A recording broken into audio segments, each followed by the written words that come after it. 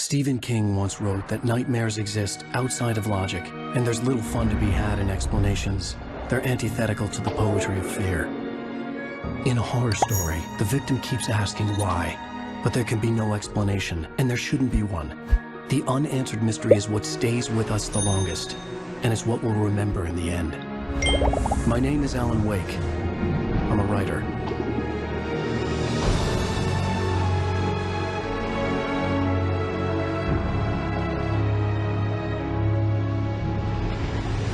I've always had a vivid imagination, but this dream unsettled me. It was wild and dark and weird, even by my standards. So yes, it began with a dream. Following a typical nightmare pattern, I was late, desperately trying to reach my destination, a lighthouse. For some urgent reason, I couldn't remember. I'd been driving too fast down a coastal road to get there.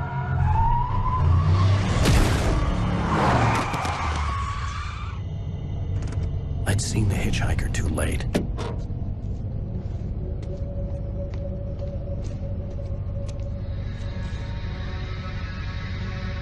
He was dead.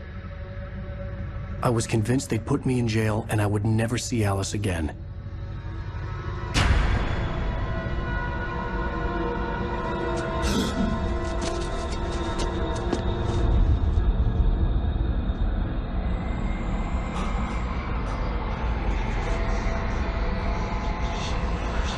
Suddenly, his body was gone. I was in shock from the crash. I could hardly stay on my feet.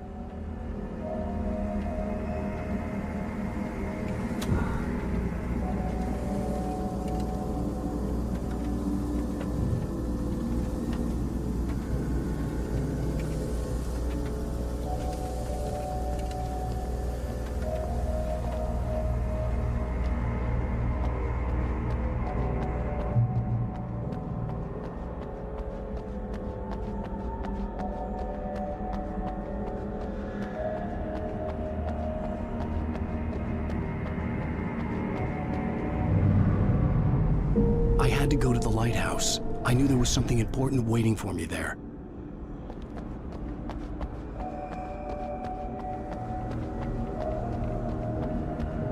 The bridge had collapsed. I'd have to find another way to the lighthouse.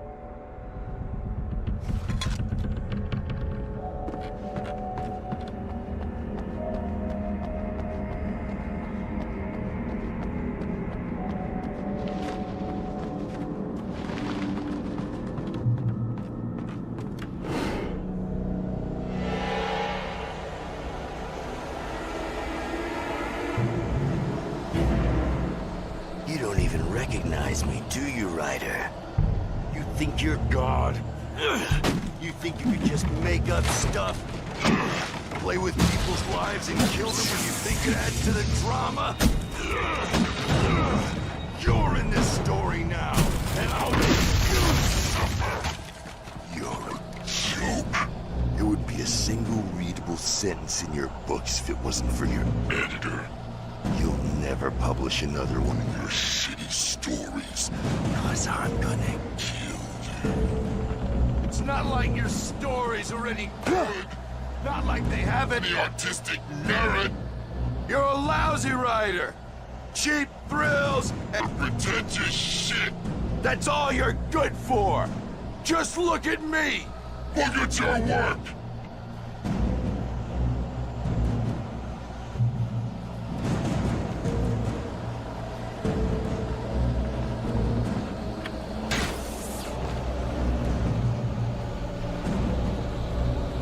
You missed your deadline! Damn.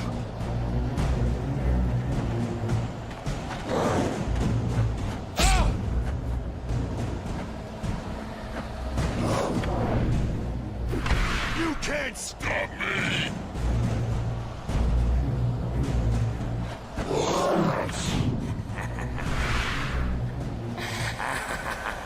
I realized that the hitchhiker was a character from the story I'd been working on.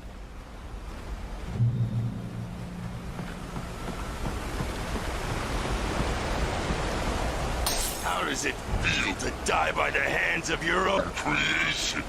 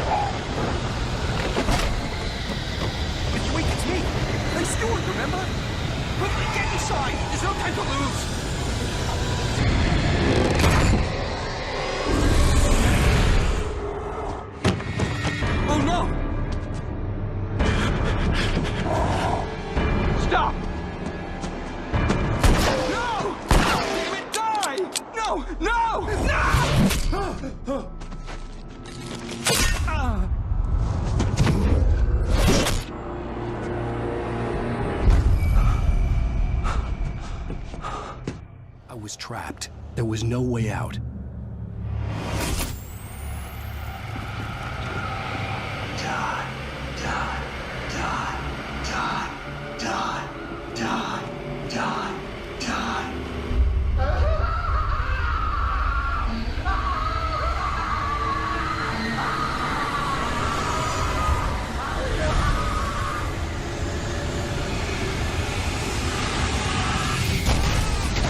It was a death trap. I had to get out.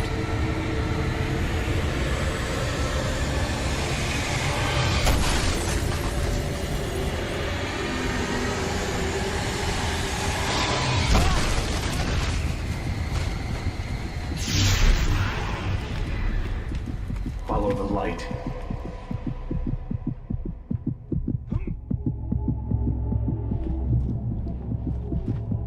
You are hurt. You should go into the light. You are only safe there.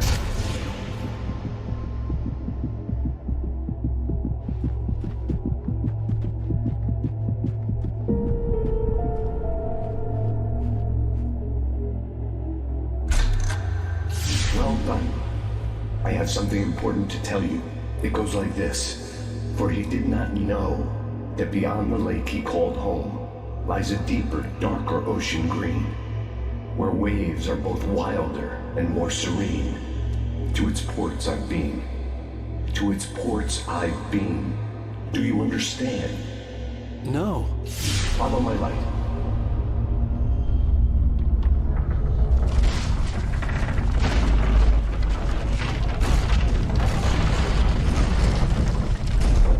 I entered your dream to teach you. The darkness is dangerous. It's sleeping now. When it feels you coming, it will wake up. There's no time. I can only show you the most important thing.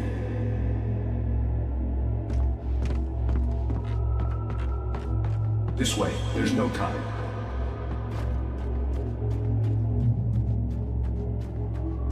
The hitchhiker has been taken over by the dark presence. You can't hurt him now. The darkness protects him from all harm. Only light can drive the darkness away and make him vulnerable again. Here, take the light.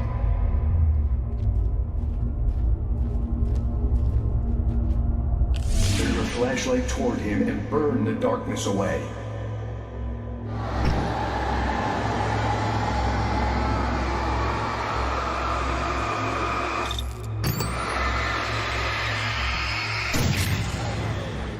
You did it. Now the darkness no longer protects him, but it's still inside, controlling him. He can't be saved. He's still a threat. He is still your enemy. Here, take the gun. Now you'll die.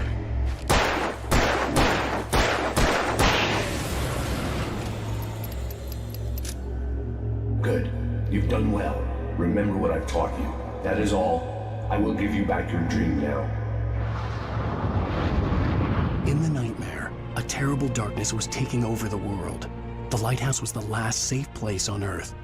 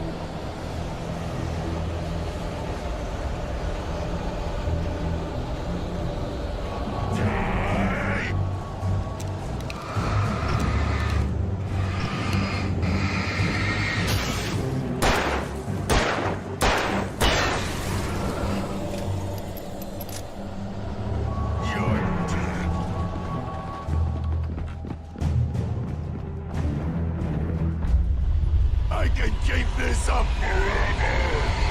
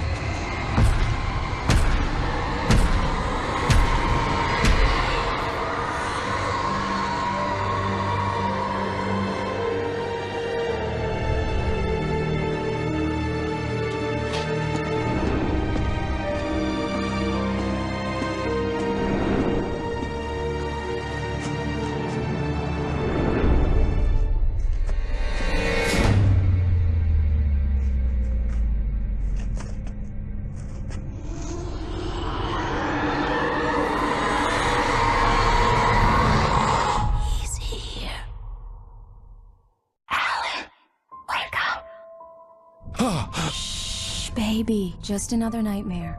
Everything's fine. You dozed off. Right. Anything more than dozed off would be news for everyone. Cheer up, handsome. We're here.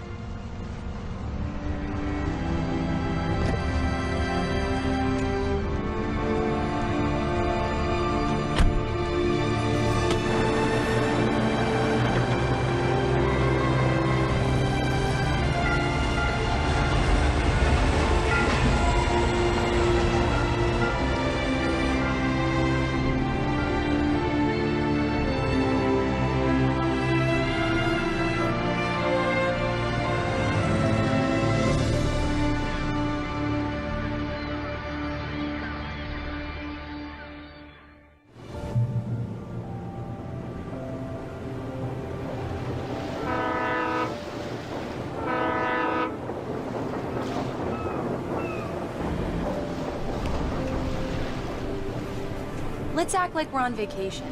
Go stand next to that old gentleman there. I want a shot of you with the town in the background. Sure. I'll even give you a title for the shot. A city boy, moments before he got eaten by a bear.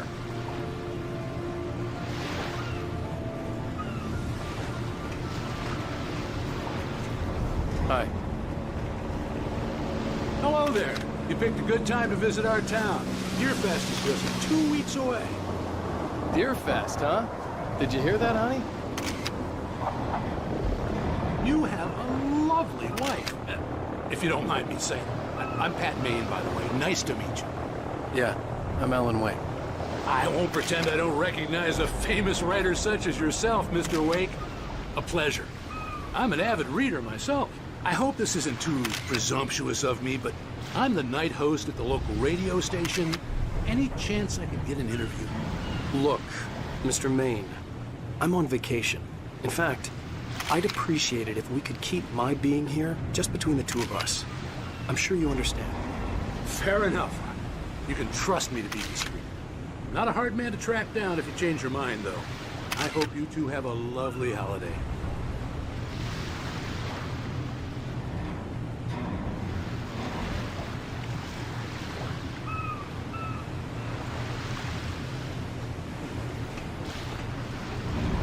Very nice. I got a couple of really good ones. And I see you made a friend. That's cute. Right. Yeah? Hey, bestseller. How's my favorite writer? Are you there yet? Barry. Yeah, we just got here. Are the locals giving you trouble? Just say the word and I'll hop on a plane and come make sure that you're left alone, Al. No, Barry, we're fine. Great, great.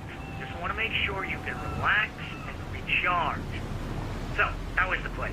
Has it gotten your creative juices flowing? Barry, we're just settling in. Okay, Al.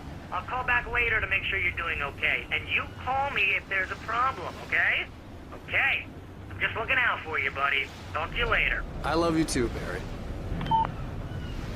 You know he's going to be calling you every 5 minutes. Barry is Barry. I can always turn off the phone. What did I tell you? Text message from Barry. He says hi to you, too. Alan, we're here. Come on, let's get back to the car.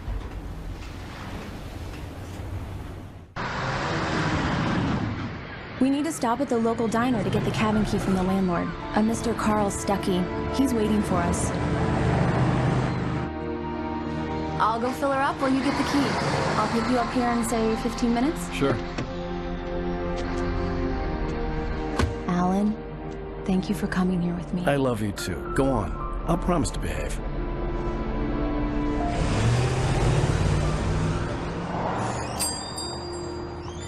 I'd forgotten there were still places like this. Towns where everybody knew everybody. Welcome to the Oh Dear Diner. Hi, I was wondering if you could help me. I'm looking for... Mr. Wake. Alan Wake. Oh, God! I am your biggest fan. I know people say that all the time, but I really am. I'm glad to hear that. Rose. Rose, I'm looking for Mr. Stuckey. Carl Stuckey? Carl? Oh, of course, Mr. Wake. He must have gone to visit the restroom. He'll be back in a moment. I can't believe it. I've got all your books. I got the cutout from the bookstore when they took it out of the window. And you keep it here. Well, okay. Good for you.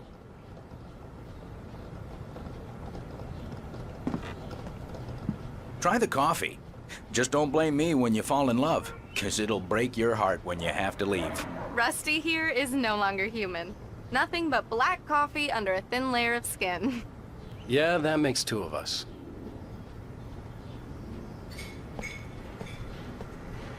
Are you staying long, Mr. Do Wake? me a favor, Sonny. I could really use a tune right now. Coconut, number 6 in the jukebox. I'd do it myself, but both of my legs have gone to sleep. Bad circulation. Yeah. Are you serious? Coconut again? You disgust me. Call yourself a rocker. Unbelievable. Ha!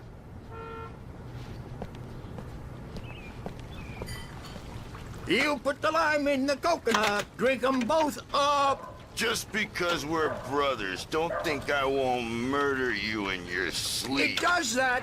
Get stuck. Yeah, you need to give it a good solid whack. Yes, that's my favorite tune. Coconut. Now that's what I'm talking about. Yes. This is it. I've died and gone to hell.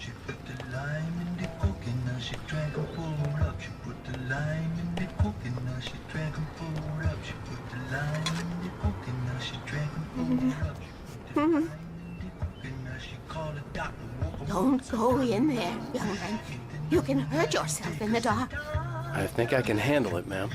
I didn't want to wait. I wanted to find You don't Stuckey, wanna die, to get the do key you? and get out as soon as Worse. possible. The waitress was giving me a headache. But he Overacre didn't fans listen. always did.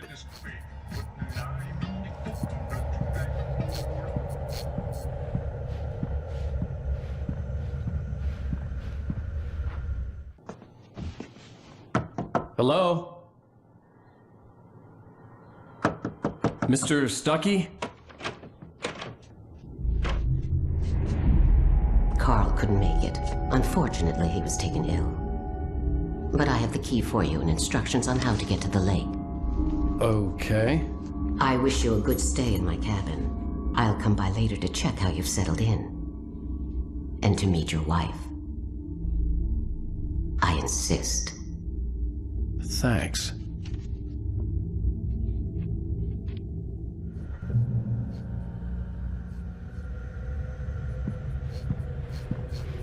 Cauldron Lake is a special place. Very inspiring.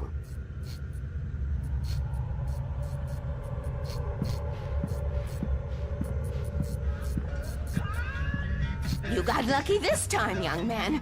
You can hurt yourself in the dark. This really ought to be fixed. And then I must remind Sarah to change the lights at the station. It's been too long already.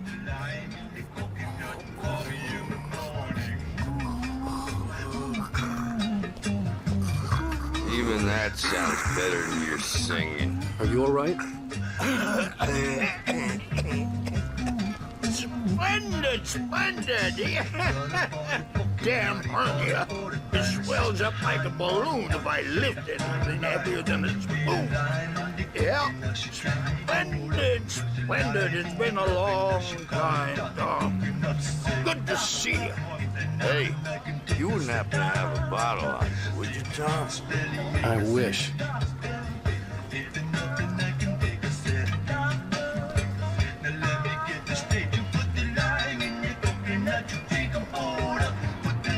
The Andersons, they're, local musicians.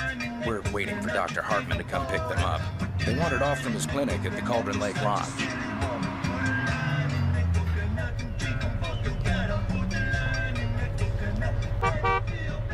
Bye, Mr. Wake. Mission accomplished. The key and the directions. My hero. I got some flashlights, just in case. Hey, wait! Mrs. Wake! Your keys!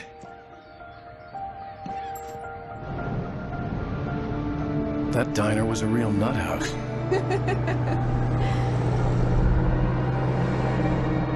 Can you believe this place? This would make a wonderful setting for a book. We're supposed to be on vacation, Alice. I'll figure it out when we get back home. Okay? Okay. We can talk about this later. Bad man here on PBFF. I didn't want to talk about it. I wanted to bury my head in sand. Here's another one of my favorites to go with it. Once upon a time, I was a successful writer, but that was a long time ago. I hadn't been able to write a word in 2 years. Not since my last book. And now the weather. It's gonna be a clear night, so you folks in the big city might want to look up every once in a while. See those stars winking down at you? It gets pretty dark out here, but they'll light your way.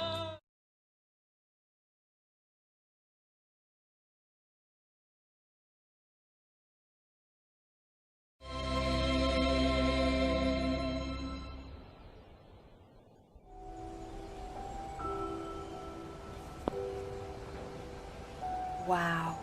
It's gorgeous, Alan. It's something, all right. Don't worry, honey. I'll get you inside safe and sound before it gets dark. And I've got the flashlight. I know. I'm okay. Alice had a phobia. The fear of darkness. I wanted to make sure we were inside with the lights on before sunset.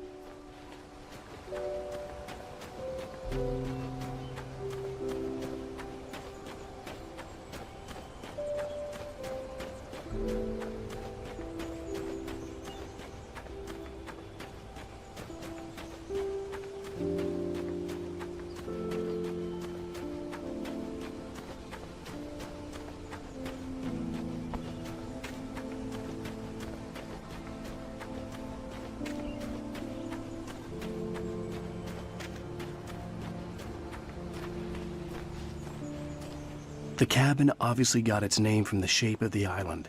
It looked like a giant bird leg. Alice had mentioned that the lake was a caldera. There was a dormant volcano under it.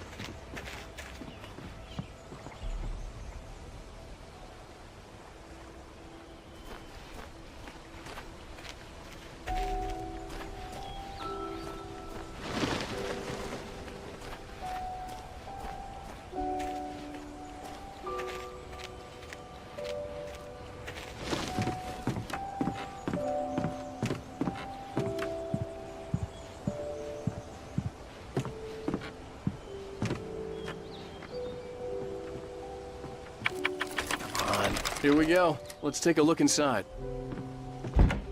It's dark in there. We need lights. Can you figure out how to get the power on, honey? Sure thing. I'm on it.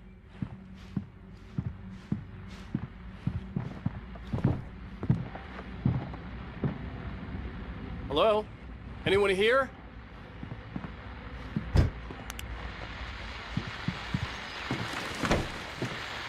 The Deer Fest guests have already started to arrive.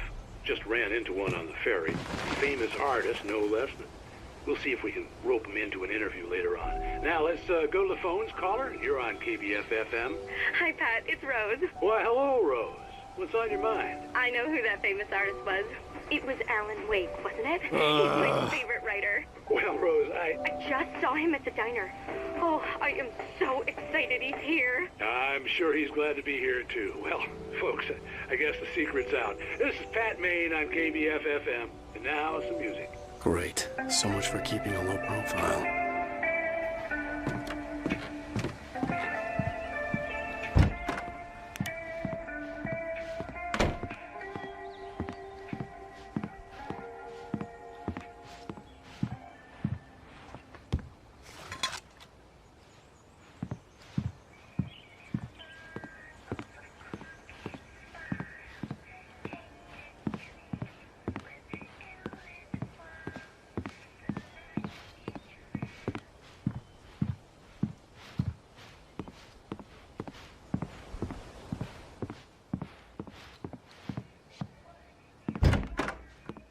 For a moment, the oppressive feel of the nightmare I had seen on the ferry returned.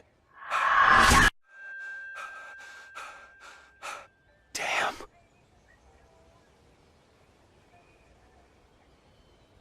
I needed to get the power running in the cabin. There had to be a fuse box or a generator somewhere on the island.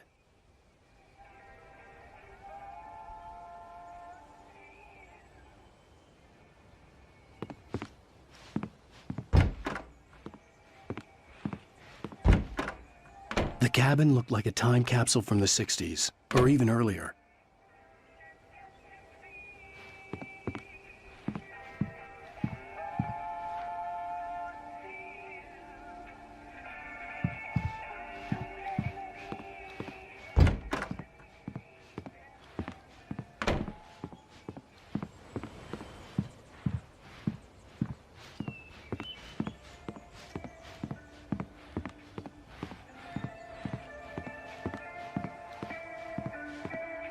The power cable goes to that shed over there.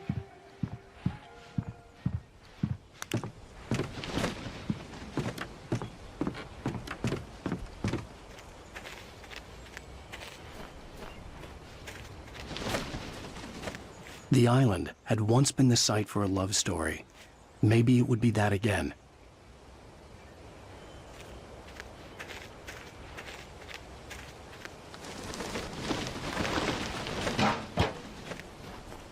An old generator had been connected to the power cable.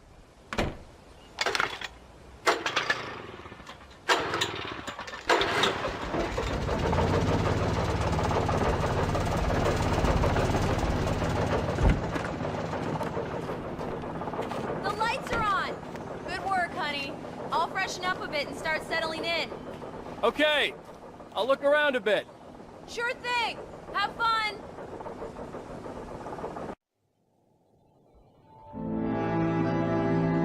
It was a beautiful place. I told myself I could rest here, sleep here, and forget about my work.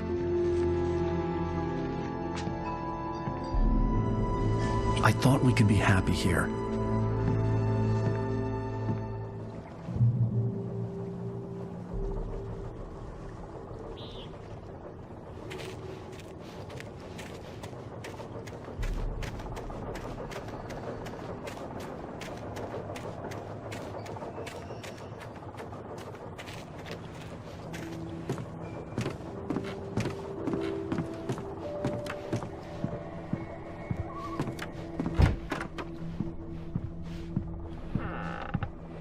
Alice? Honey?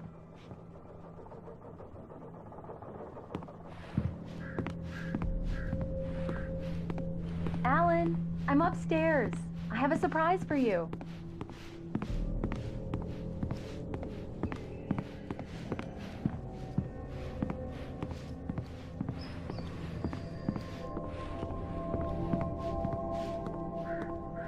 Well, hello there.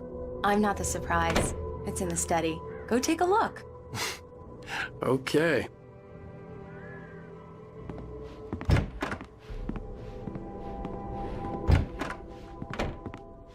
Surprise!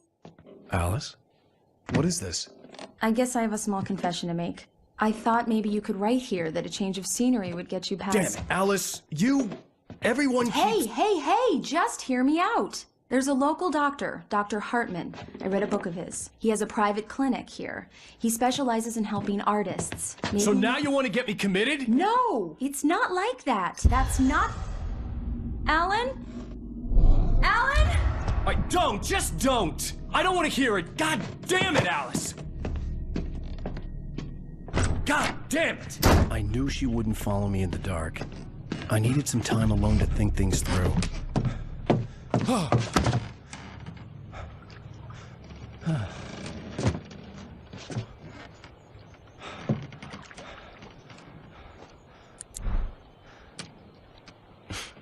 Damn it.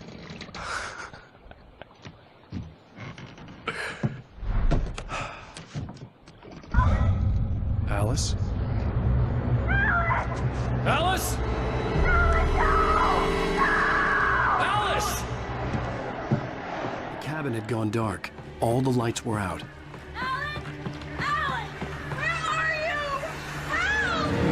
Alice, I'm coming! It's all right, I'm coming! What the hell? Alan! Help me!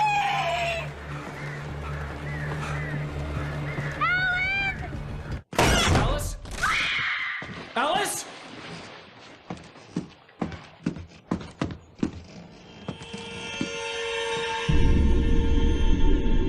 Oh no!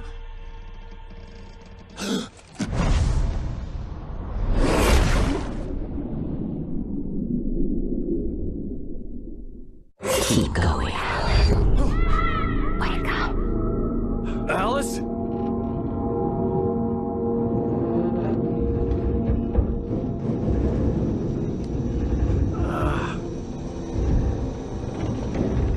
Waking up in the crashed car felt like I had woken from one nightmare and entered another. I couldn't remember how I got there. All I knew was that something terrible had happened to Alice. The phone was dead. I'd have to find help on foot.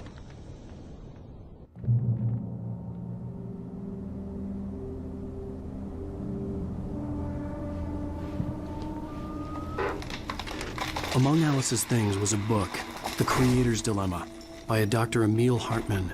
Seeing the book brought back my fight with Alice. I didn't like it, and I didn't like the guy's smug face on the cover either.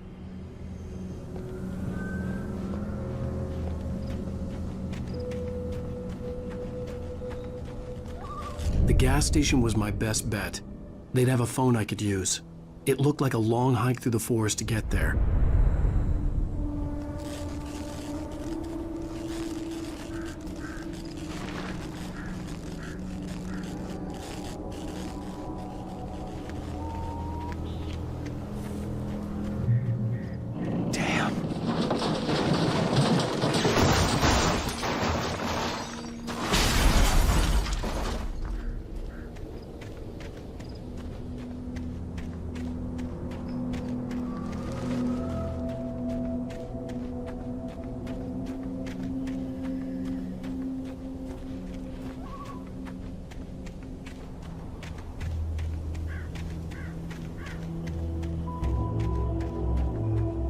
Hello?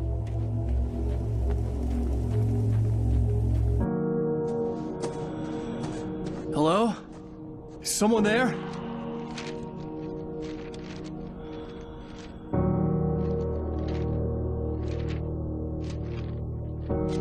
The loose sheets of paper were pages from a manuscript entitled Departure. That was the name I planned to use for the next novel I had never gotten started. I was named the author. I hadn't written it. I couldn't remember writing it.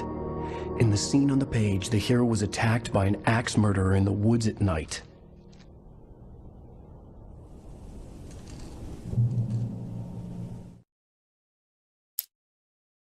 Departure by Alan Wake.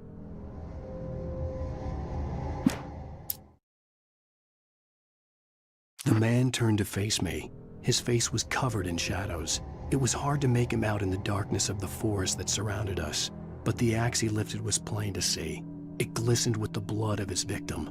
He grinned madly. The shadows were alive, distorting his features. It was a scene from a nightmare, but I was awake.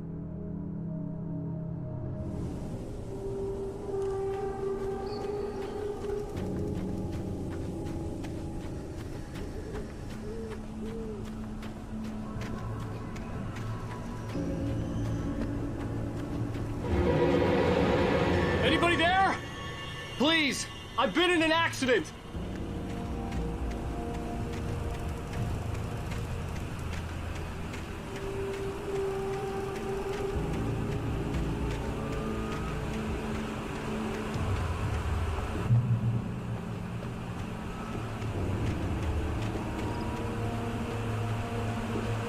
The lights up ahead were a good sign.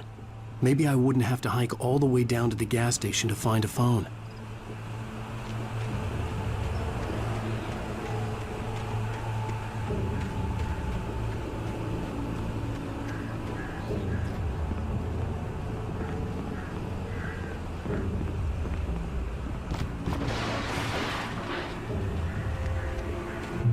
Anybody there? Please, I've been in an accident.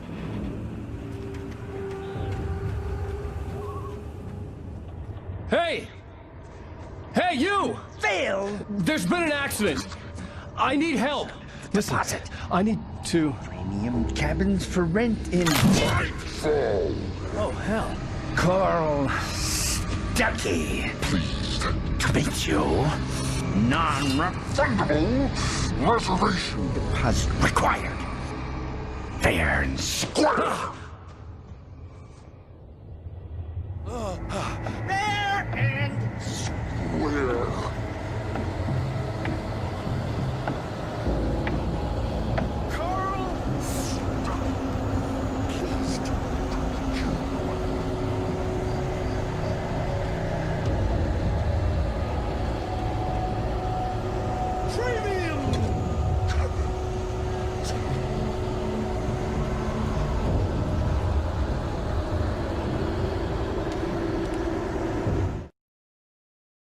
The Taken stood before me. It was impossible to focus on it, as if it stood in a blind spot caused by a brain tumor and eye disease.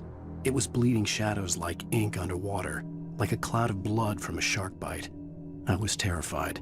I squeezed the flashlight like my life depended on it, willing it to stop coming any closer. Suddenly something gave, and the light seemed to shine brighter.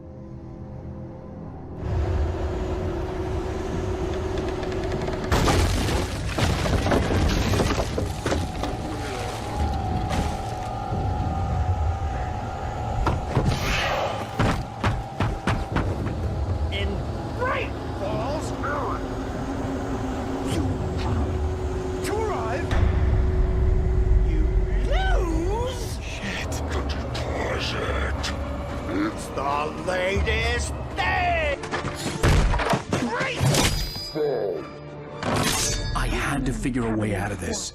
Any second now, and Stuckey would be knocking on the door with his axe like Nicholson in The Shining.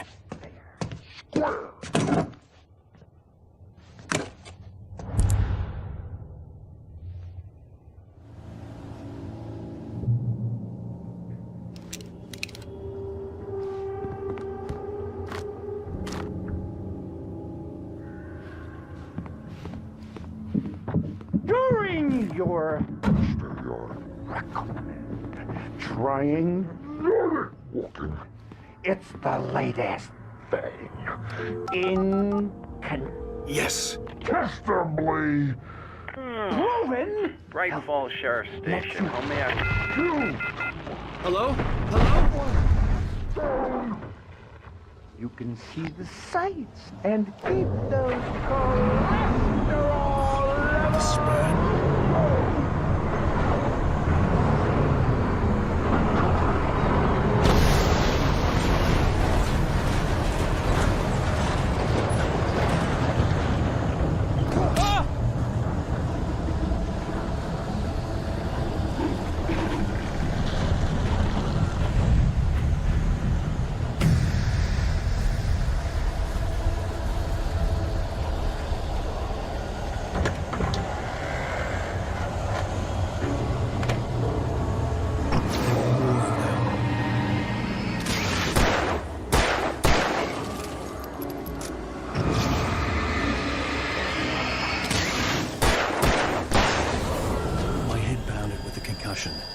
never fired a gun outside a shooting range, and now I just killed someone. Or something. There were no bodies. They just disappeared. If I was dreaming, it felt real enough to make me sick.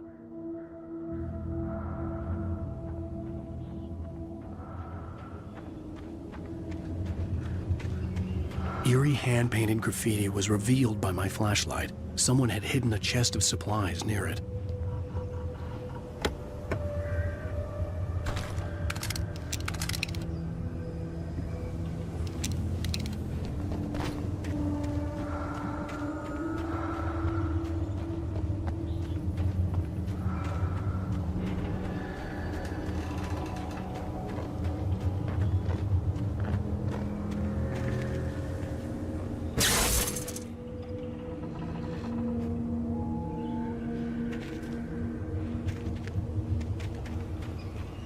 The dark forest was the last place I wanted to go, but I had no choice. I had to get to the gas station.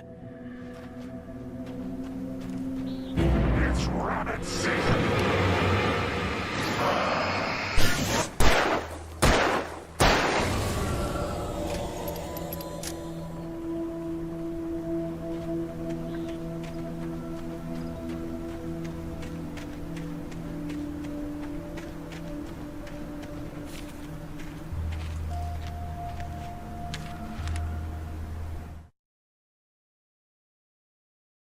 Rose knew she had been gushing, but right now, she didn't care.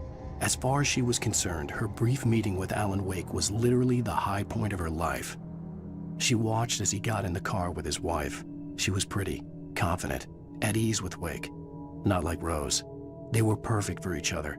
She'd have given anything to be called their friend.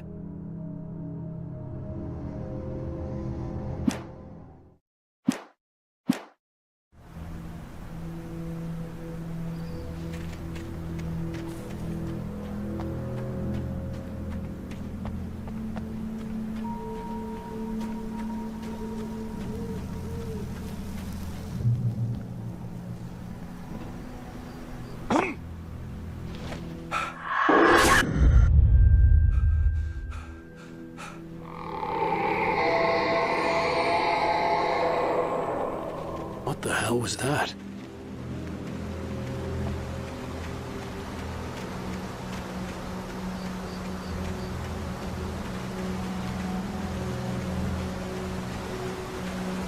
When I saw the river below, something uncoiled itself inside my head. I realized that I'd have to find a way across. I didn't even want to look at the water.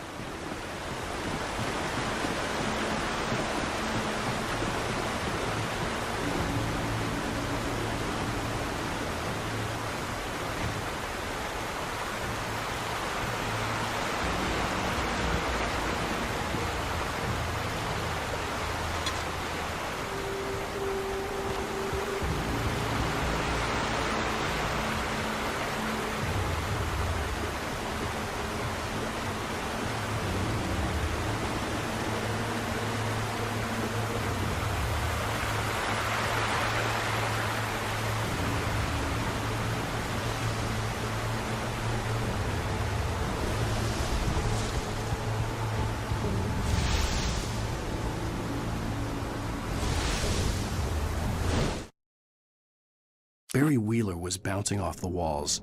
He jumped on a plane after his calls were ignored by both Al and Alice for several days. It could mean that they were both on a second honeymoon, but Barry didn't buy it. Al had been way too unstable for that, not sleeping, messed up. Barry had years of experience dealing with Alan Wake, and he couldn't ignore it. Something was wrong.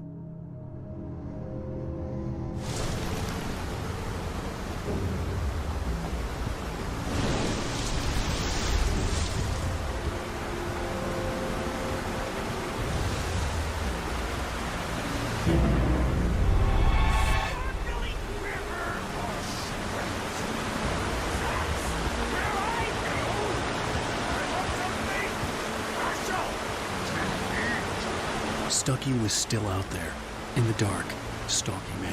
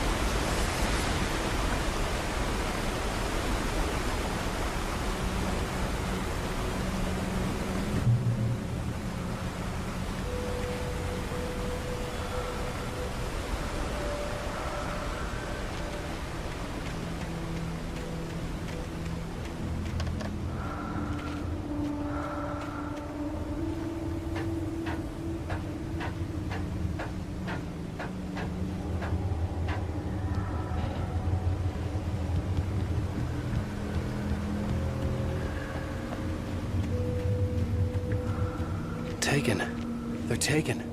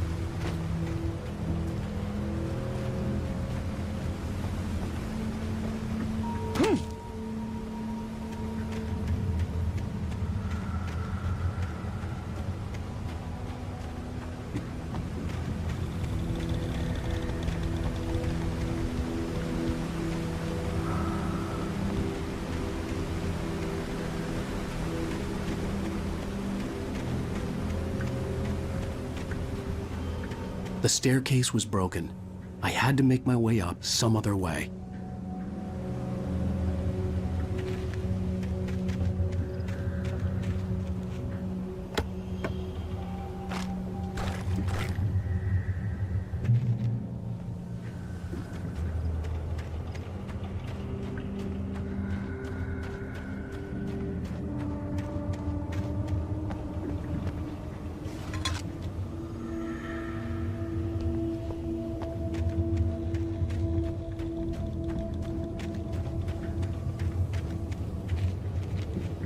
There was no power.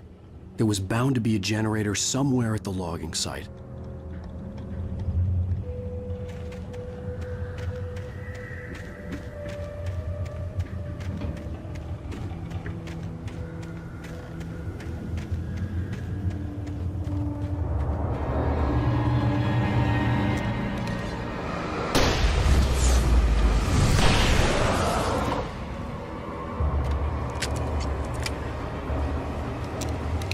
With all this forestry equipment around, there had to be something I could use to reach the top.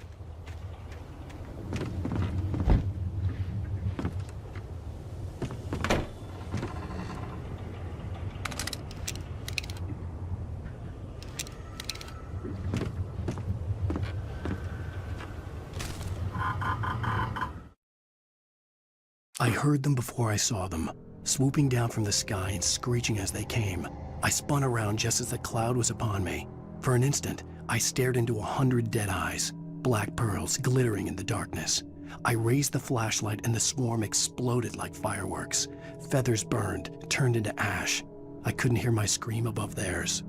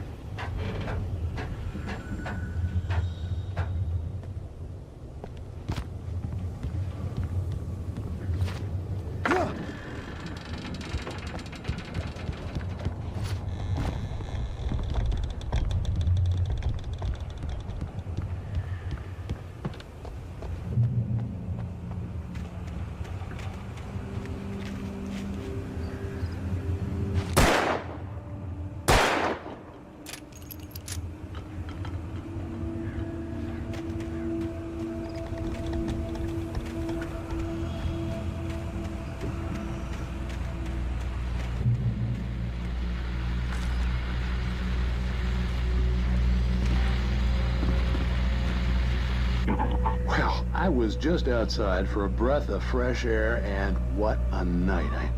I know most of you are probably in your beds by now, but if you're still up and around, take a moment. Step outside for a spell and breathe in deep. The weather is absolutely still. The sky is crystal clear. It's like the forest is quietly breathing along with you. As you listeners know, I'm a night owl, and it's on nights like this I wish I wasn't cooped up in the studio. Makes an old man like me wish I could just roam wild. But here I am, and it would keep you company all night long if I weren't. It looks like I'm not the only one staying up late. Caller, you're on the air. Hey, Pat, it's Maurice Horton. Hello, Maurice. What are you up to? Well, I was just taking Toby on his walkies. Oh, isn't it beautiful out there? Sure, but Pat, the reason I called is that Toby heard something rustling in the undergrowth and took off after it, and I couldn't find it. Probably a rabbit. Sure. Toby loves rabbits. Well, sure. Anyway, I figured that, if anyone runs into Toby, they could grab him. My number's on his collar. And Toby's a friendly dog? Toby loves people. Usually he comes back, but we were pretty far from home, and it sounds like he went pretty wild there. Great dog, but he's just too dumb for his own good. Well, Maurice, it's out there now. Hope Toby comes home soon. Yeah, thanks, Pat. You have a good night now.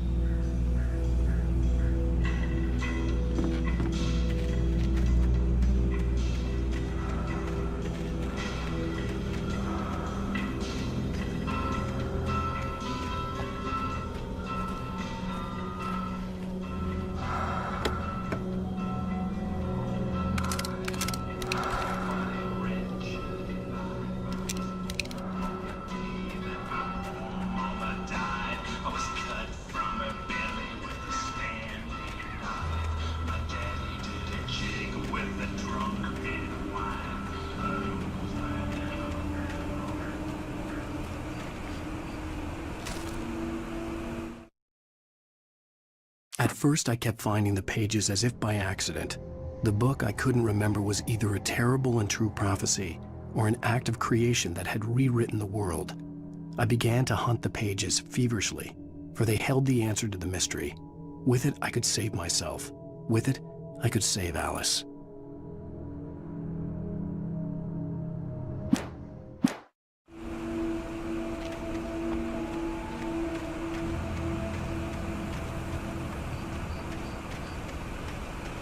The gas station was closer now, its light welcoming in the darkness. Paul makes the best dogs in the state. Belly Burster is the best with no coat. Monster Dog is second best. The famous dog is...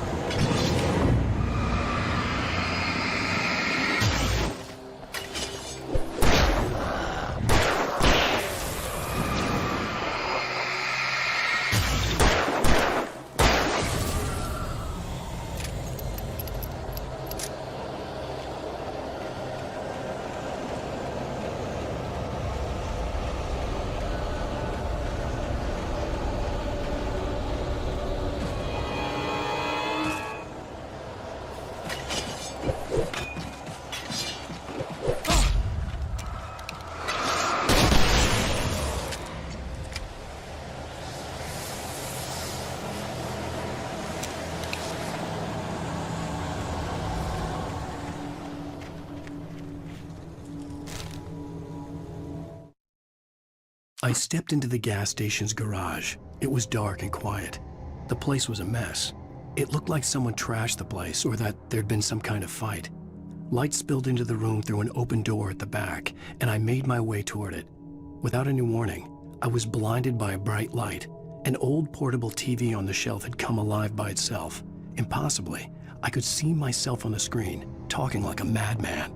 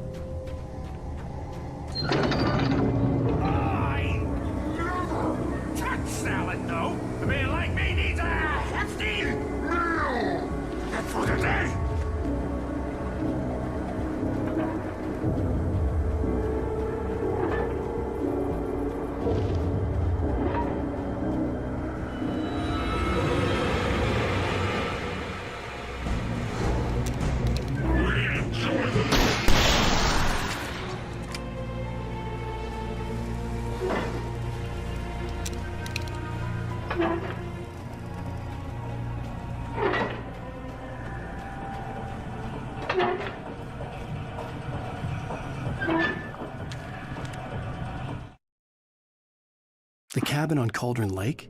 She asked. The sheriff looked at me suspiciously. The early morning light flooded through the office windows. I would probably never have gotten out of the woods alive without her help, but I couldn't tell her the truth of what I'd faced the previous night. She'd think I was lying or crazy. She'd lock me up, and she wouldn't help me find Alice.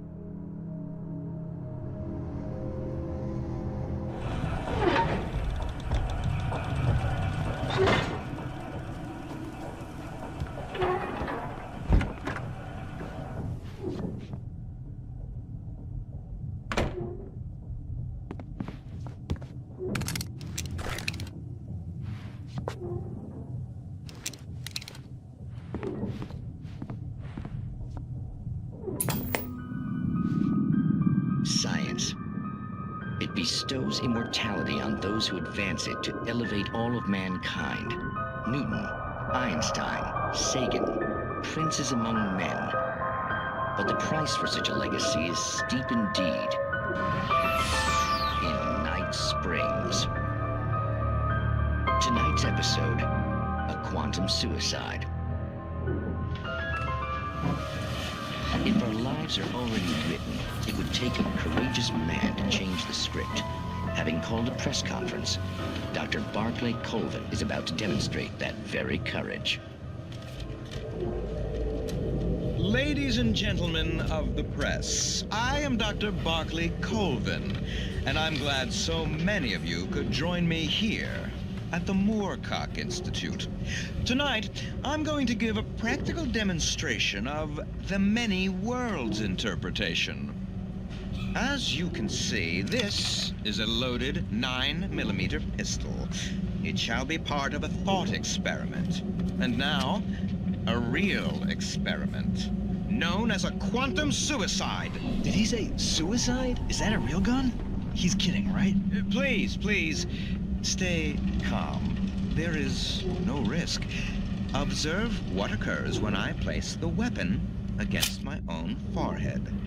Now, you might think this round is merely a dud. Not so. Observe the flower pot. And yet, I myself cannot be harmed with this gun. With each pull of the trigger, 2 new realities branch off. One in which the weapon didn't fire, and one where it did. With my machine here, I have ensured that this reality is always the former. I have bestowed upon myself quantum immortality. Under no circumstances can this gun kill me. So wait. What you're saying is that every time you pull the trigger, in another reality, you die? Yes, of course, but that's completely trivial. There's an infinite number of things that could happen at any moment, and they always do happen somewhere. The point is, this one thing did not happen here. You're insane, Colvin. Insane? Insane? Hey, was this thing supposed to be plugged in? I stumbled on it. You fools! Gaze upon quantum immortality.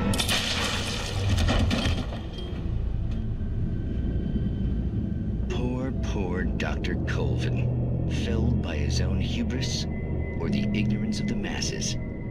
Perhaps he should have left the crate unopened, the decaying atom unobserved. Curiosity often kills the cat. In Night Springs.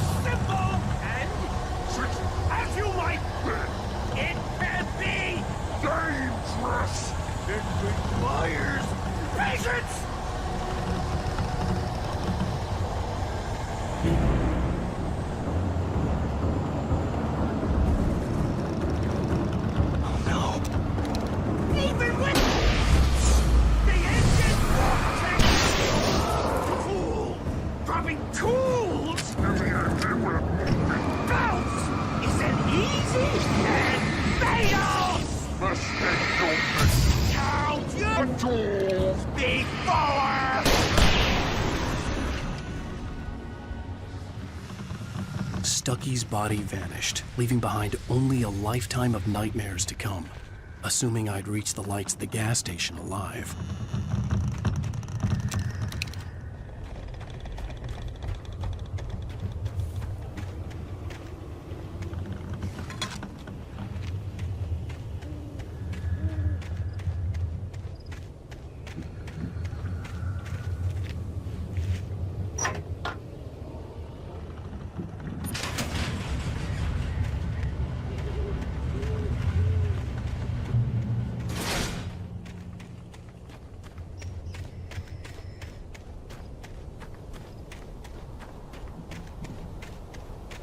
I recognized the parade float I had seen in Bright Falls when I first arrived with Alice.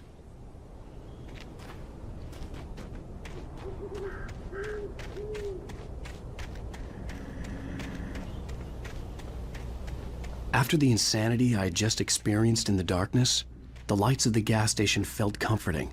At least for a moment, the sane world reasserted itself.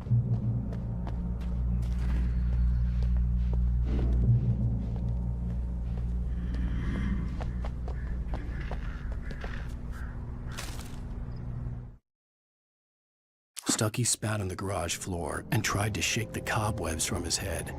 Ever since the couple never showed to pick up the keys, things had been fuzzy. Something, a feeling, caught his attention. Stucky looked up and stared as his brain tried in vain to process the horror before him. He stumbled back, knocking over a can of oil. A black pool spread across the floor while he struggled for a brief moment, then let go as the unrelenting darkness engulfed him.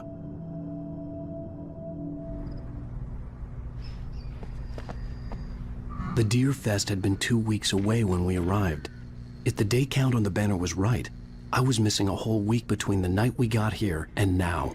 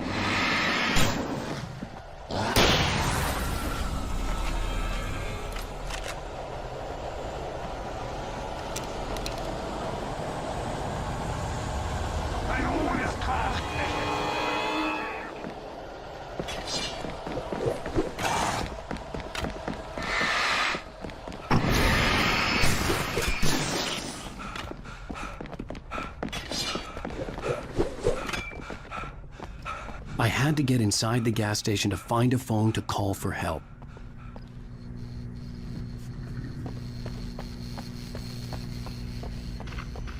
The garage was a mess. It looked like someone had trashed the place, or that there'd been some kind of fight. I'll write. I'll keep writing. Outside, there's only darkness. Outside the cabin, outside the story, there's only darkness. I can feel her presence in the dark. Just now, I could smell her perfume in the room. I'll reach her, I'll fix it up. I'll bring her back. The story will come true. If I stop, she's lost.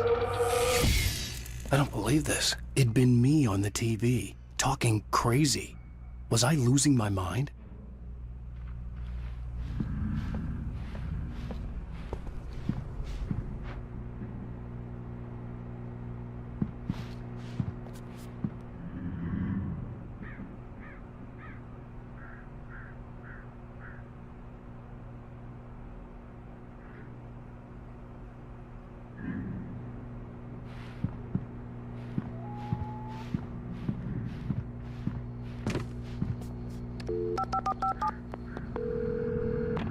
Great Falls Sheriff Station.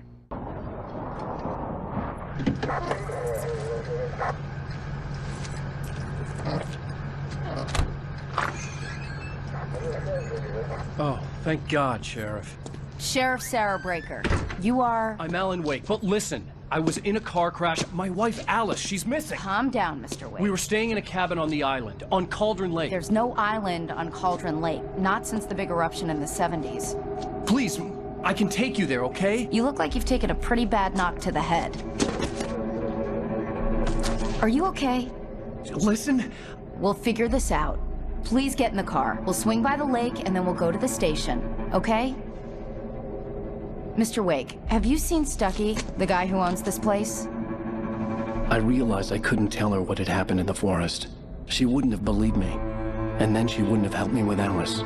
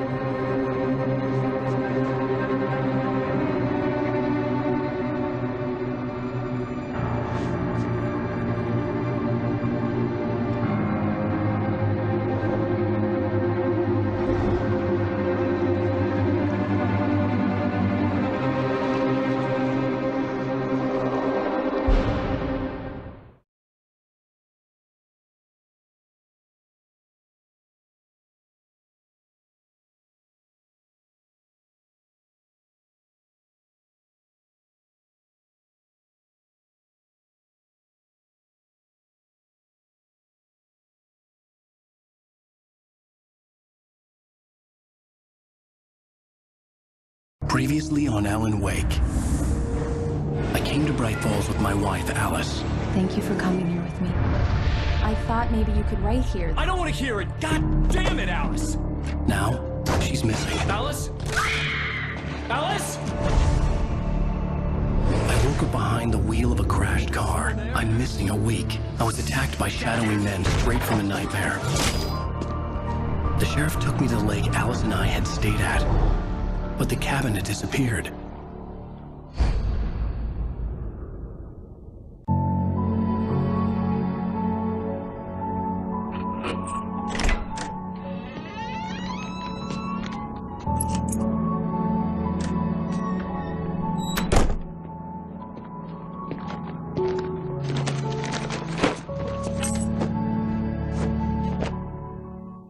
Honey, I'm home. Back here, sweetie. How was it? Worst weather I've ever seen. You should put some coffee on. It'll warm you up. Hey, handsome. This is gonna be a long night, but these shots are turning out great. I guess you're gonna need that coffee then. I'll go put it on.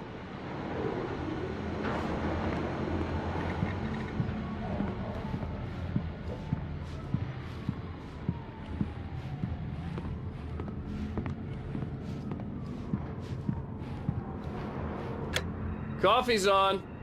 Great, thanks. I'll need it if I'm gonna finish this by tomorrow.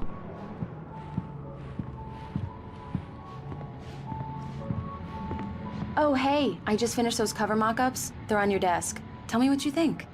No kidding. I didn't think you'd get them done this quickly. On occasion, I can perform all sorts of miracles, my dear.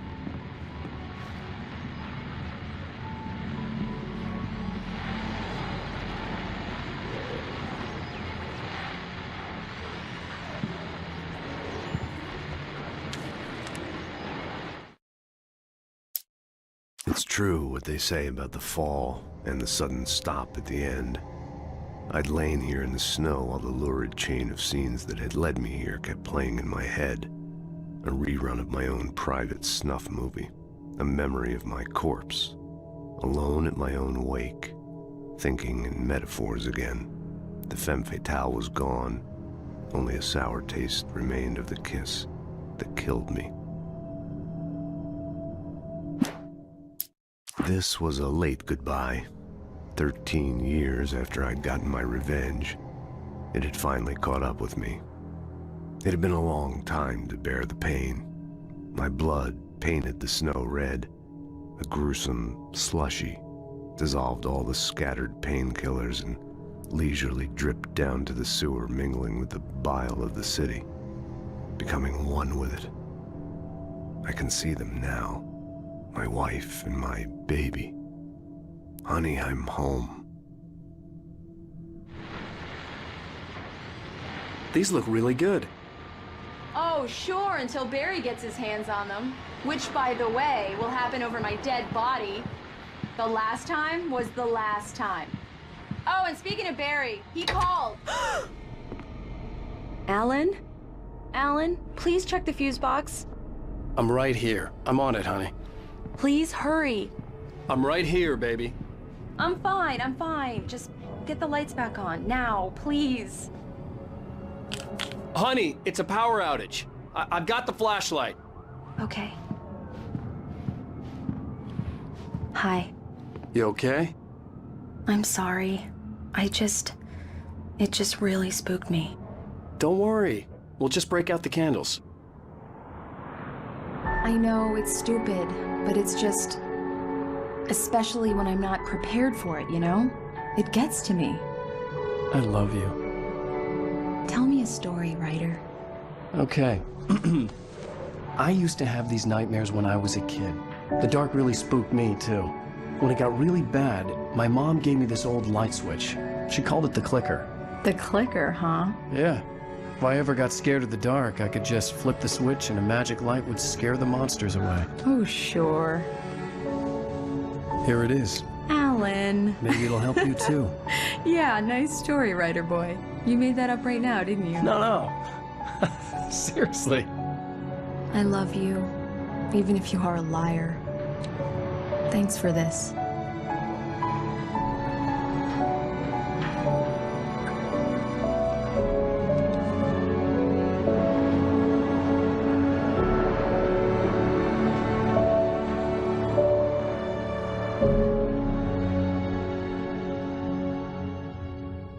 How do you feel, Mr. Wake? Any nausea, disorientation, anything like that? Mr. Wake, how are you feeling? I'm okay. My head's fine. I had to lie about my headache and memory loss. He'd send me to a hospital for tests. I couldn't leave without Alice. Very well. I don't think you have a concussion, but you've obviously been through quite a shock. You should take it easy for a couple of days. Thanks.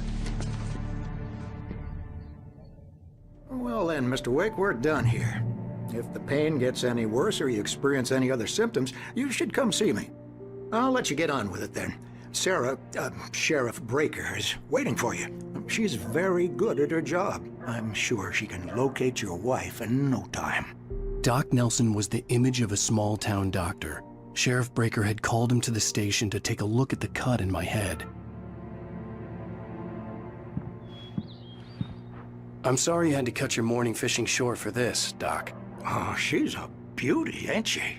Not the biggest I ever caught, if you can believe that coming from an old fisherman like me, but she's right up there. Now, she's a largemouth bass, which is what you're after if you prefer a lure. Now, if you want either trout or salmon, on the other hand, then it's fly fishing for you. You a fishing man, Mr. Wake? Oh, doesn't really matter, I suppose. But it can be very relaxing out there. You can't get me off the water this time of year. Closest thing to heaven. I'll take your word for it, Doc.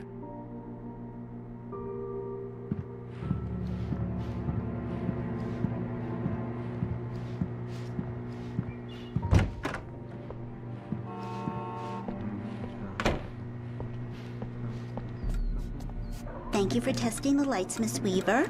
Everything seems to be fine. I don't have the luxury of being complacent, Deputy Grant. The bulbs will need changing soon. You can't change them in the dark. I'll be sure to take care of it, Miss Weaver. Have a nice day now. Very good. I'll come back later on to remind you, just in case. Mr. Wake, the sheriff is waiting for you in her office down the corridor. That was Cynthia Weaver. I guess you can call her the town eccentric. She used to be the editor of the local newspaper, but she's focused on, other things these days. She'd fit right in where I come from. As you can see, she's a little obsessed with maintaining the light bulbs of the whole town, refuses to step on shadows, things like that. Back in her day, she wrote about all sorts of weird things in the paper. Bright Falls has a colorful history. Of course, what small town hasn't?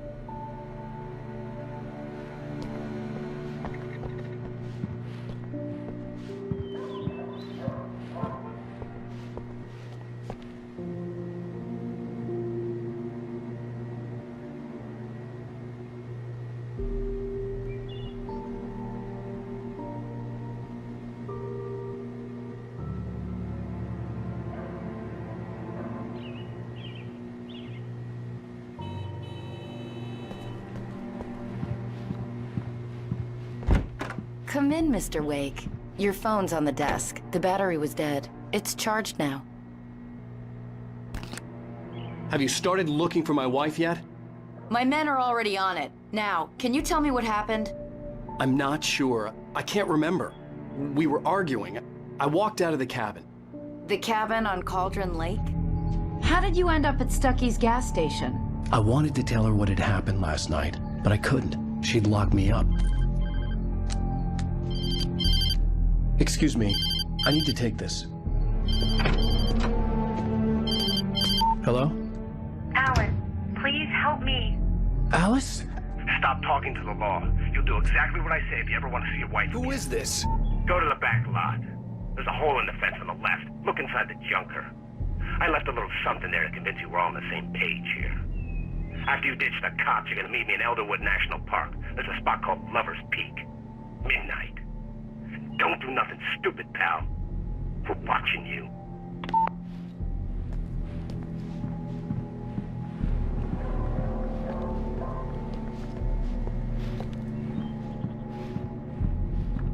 Mr. Wake, can I help you with anything? I need to get some air. The sheriff said I could go out back. Of course, Mr. Wake. You can get there through the cell corridor. Hey!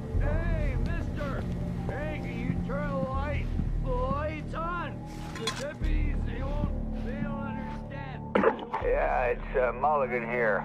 I'm at Stucky's gas station with Thornton. There's no sign of him. Over. Wait. Yeah, this is Thornton. Look, we've located the brake float. It's here. That's some good news, right? Stucky was supposed to be driving it at the rehearsal today. Over. Oh, give me that. Mulligan here. Looks like someone really thrashed the garage. Over. Okay, roger that, guys. Keep looking for Stucky. James out. Please! God damn it, I said please! Alice looked through the viewfinder, lining up the shot. Cauldron Lake was breathtaking. Something caught her eye. A figure standing in the shadows behind the cabin, like a thin woman in a black dress. She lowered the camera and looked again. No one there. Just a collection of bushes that looked vaguely human-shaped. She shook her head and laughed.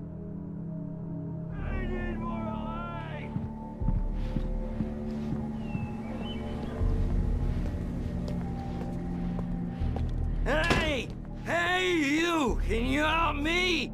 Can you turn the lights on?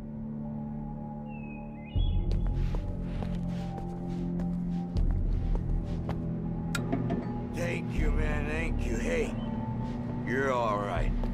You're a good guy. Don't let anybody tell you different. You know, I shouldn't even be in here. The cops, they got it all wrong. See, sure, I beat him up, but I wasn't drunk. I mean, I wasn't drunk at the time. I only got drunk afterward. Okay, listen, you gotta listen carefully now. Here's the kicker. That wasn't Danny. No, sir. It only looked like him. You wanna know who it really was? I'll tell you who it really was. It was a goddamn space alien! I know it sounds like something a drunk would say, but believe me, I wasn't drunk then.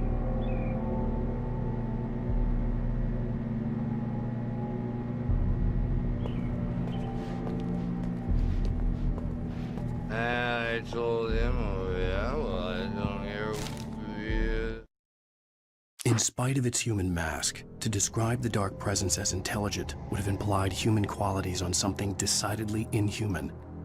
Nonetheless, it found the one spot in the diner that was dark enough.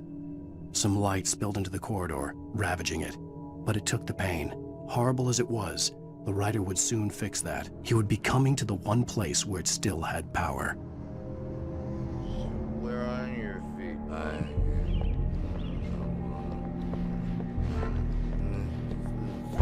The early morning light hurt my eyes and made my head ache. The man on the phone had said, "Go through the fence on the left."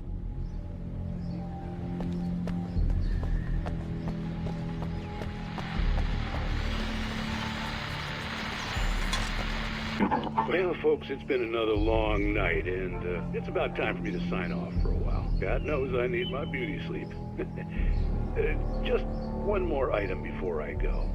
It's been a busy night for the Sheriff's Department. We've had a few broken windows, even a report of shots fired on Main Street.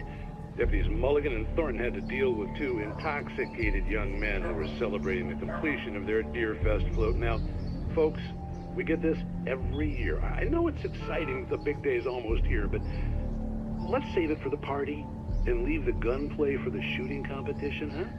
There's no point in getting all worked up yet.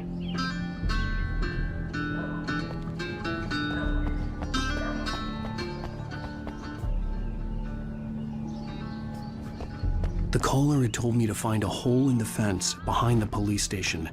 There was something for me in an abandoned car.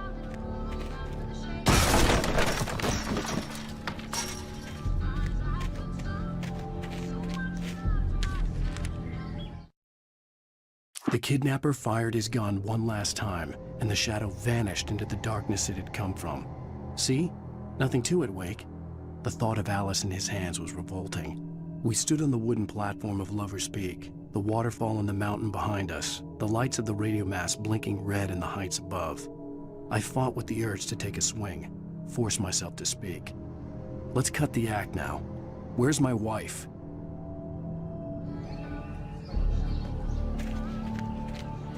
Alice's driver's license had been placed on the front seat. The caller meant business. Barry? Ow! Ow! Thank God! Where the hell have you been? I've been trying to reach you for a week, you and Alice. I've been worried sick. I flew out yesterday. I'm here in Bright Falls. Barry, listen to me. I'm at the sheriff's station. Come and get me. I can't talk now. Al, what the hell is going on? I had to get the sheriff to let me go. I needed to get to Elderwood National Park to meet Alice's kidnappers.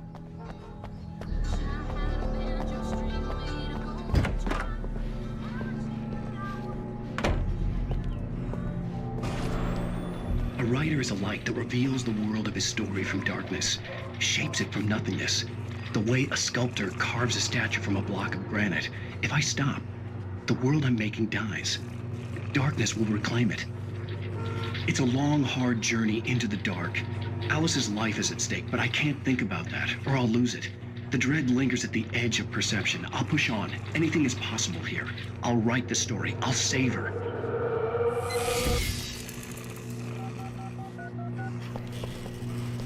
Marvelous, Sarah. I just wanted to settle all the damage the Anderson brothers might have inadvertently caused on their recent and regrettable little outing. They are not accountable for their actions, of course. I can assure you that my staff has been reprimanded.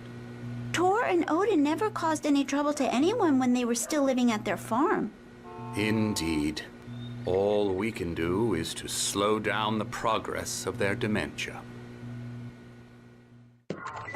Are you feeling any better, Mr. Wake? I'd like to leave. Am I free to go? Well, we still need to talk about... Am I under arrest? No, of course not. But I need to know where you'll be staying so I can get in touch with you. I'd avoid the motel. The Majestic is known for its roaches. The cabins at Elderwood are pretty nice, though. That sounds perfect. I'm Dr. Emil Hartman. I'd like to invite you to stay at Cauldron Lake Lodge. Did you talk to my wife? I had the pleasure of discussing your situation with her on several occasions. Did you set something up with her? I invited her here. My clinic is a place where... Oh, hey! Oh, my! Take it easy. Hey, nobody move! Get your hands off of my client! Who are you? I'm Barry Wheeler, his agent. If you have business with Mr. Wake, you talk to me. You yokels won't know what hit you once I sick my lawyers on your asses. No harm done, Sarah. I'm all right. I don't want to press charges. Mr. Wake, my offer still stands. Get me out of here. What the hell was that about, Al? We don't need a replay of that thing with the paparazzi. I thought they were gonna lock you up. I had to talk to someone. I told Barry everything. He thought I was certifiable, but when he heard about the manuscript, I had him. The fact that I'd written something, even if I couldn't remember it, was enough for him. He smelled money. And he believed that Alice had been kidnapped. Anything beyond that was another story. I had a midnight appointment with the kidnapper in a place called Lover's Peak, somewhere in Elderwood National Park. The plan was to rent a cabin. I don't like it, Al. I don't like any of it. It's not good. In fact, it's the absolute opposite of good. Mr. Wake! Barry, you found him! Hi, Rose. Oh, wow. I was just thinking about you, too. Great. I was just bringing Rusty some coffee. He's on the balcony, looking after Max. Poor thing. I really need to go. Great to see you again, Mr. Wake. Later! Who's Max?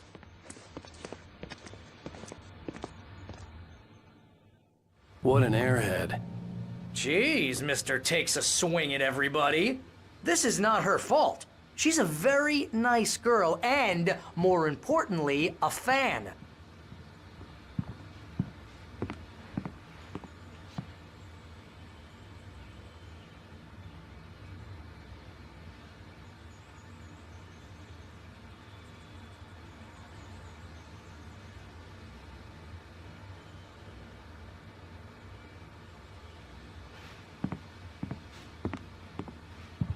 Seriously, Al, what you were saying in the car? Just listen to yourself.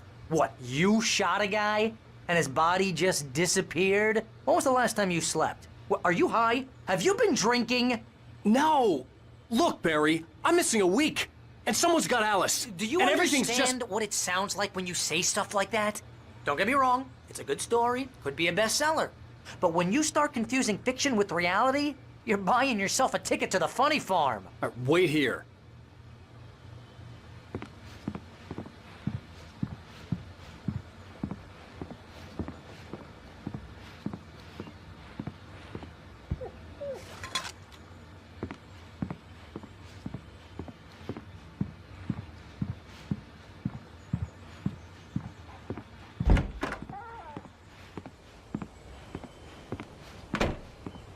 Easy there, boy.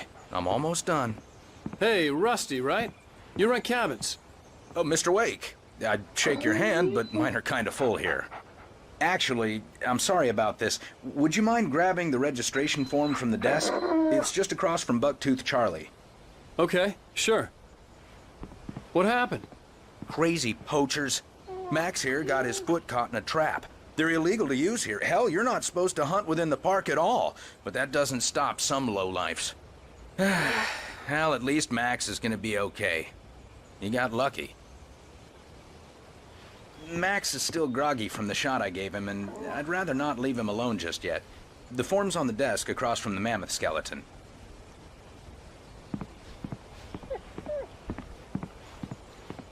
Okay, boy. We're almost done here. Al, you can't just go and meet a kidnapper.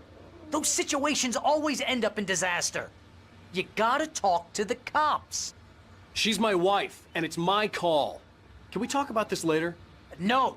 This whole thing... Listen, you hit your head. I mean, geez, Al, come on. You gotta understand how crazy all this sounds. If you're trying to pull a joke on me, freak me out, it's working. Ha ha, let's have a laugh on Barry. Well, you had me going there real funny, Al. You can quit it now.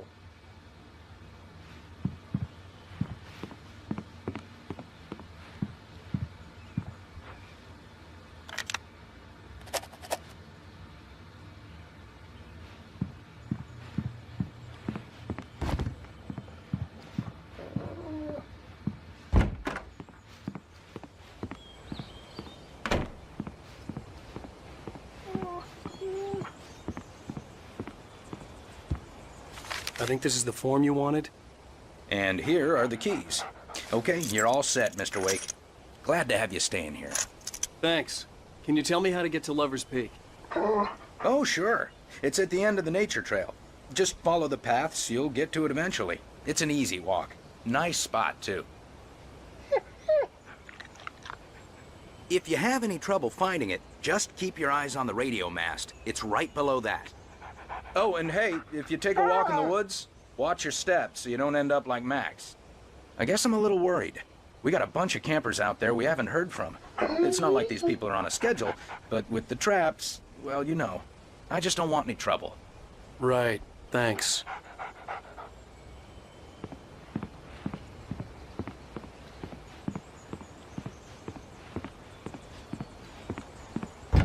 Look, Al, you're asking me to believe that you shot a dude who went poof into thin air, a guy who was bulletproof until you pointed a flashlight at him.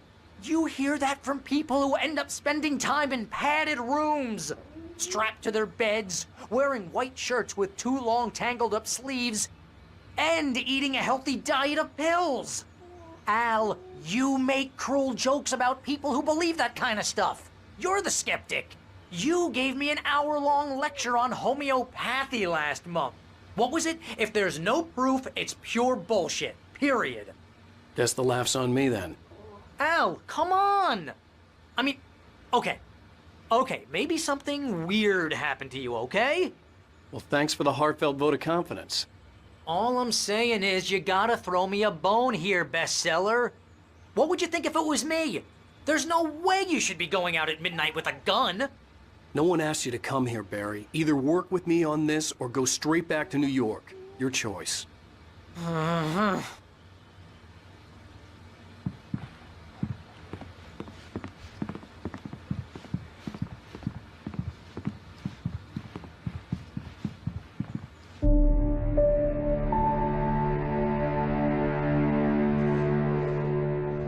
That's just crazy talk, Al. Al,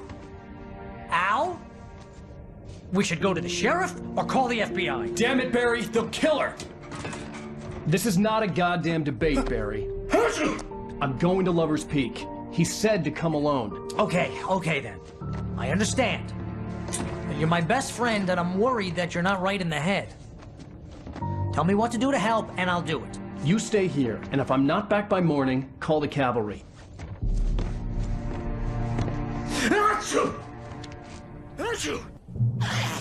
Just be careful with the natives, Al. These yokels are dangerous. Everybody hates a tourist, or it'll be Deliverance all over again. Bless you. Oh, this place is trying to kill me. I'll bet there's mold in here, spores, poison ivy, God knows what. This is so not worth a 15% commission.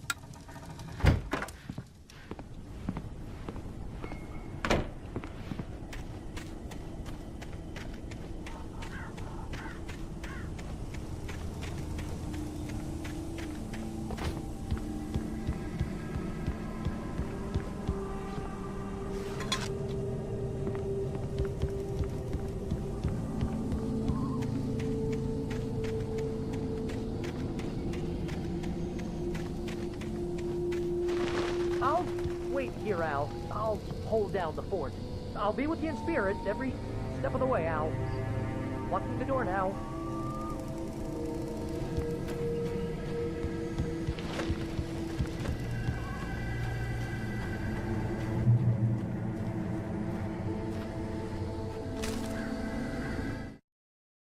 Barry had never gotten along with Alice, but he knew Alan loved her with an almost frightening intensity.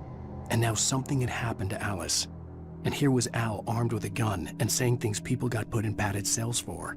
It was as if his friend had experienced a massive psychotic episode and was now totally disconnected from reality. It scared the shit out of Barry.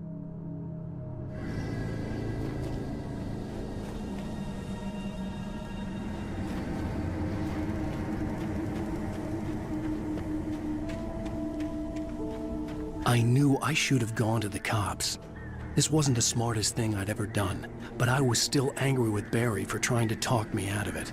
These people had called me right in the sheriff's station. The cops wouldn't scare them, and they had Alice.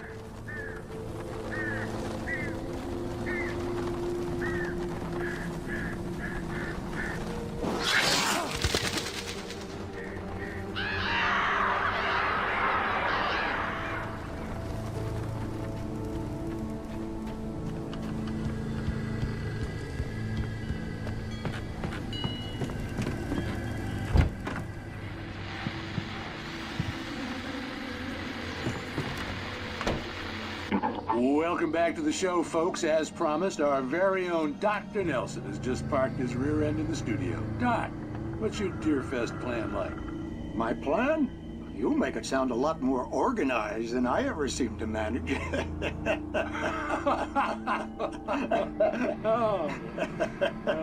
No plan, really, just taking the atmosphere. I'm getting a little too rickety to do much more than that, you know. Oh, tell me about it. No sack race for us older gentlemen, huh? Yes, exactly, Pat. But I'm going to check out the parade, of course. And I'll be one of the pie contest judges, too. Well, that takes a different kind of constitution. Oh, yeah. It's my kind of exercise. Now, Doc, seriously, you're in pretty good shape, though. You're the outdoors type. I know for a fact you're an avid fisherman. That's right. Matter of fact, just caught a heck of a largemouth bass early this morning. But you're not taking part in the fishing contest? No, not this year. See, Pat, I'm just not that competitive anymore. Now I just like to take my time and enjoy the peace of it. It's no fun if I need to worry about what I'm catching, you know? Well, considering your track record, the participants are probably pretty happy you feel that way. Well, Pat, that's kind of you to say.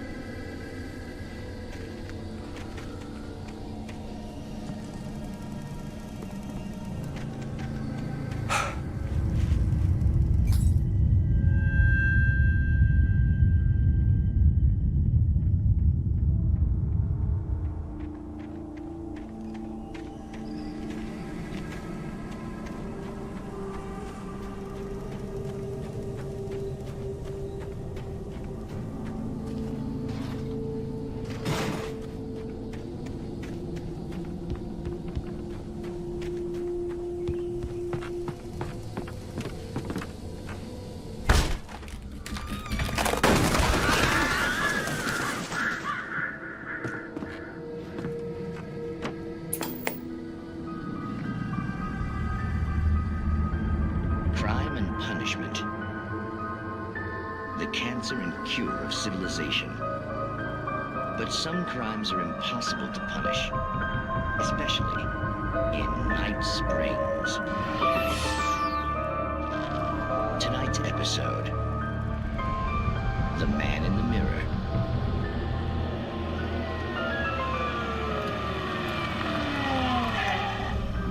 He's inside, Agent. He's a weird one. So, you're confessing to killing that guy, huh? Why? Had it coming?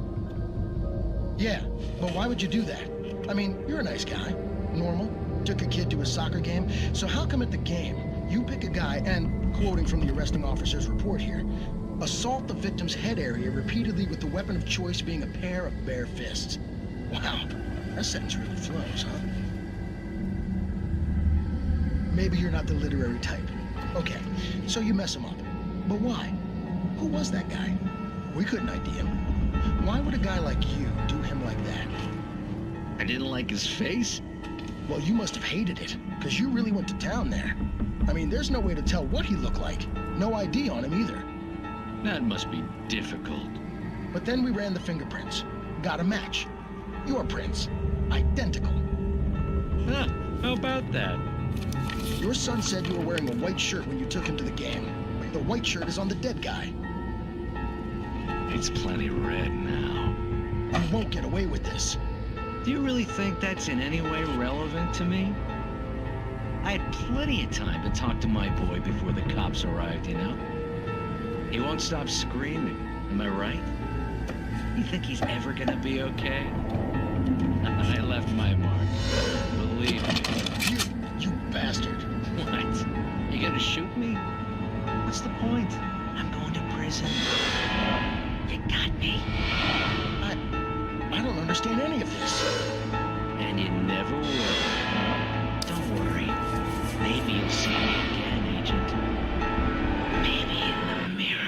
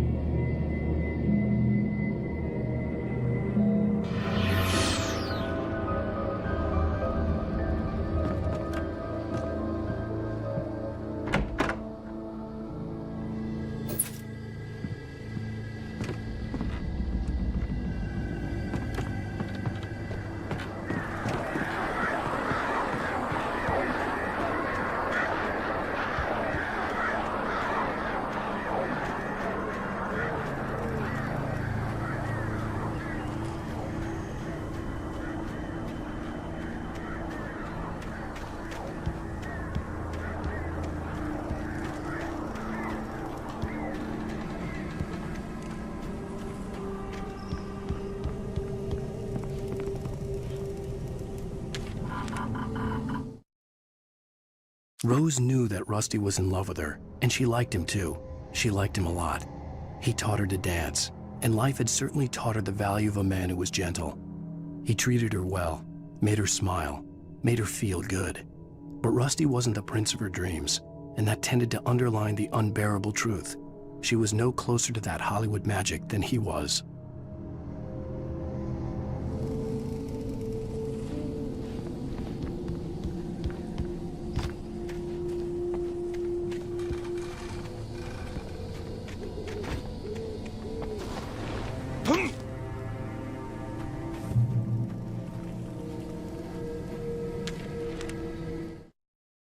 The air in the visitor center was heavy with an awful smell, as if some rotten drowned thing had crawled up from its grave. Rusty kept coughing blood. My eyes were drawn to the twisted shape of his broken leg. The attack had been vicious. Max whined in his cage. Rusty's eyes were wild with fear and terror. He gasped, "Mr. Wake, it happened just the way it was on that page."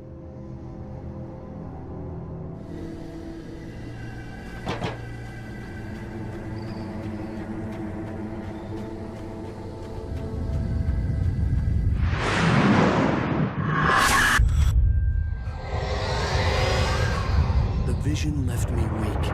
This was no head injury.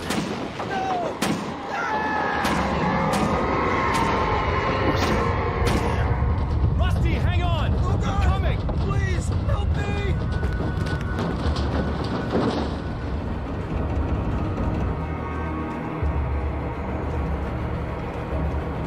Anybody? Help me! Help me!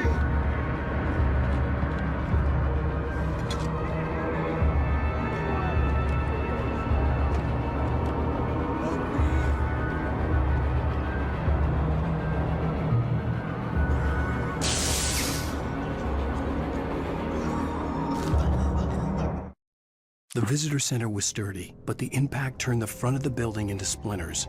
Rusty was thrown across the lobby like a rag doll and hit the far wall hard. It didn't hurt until he tried to move and saw his leg bend the wrong way, felt the broken rib stabbing him on the inside. Rusty howled in pain and fear, suddenly afraid to die alone.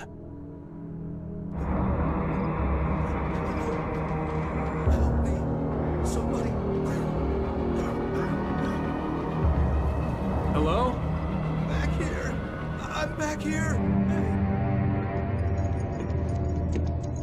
Mr. Wake? Oh, hell. It happened just the way it was on that page. I found. Came true. It knew. So dark. It'll come back for me. You must...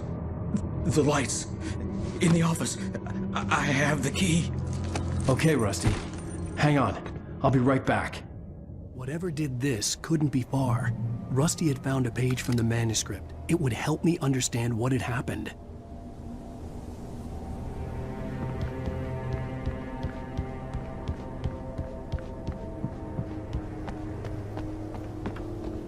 The only way to make sure that Rusty was safe was to get the power running and the lights back on.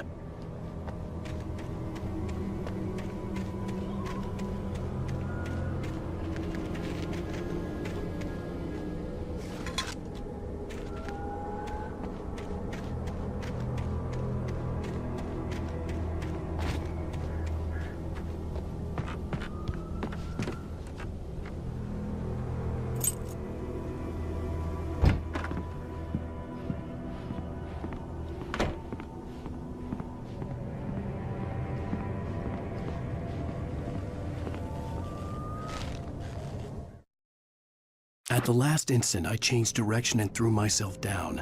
The axe splintered the trunk of a tree. I stumbled into the pool of bright light. My lungs burned. I was too exhausted to move. I tensed as I waited for the killing blow, but it never came. I raised my head. Nothing moved in the darkness beyond. For the moment, bathed in the cold light, I was safe.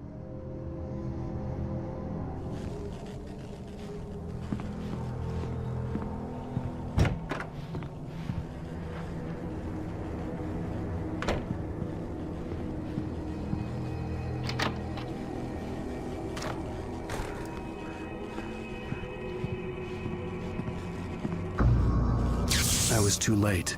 Someone had destroyed the circuit breaker. There was no way to get the lights back on.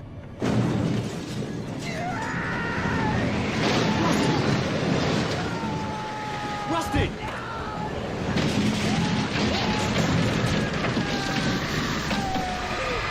The ground was covered with oily patches that looked like liquid darkness.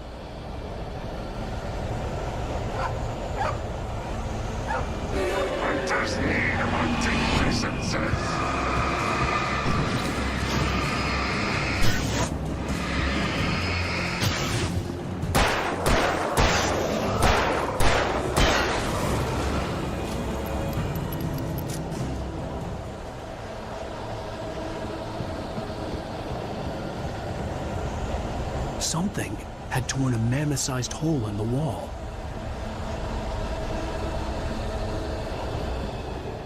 Please! Don't feed the animals!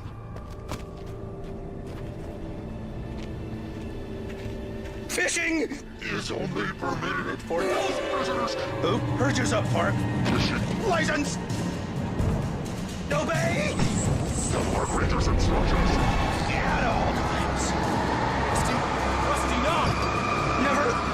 Close to them 100 yards. Two bears and wolves. Never. Closer than 25 yards. That's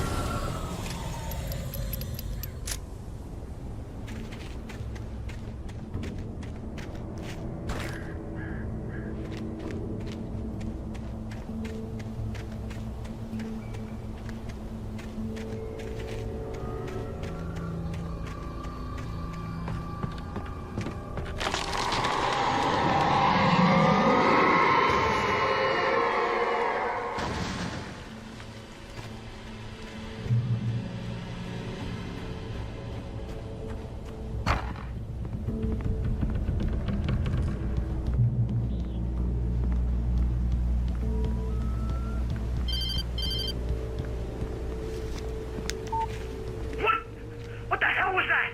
I saw it from the window. I saw something. Forget about it, Barry. It's just me going crazy. Oh, jeez. Oh, jeez. You're not crazy. I wish you were crazy, but you're not crazy. Ow, be careful. Stay in the cabin. Don't open the door for anyone. I mean it.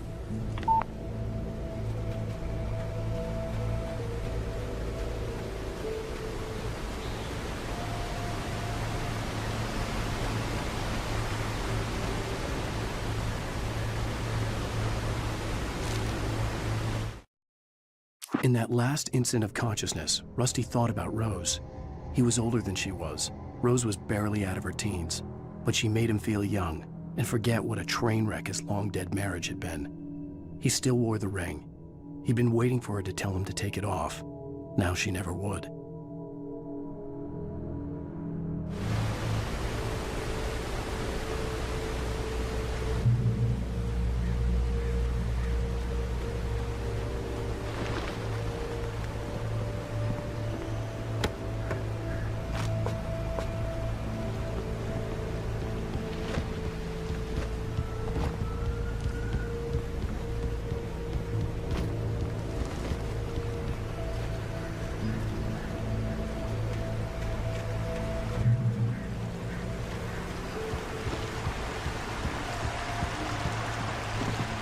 Lover's Peak was at the far end of the nature trail.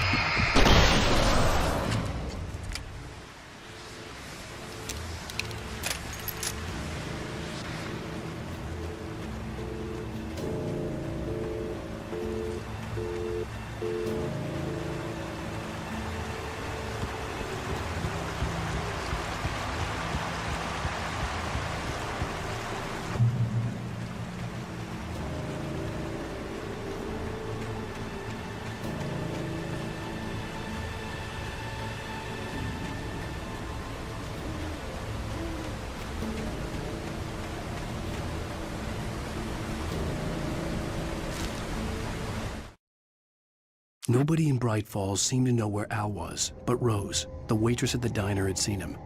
From what Barry could tell, Al pretty much fell off the face of the earth when he left the diner. Rose was just the kind of fan that Al hated, but she really tried to help. She was smart too, knew a lot about what was going on in the town, knew a lot about Al, even knew who Barry was. Barry liked her. That was no big surprise. When it came to women, Barry and Al rarely saw eye to eye.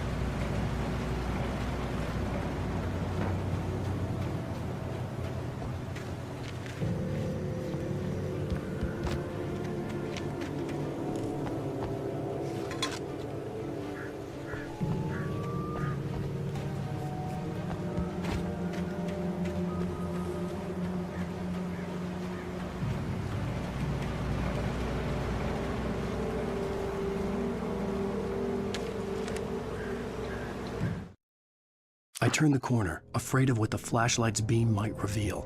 Suddenly, a roughly painted symbol of a torch glowed in the light. Behind it, hidden by a rock, sat a battered metal trunk. It was here for a reason, packed with supplies, batteries, flares, ammo, things you need to make it through the darkness of the night. Something left behind by someone who knew what I knew, and more.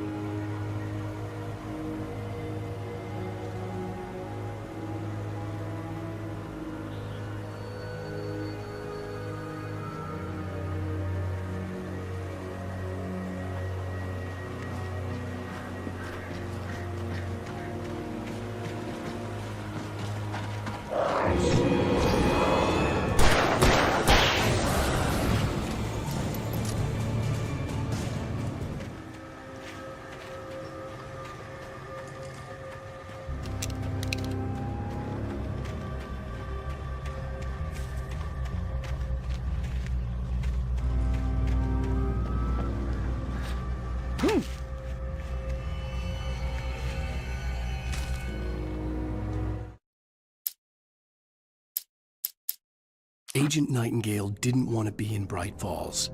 These little communities revolted him, and he didn't like the trees or the coffee. He now knew that impossible horrors lurked behind the storefronts and smiles. He desperately wanted to turn the car around and just drive until he passed out or ran out of road and booze. But he had a job to do. He had a rider to catch, at any cost.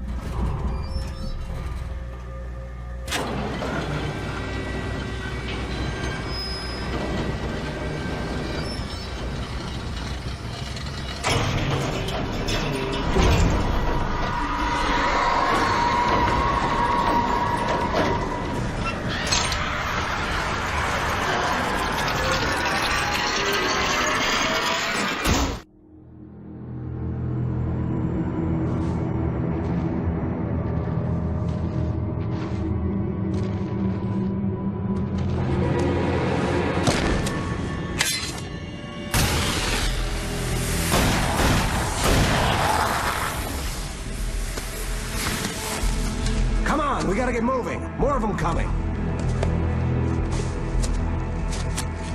That flashlight's kid stuff. The flares will keep the bastards away.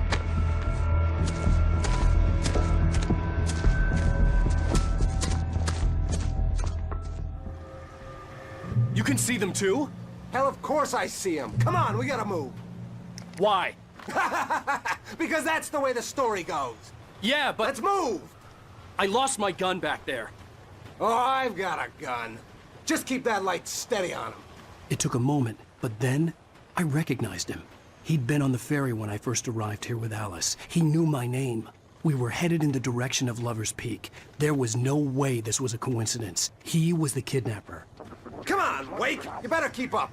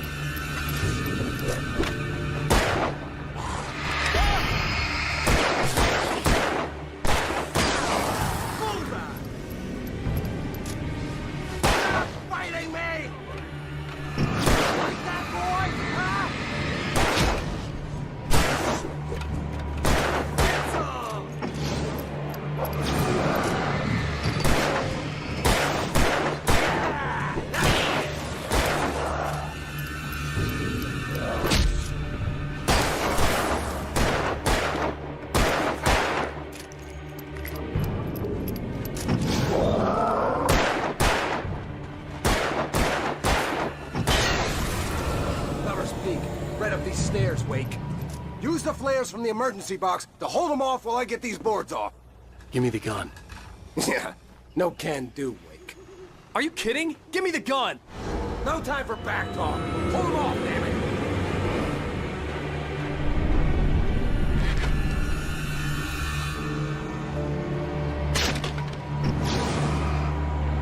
Just a little longer. Scare them off.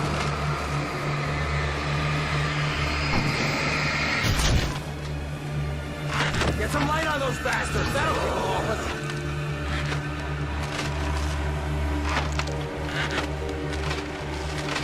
Just a little longer, I almost got it! Okay, it's over. Move it or lose it.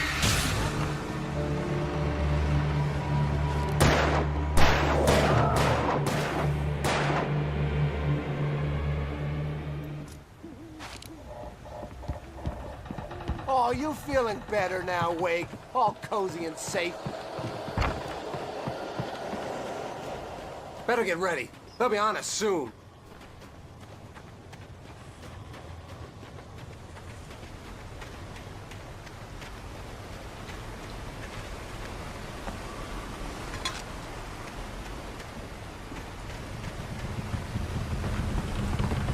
This is it, Wake. The last stand. There's more flares here. Get ready. We fight them as long as they keep coming. Give me the goddamn gun! They're coming! That's not how this goes. Get with the program, Wake.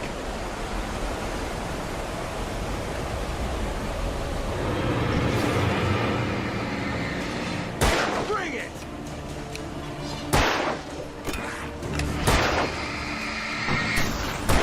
That's right. You just keep coming.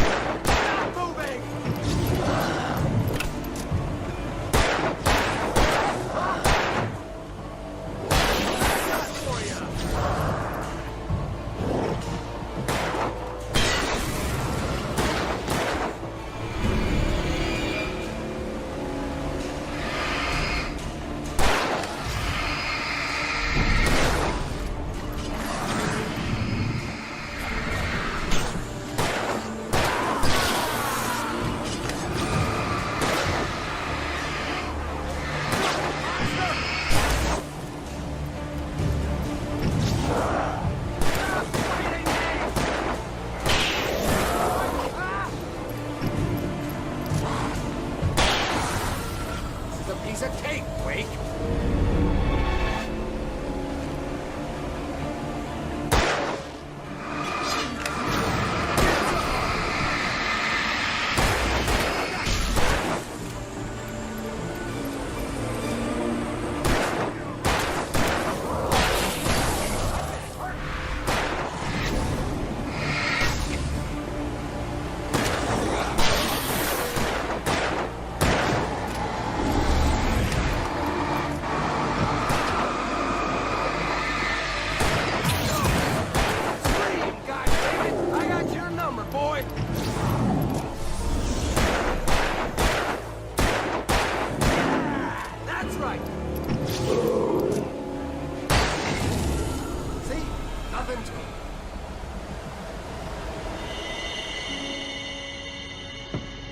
Let's cut the act now. Where's my wife? I knew you were gonna say that. I read it all before. You're a hell of a writer. Congratulations. You're gonna bring about something glorious and terrible once we get you some proper editorial control. What the hell are you talking about? Where's Alice? I want the entire manuscript, or she's gonna suffer bad. You touch her mouth.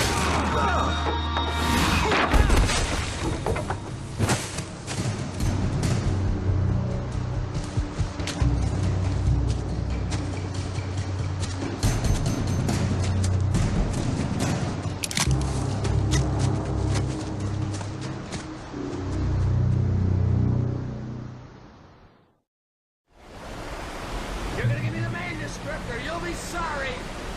No! Come back here! I swear I'll kill you if you hurt Alice! Do you hear me? Come back here! He had Alice, and he wanted the manuscript because he thought it held some magical power. But I had no manuscript to give him. I had to get back to Barry and figure out my next move.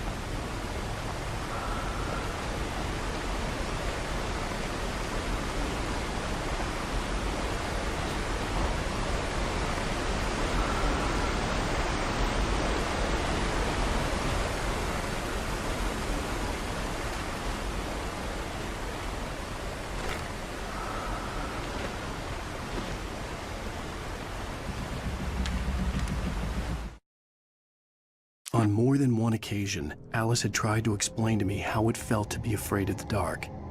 To her, darkness wasn't simply the absence of light, but something more tangible than that. It was something you could touch and feel. Worse than that, it was something with a mind of its own, something malicious and malign. For her, things changed when they were wrapped in darkness. They turned into something else, something foreign, and nothing was safe or innocent anymore. I'd never really understood what she meant, until now.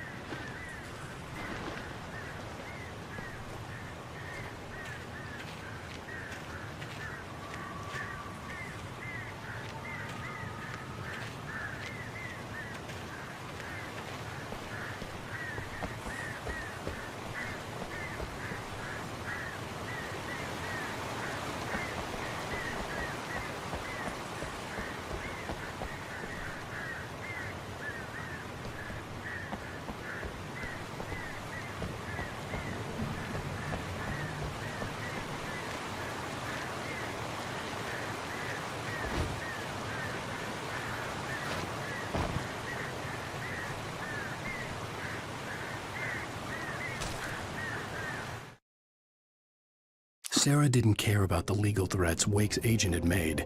She let Wake go without argument, because there was something about him she couldn't quite put her finger on, something that reminded her of her father.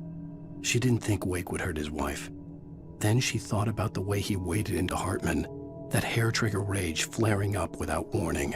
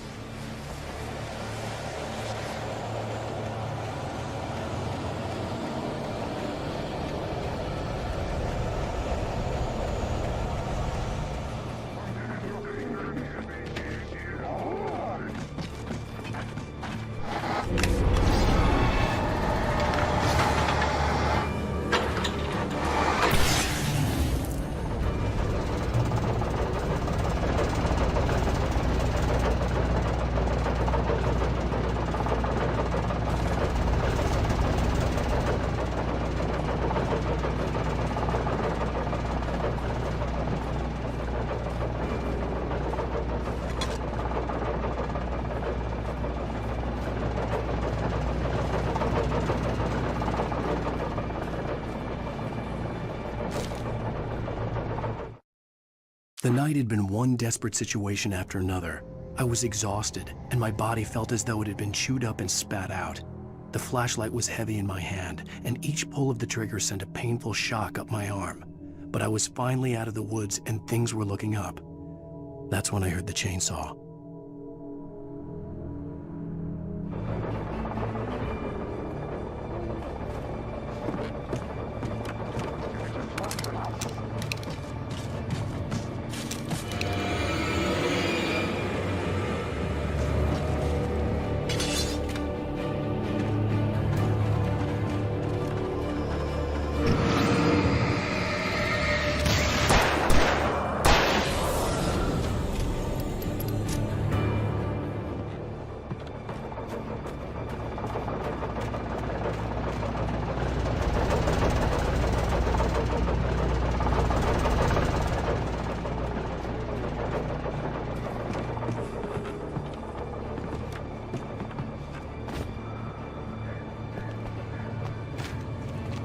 I had heard the plane fall.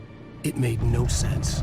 It was clear that it had just fallen here, but it was very old and obviously hadn't flown in decades.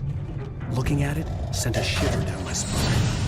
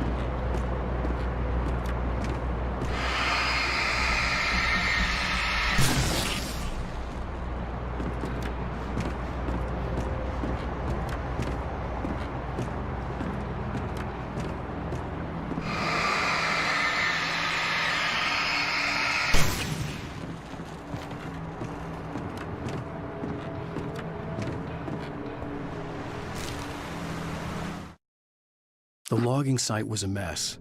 The modular office had been pushed off the cliff. Deputy Thornton climbed up from the wreckage excited, breathing hard from the exertion. Nobody there. It's weird. Don't you think that's weird? Bored, Mulligan let out a mighty snort. Hell, it's always weird, Thornton. Just a question of sorting out what kind of weird it is this time around.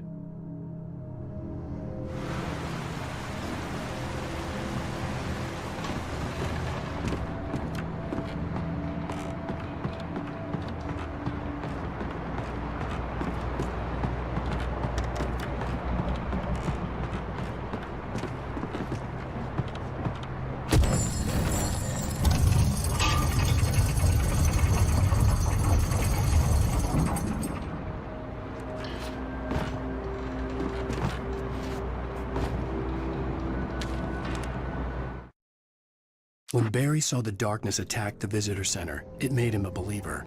The men Al said he'd shot, they hadn't been just locals on crank. Somehow the world had changed, like the channel had been switched without warning.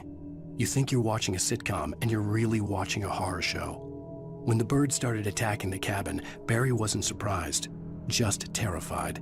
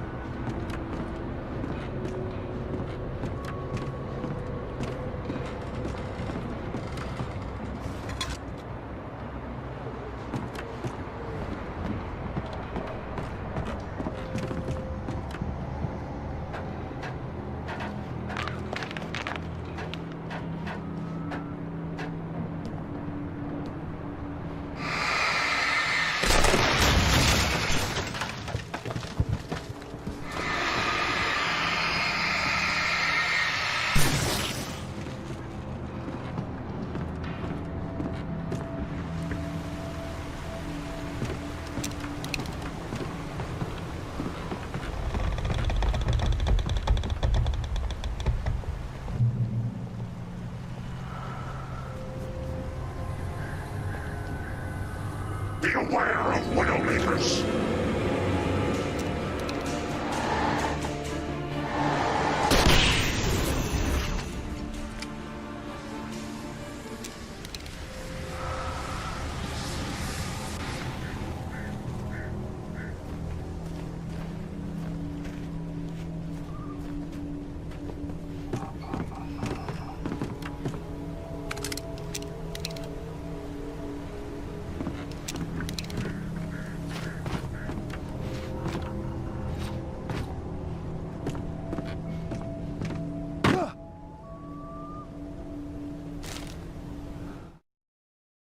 Shadows stirred and the wind picked up as I ran through the forest.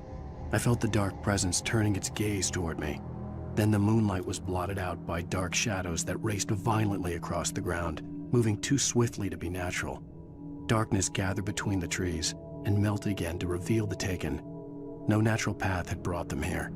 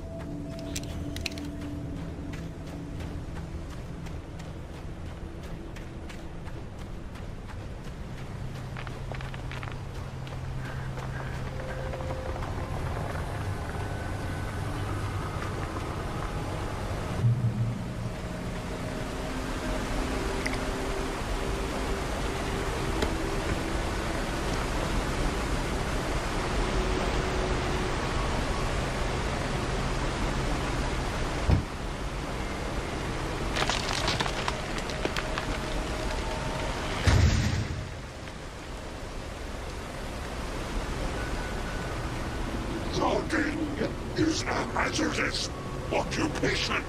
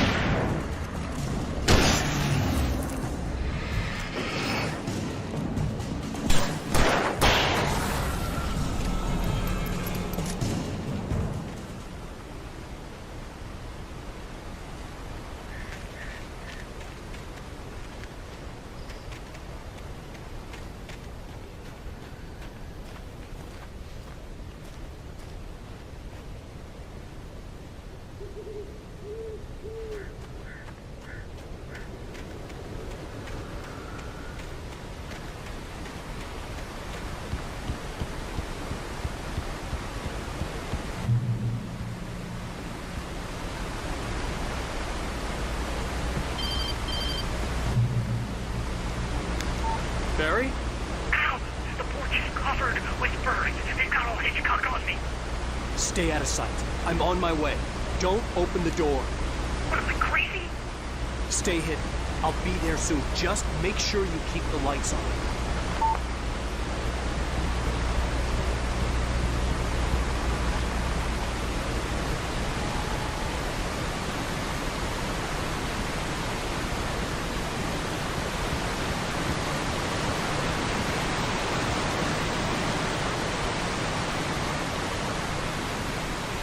I still had to reach Barry at the cabin, but at least I was out of the woods.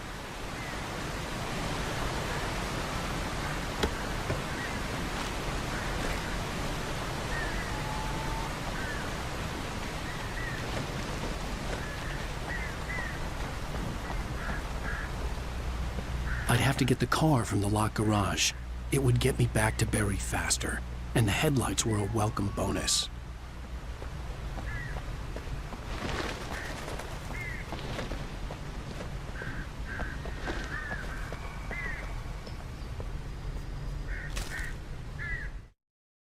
The FBI agent's command froze me in place. I considered surrender. It was all falling apart anyway. I could give in, let someone else deal with it, but it felt all wrong. Call it instinct, his posture, the way he held the gun. He was no friend. Shots ringing in my ears, I leaped for the hole in the fence and stumbled into the darkness beyond.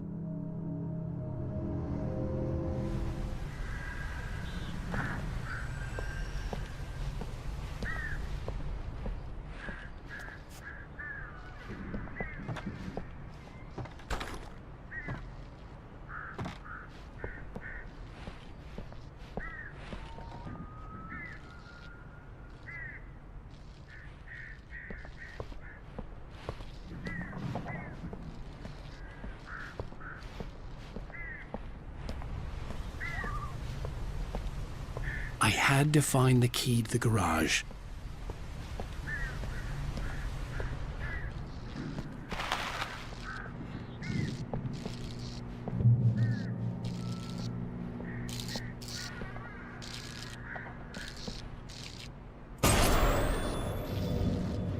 A story is not a machine that does what you tell it. A story is a beast with a life of its own. You can create it, shape it, but as the story grows, it starts wanting things of its own. Change one thing and you set off a chain reaction of events that spreads through the whole thing. The characters have to be true to themselves. The events need to follow a logic that fits the story. A single flaw and the magic is gone. The story dies. Alice dies.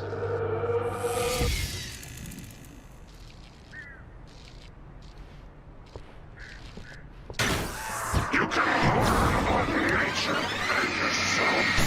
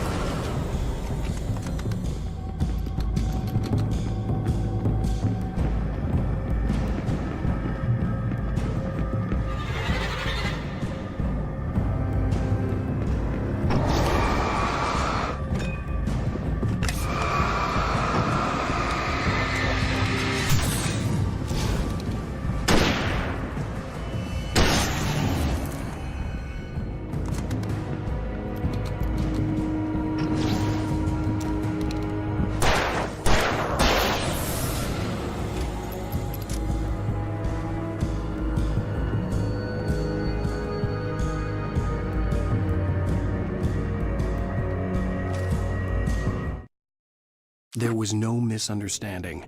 Cauldron Lake was where Alice and I had stayed, but there was no cabin and no island. I was missing a week. What had happened to me? What had happened to Alice? I had to get her back. I couldn't face life without her.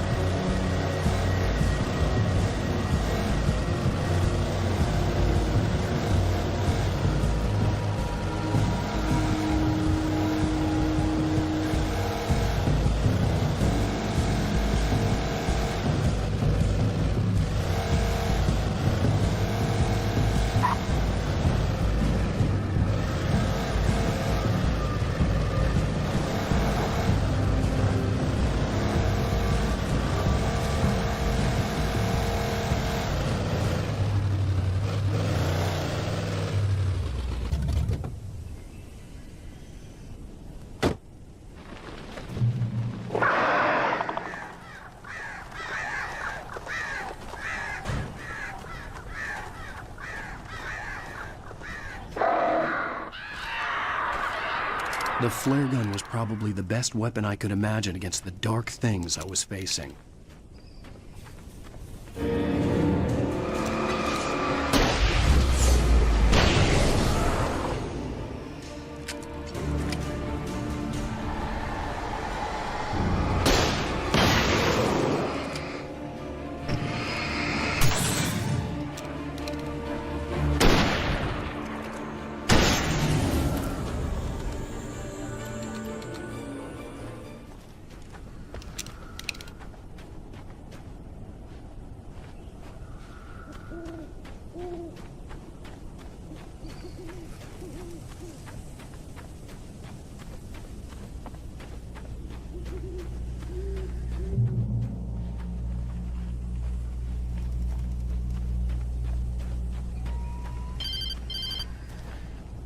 It was the kidnapper. You son of a bitch! Where's my wife? Enough horseplay, Wake. You deliver the manuscript, and you can have your woman back. Simple as that. I don't... Listen. I'm gonna need time to finish it. I still need to write the ending. I need a week. It's not done? I need a week. 2 days. The old Bright Falls coal mine is nearby. You can find it easy, city boy. The main building, there at noon. You bring the manuscript, you'll get your wife. If not, well, get me? Yes, I get you.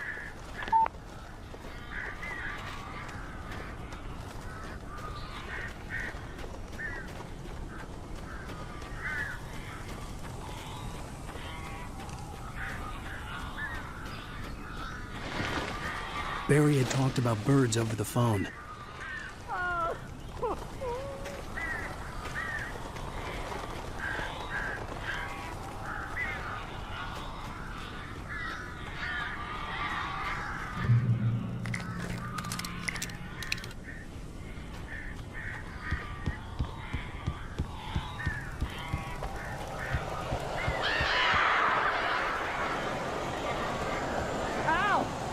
I am so glad you're here.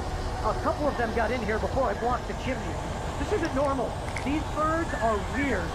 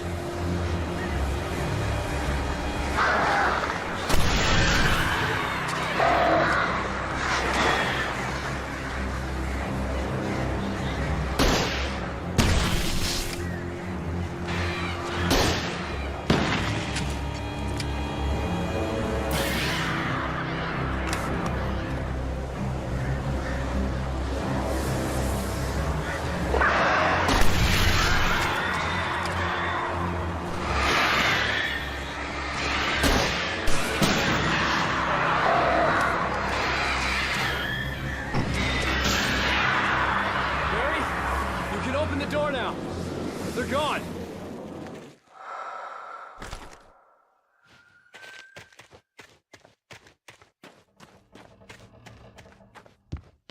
Hey, Al. I'm sorry for thinking you were having a psychotic episode, man. I sent Barry to the town to ask around about a man fitting the kidnapper's description. He'd go through the archives of the local paper. Perhaps he could learn something. Anything about the island and the cabin that had disappeared. The man wanted a manuscript. I had to try to write him one to get Alice back.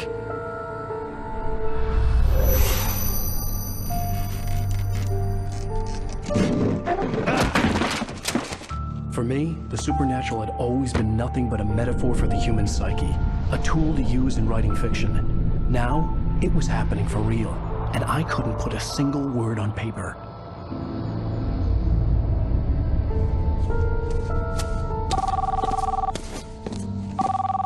Barry Wheeler speaking. This is Rose. Rose? I found Mr. Wake's pages. Oh, you sweet, brilliant girl. Could you and Mr. Wake come get them? I live in the trailer park outside the town. We'll be there in less than an hour. I know. See you soon. Have a great day. Hope you come back soon. Welcome to the Oh Dear Diner. Good girl.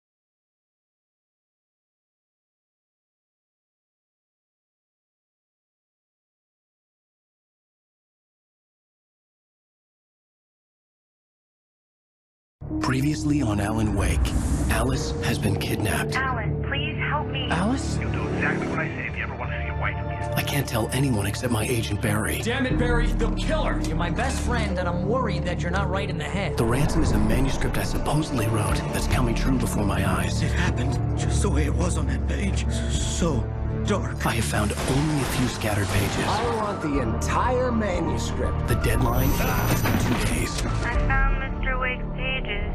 Good girl. How the hell did she get her hands on the manuscript anyway? I don't know. She's resourceful. I told you were too hard on her. Listen, I found out all sorts of interesting stuff while I was digging around. Yeah. Mr. Wake, it's Sheriff Breaker.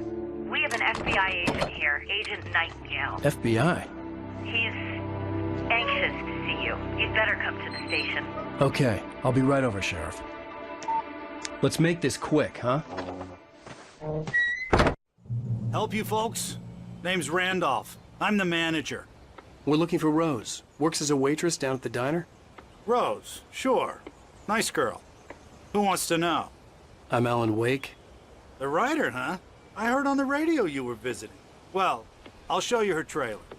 That Rose, she's a nice girl. Always pays her rent on time. As I was saying, Al, I found all sorts of weird stuff from the local newspaper's archives. This place is crazy. Disappearances, mysterious deaths, urban legends come true, and get this, most of this stuff takes place around Cauldron Lake. Well, you ain't wrong, mister. The Indians thought the lake was a doorway to the underworld. I'm the God-fearing type myself. I don't hold with that sort of thing. Yeah, okay. Anyway, there was an island there owned by a guy called Thomas Zane. Now, some of the articles I found about him make him out to be a famous writer, but I ran a bunch of searches, couldn't find a single thing he wrote. Zane was heavily into diving, so much so that the place came to be called Diver's Isle. But the volcano under the lake erupted in 1970, and Zane went down with the island.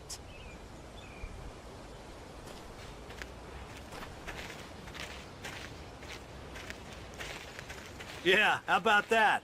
It was there in the morning, as if it had fallen from the sky. But it would take a tornado to lift something like that. We're damn lucky it didn't crush any of the trailers.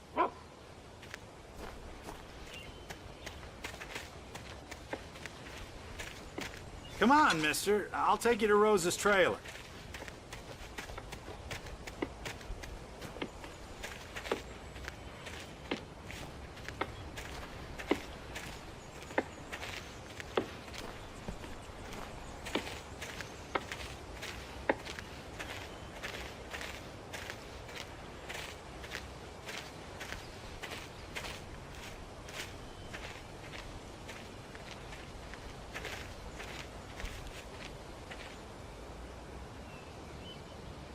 It gets better.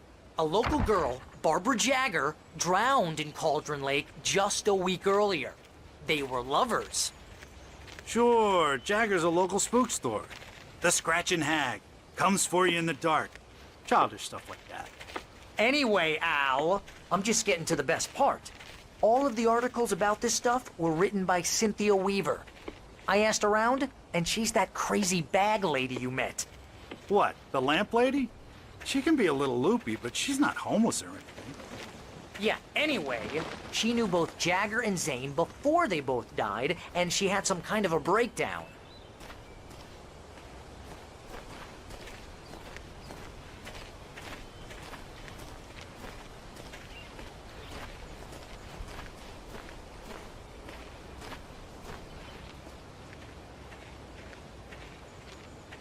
Well, mister, this here's Rose's trailer. You mind me asking what you want with her? We're just here to talk to her, pal.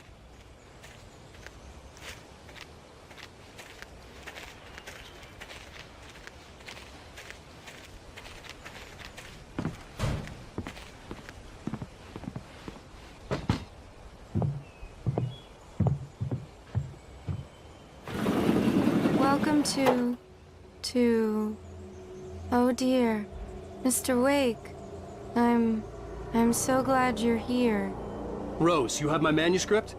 Oh. Oh, yes. Yes. Please, come in.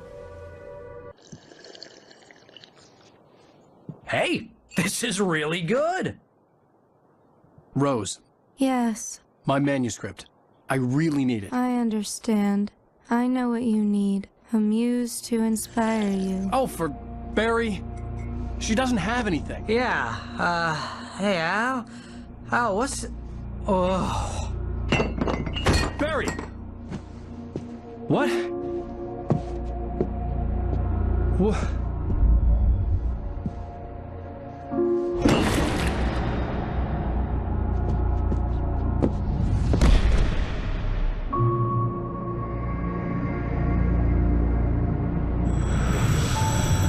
It's coming for you, hiding in my barber's skin. I'm too weak to stop it. You must turn the lights on. I promised I'd come visit you and your lovely wife. You must finish what you started. I insist. You must turn the lights on. Turn the light on. Back to work, boy.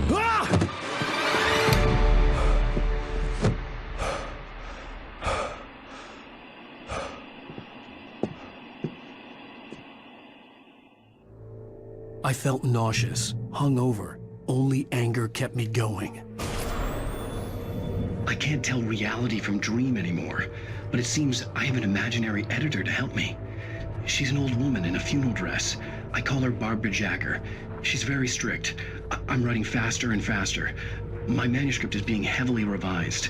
The edits are getting very aggressive, and each day there's less of me and more of her.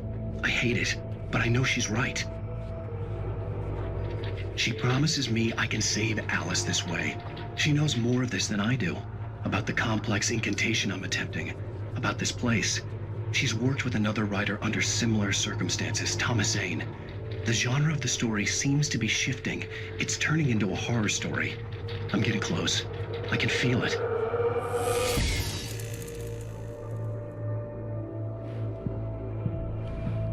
Rose took a day from me. I had less than 12 hours left to meet the kidnapper.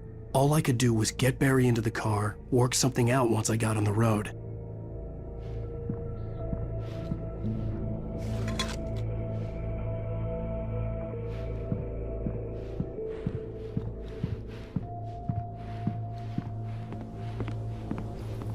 My gun and flashlight were gone. I'd have to find a way to get Barry into the car as quickly as possible. There was no time to waste. Mr. Randolph liked Rose. That little smile she had. How she was still sweet when life had tried so hard to make her bitter. It wasn't any of his business what she did in her trailer. But those strangers, the writer and his smart-ass sidekick, looked like trouble. And they'd been in there for hours, way past her normal bedtime. He reached for the phone and called the sheriff's station.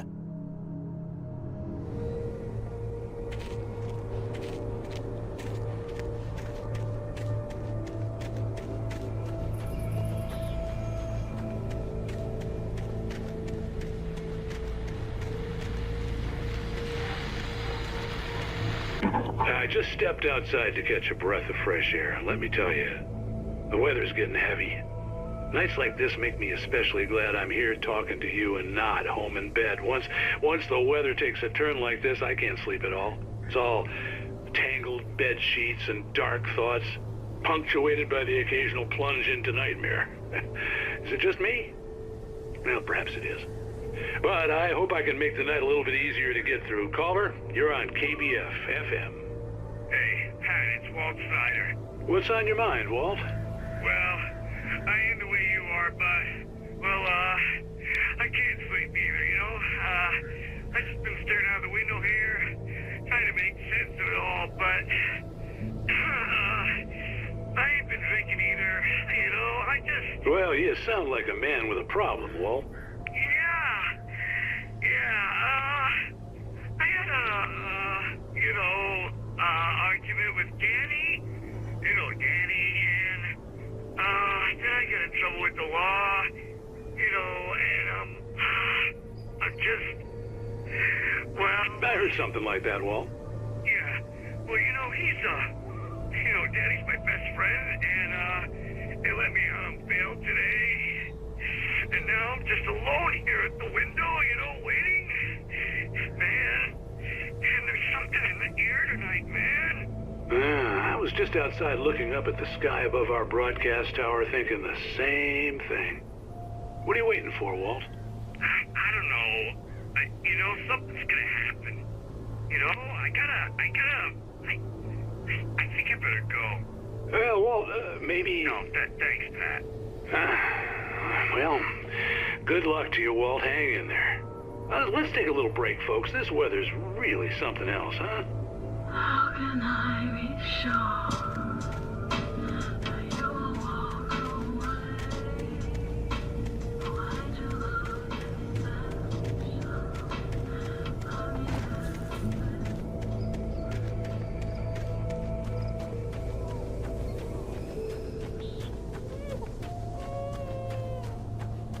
Oh, you're gonna get it now. God knows what you've done to that poor girl. This is Agent Nightingale, FBI! Get him up, Hemingway! You're under arrest! You move a muscle, I'll unload right in your goddamn face! Stay right where you are, Slade!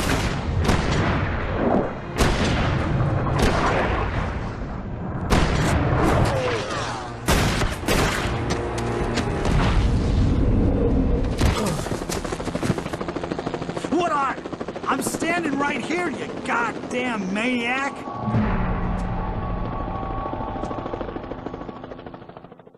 I hated to leave Barry behind, but there was no way I'd miss my appointment with the kidnapper. Give it up, Mr. Wake. Come on. Take it easy on it. Move it right there. Move it. I'll have you shot if you let him get away. He was right there.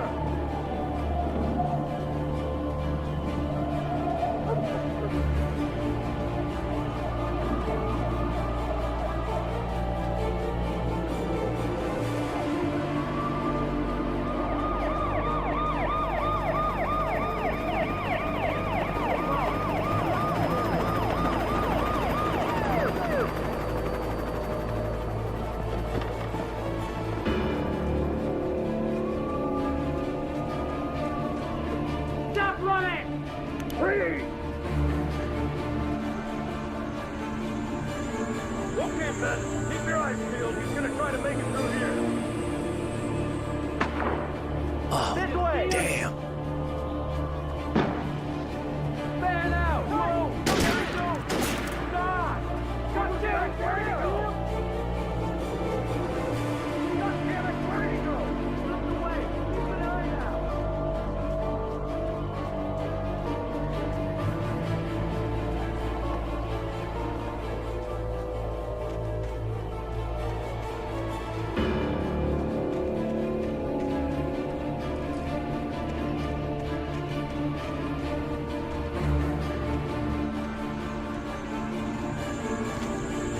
He's gone!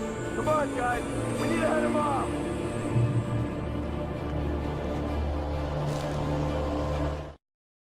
For decades, the darkness that wore Barbara Jagger's skin slept fitfully in the dark place that was its home and prison. It was hungry and in pain. It dreamed of its nights of glory when the poet's writing had called it from the depths and given it a brief, terrible taste of power and freedom. The rock stars had stirred it from the deep sleep the poet had sunk it back to in the end. When it sensed the writer on the ferry, it opened its eyes.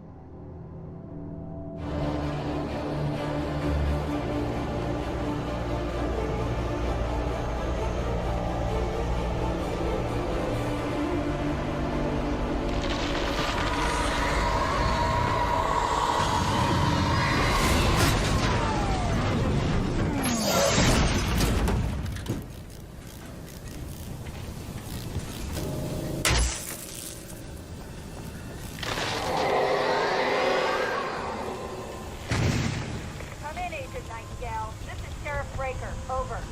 Nightingale, over.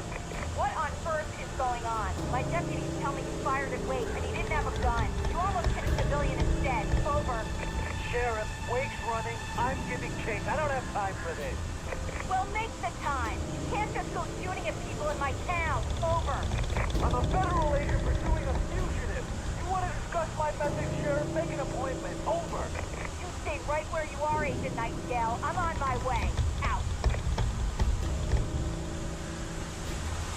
The suspect was last sighted running along the gorge that leads westward from the trailer park. All units are advised that the suspect may be armed. Approach with caution. James out.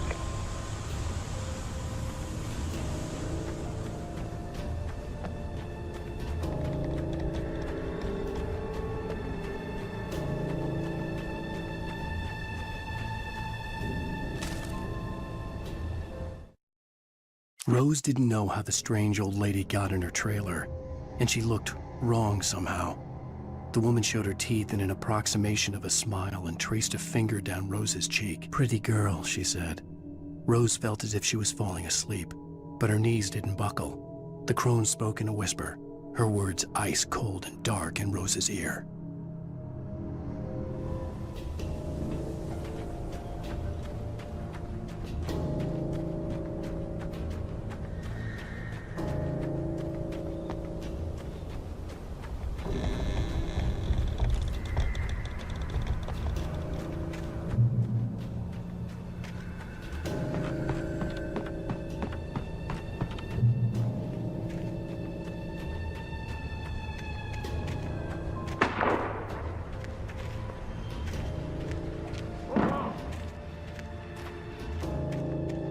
Search the area.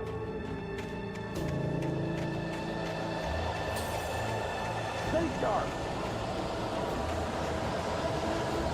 This way. Over here.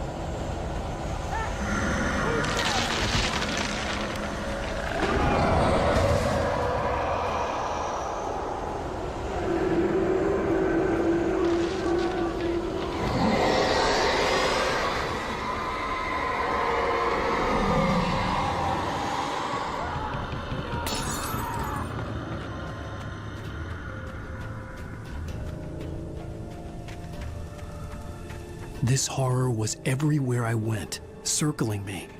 The cops didn't stand a chance. They were after a writer, not a monster. Wait, are you seriously telling me that geek writer just took out my deputies? Are you kidding? I mean, have you seen this guy? He wears a tweed jacket. Over. He's the guy we're chasing. If it's not him, who then? Bigfoot? Over. I don't know yet, but I'm not in the habit of jumping to conclusions. That tends to come back and bite you in the ass. Out.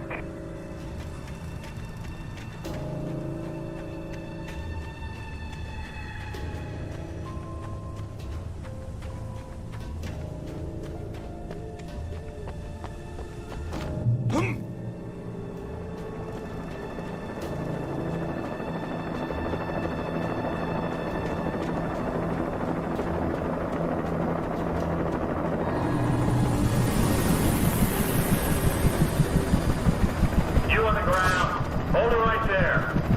There's nowhere to run. Freeze!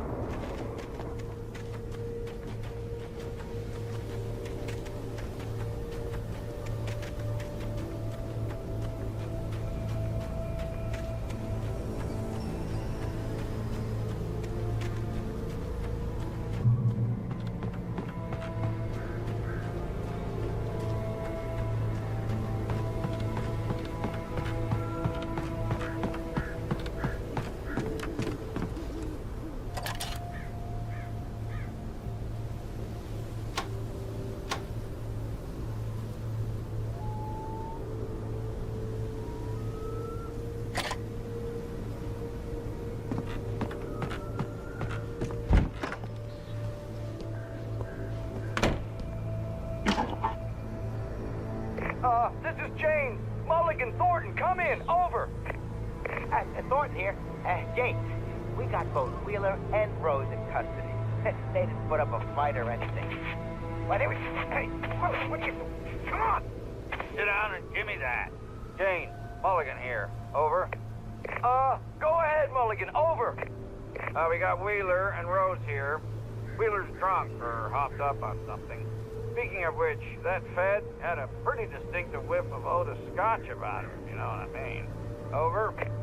I don't have anything on that, Deputy Mulligan. Over. Well, whatever. Anyway, Rose is just being plain weird here. You better get Doc in to take a look at both. Over.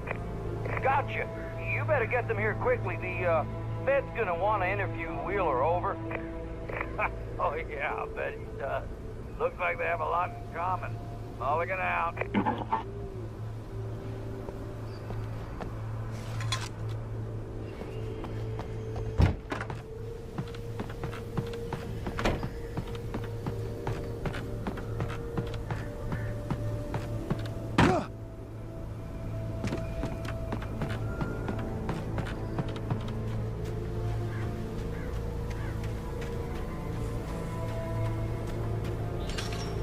I imagined that the broadcast tower in the distance was part of the local radio station. Maine seemed like a decent guy. Perhaps he could give me directions to the coal mine.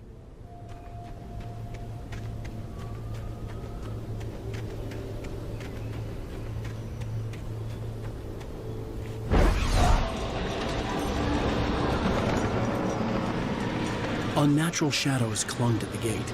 The darkness that was after me was trying to stop me. I wouldn't get through without a light.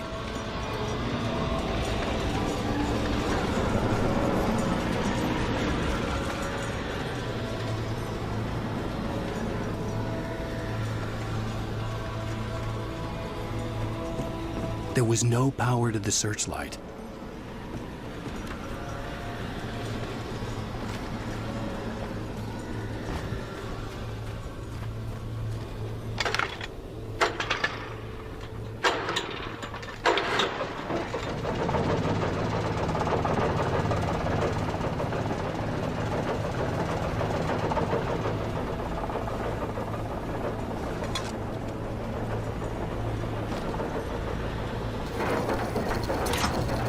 The old generator conked out. I'd have to see if I could fix it and try again.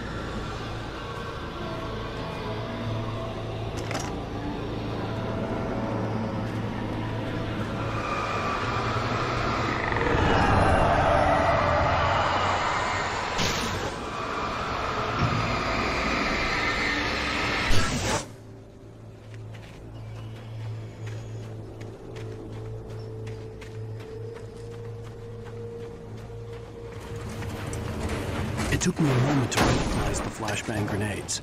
They were an ideal weapon for my situation. Team 1, come in. Over. Team 1, this is Sheriff Breaker. Report. Over.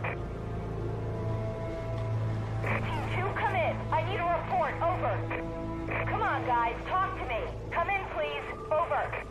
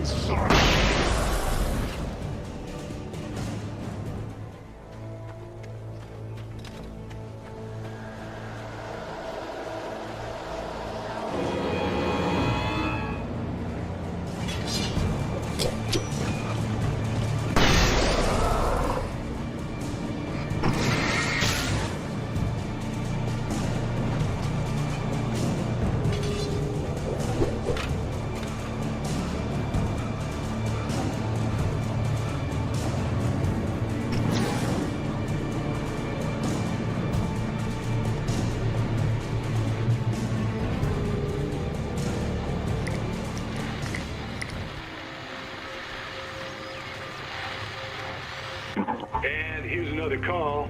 You're on KBF-FM with Pat Maine. It's Milt Peabody, Pat. What's on your mind, Milt? Well, I live near the trailer park, Pat, and there's a big ruckus going on over there. Well, that's just up the road from me, too. What's going on, do you know? I don't know, but there's a bunch of police cars there, lots of sirens, a helicopter buzzing around, and I think I heard some gunshots. Gunshots? Yes, sir, like from a pistol. So can you find out what's going on? Because it's just next door and they're popping off guns there. They're still shooting? No, it was maybe 10, 15 minutes ago. It sounds serious, Pat. I'm telling you, it don't sound like no party. I'm certainly going to give the station a call, Milt. Okay.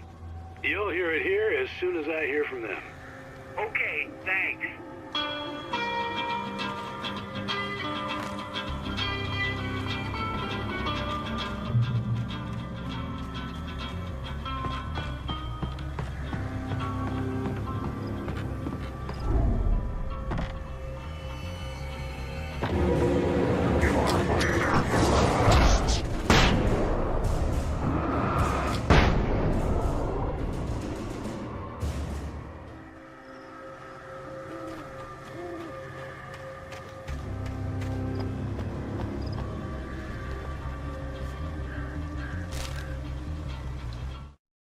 Touched by the dark presence, Rose was lost in a dreamland where everything was drawn in black and gray crayons. The old lady had promised her that all her wishes would come true. She would be Alan Wake's muse. She was smiling so hard it hurt her face. She crushed a bottle full of sleeping pills into the coffee. Deep down inside, she was screaming in terror.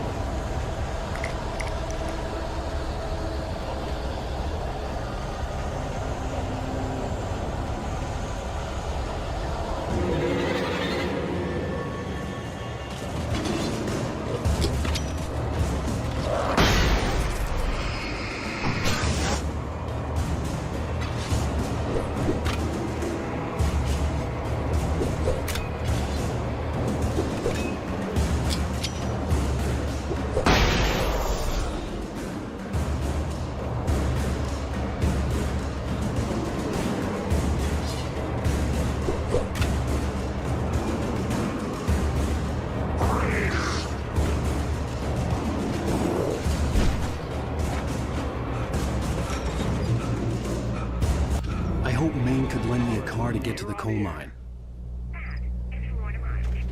Oh, hello, Lorna. What do you have for us? Well, I just don't see why the cops bother with the trailer park. What do you mean? It's a trailer park. Of course you wouldn't have trouble in a place like that. I mean, what do you think?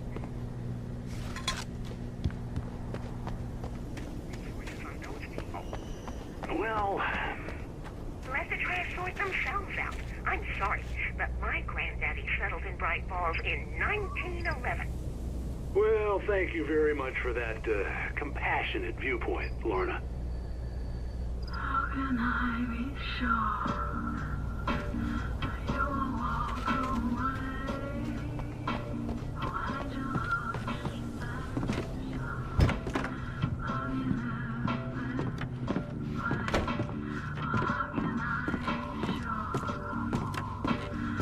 Oh, here's a little surprise. The famous writer Alan Wake just walked in. Folks, I'm going to see if I can talk him into an interview. Come on in, Mr. Wake. Oh, I'm so glad you could find the time to do this, Mr. Wake. Nowhere to run now, Dan Brown. You back away from me. Don't hurt her. Whoa. Everyone calm down. Put the gun down. We're all friends here, right? Cool your jets, Nightingale. We got him. What the hell's the matter with you? There's a civilian in there.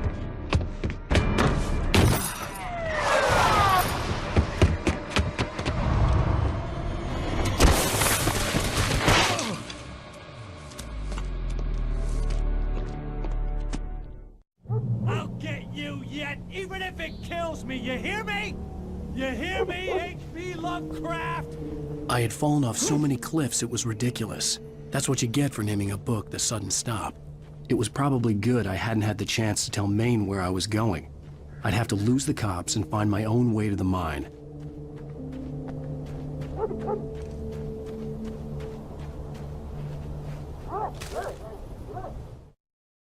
Nightingale stared through the broken studio window into the dark woods. He turned around, started to walk out, but Maine grabbed his arm. "Young man, you almost shot me. You don't shoot off rounds at people like that. What's the matter with you?" Nightingale shook his arm free, marched out. His cheeks burned with rage and humiliation.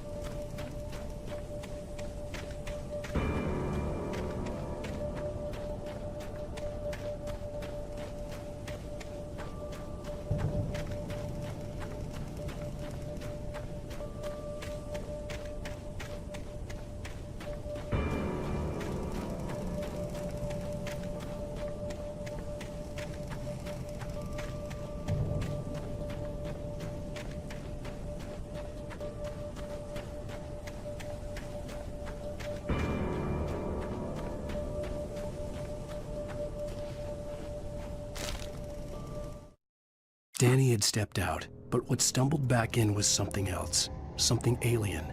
A monster. Walter tried to kill it, first with his fists, then a chair. It wouldn't die. Instead, it kept coming, unaffected by the beating it had taken. After Walter managed to kick it down the cellar stairs, fear took over. He ran, got behind the wheel, gunned the engine. The booze wouldn't make him forget, but he knew he had to try.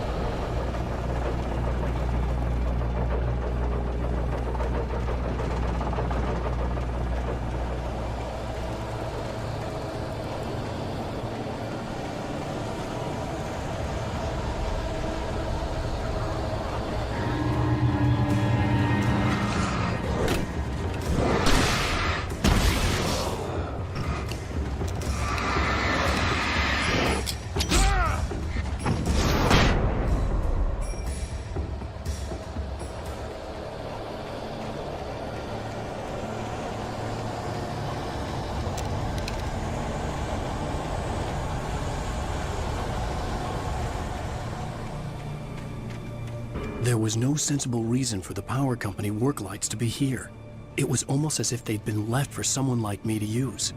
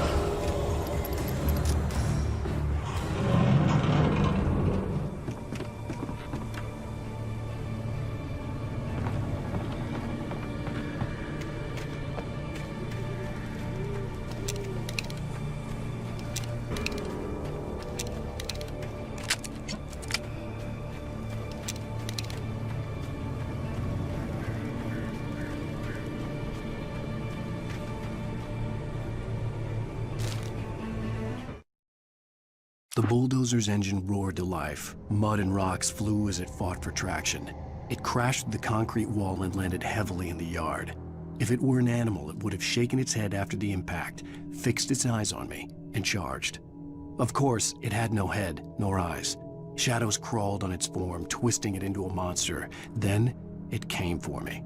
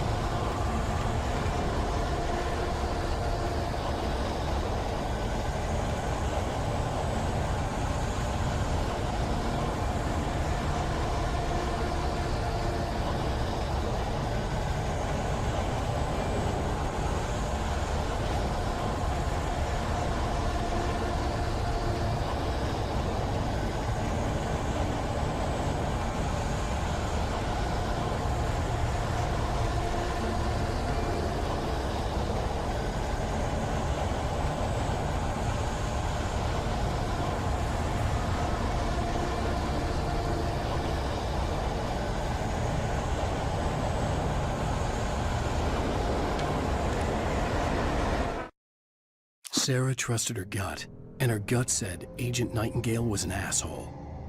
He felt wrong, and it wasn't just the smell of stale booze.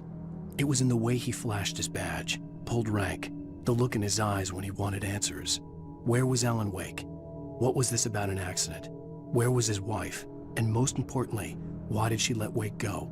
He wouldn't answer her questions. Federal business was all he'd say.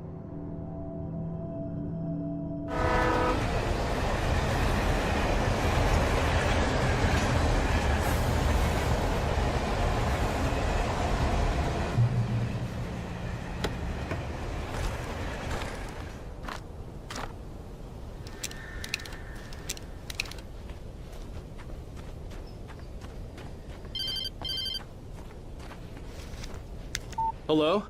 The most stubborn man I've ever met. Alice? Alice? Alan. Alan.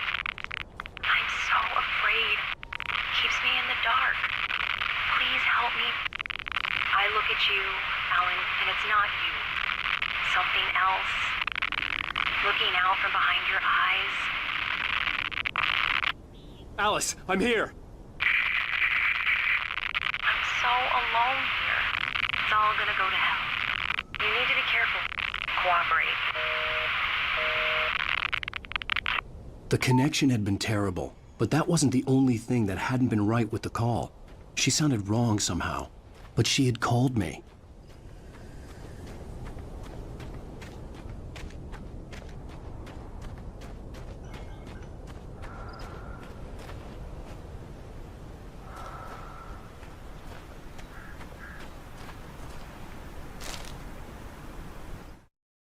The pipe wrenched itself loose from the bridge's steel framework. Wrapped in darkness, it floated in midair, twitching. For a moment, I didn't understand what I was looking at. The heavy object lurched at me with impossible force. I threw myself out of the way, but just barely. When I turned my flashlight on it, it shook in a dark rage before it flew at me again.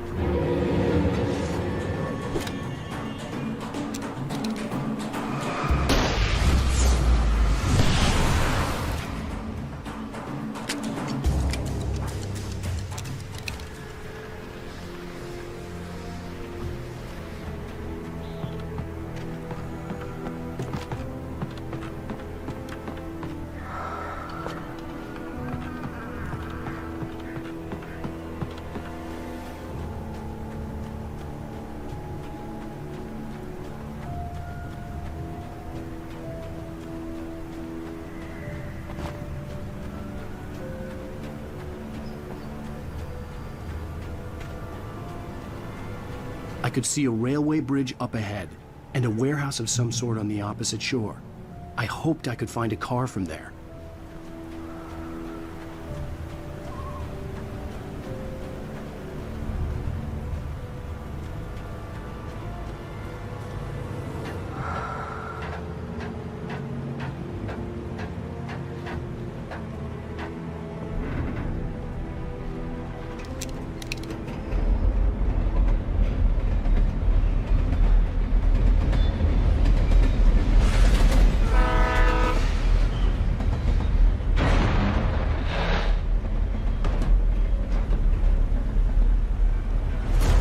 That was pursuing me was growing stronger, and it was taking over everything in its path.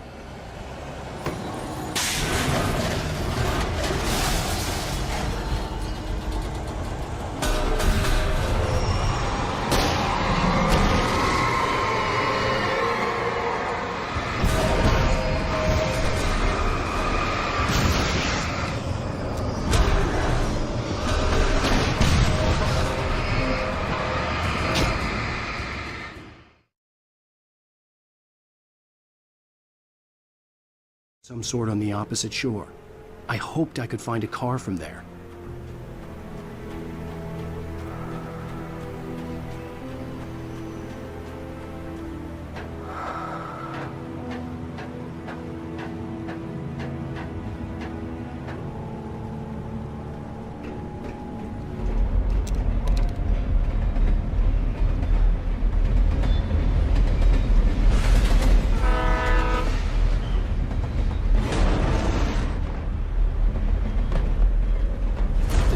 That was pursuing me was growing stronger, and it was taking over everything in its path.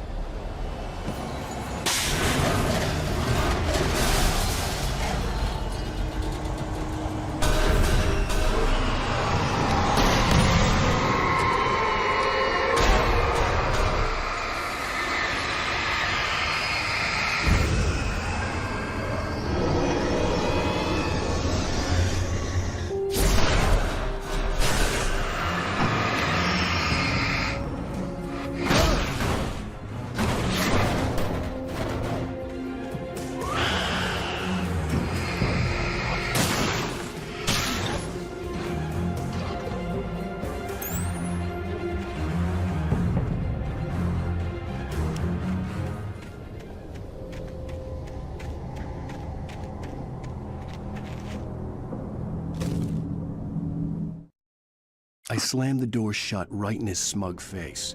He pleaded for me to open the door. True to form, the asshole actually thought I would obey.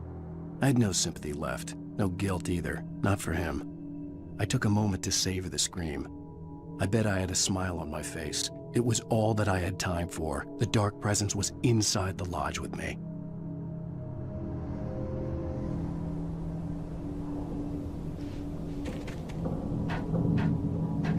As a teenager, just starting to get interested in writing, Stephen King had been a source of inspiration to me. I thought about all the inanimate objects that had come to life in his books.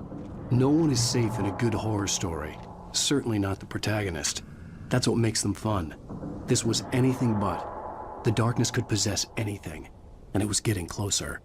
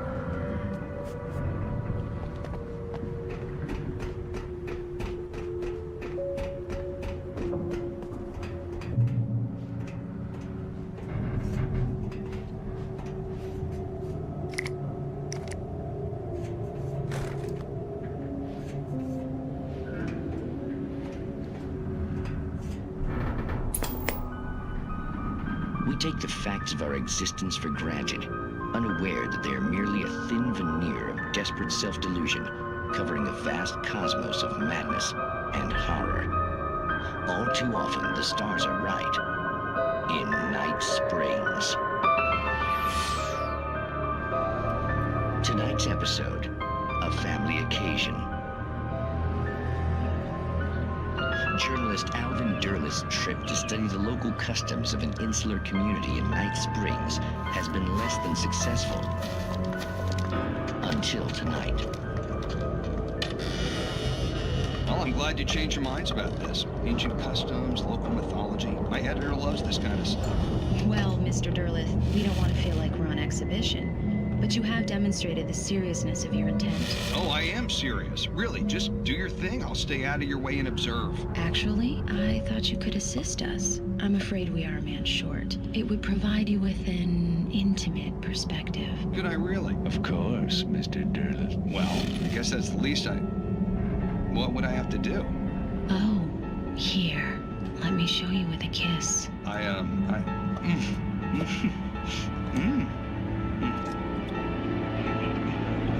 What did you...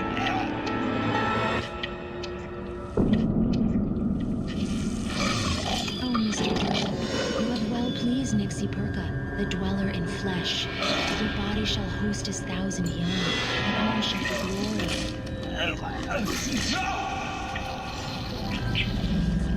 Shh, darling, be calm. Shh.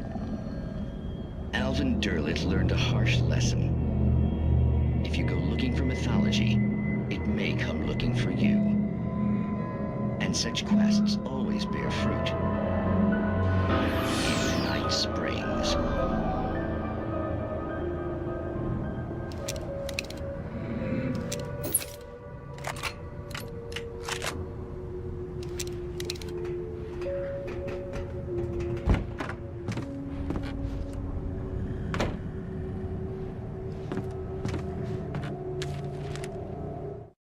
The darkness surged towards me, sucking everything loose from the ground into its depths, tugging at my clothes. I saw the flare the kidnapper had dropped and threw myself towards it just as I felt my feet leave the ground. The darkness embraced me with the force of a tornado. Somehow I managed to light the flare. The darkness roared and cast me away. I fell toward the dark waters of the lake far below.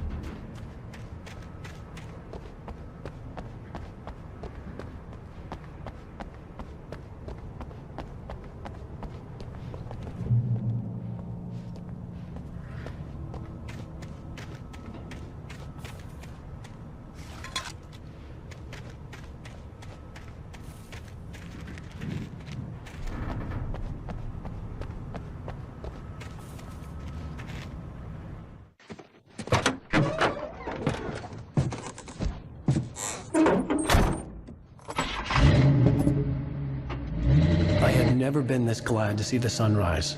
I had a couple of hours to get to the coal mine.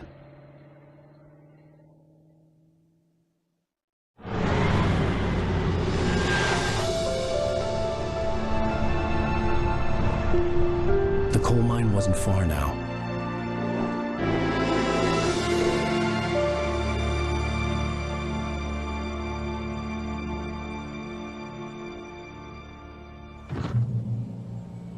Today, I would meet the kidnapper, and he would give me Alice. I wouldn't give him any other choice. A drowning man will clutch at a straw.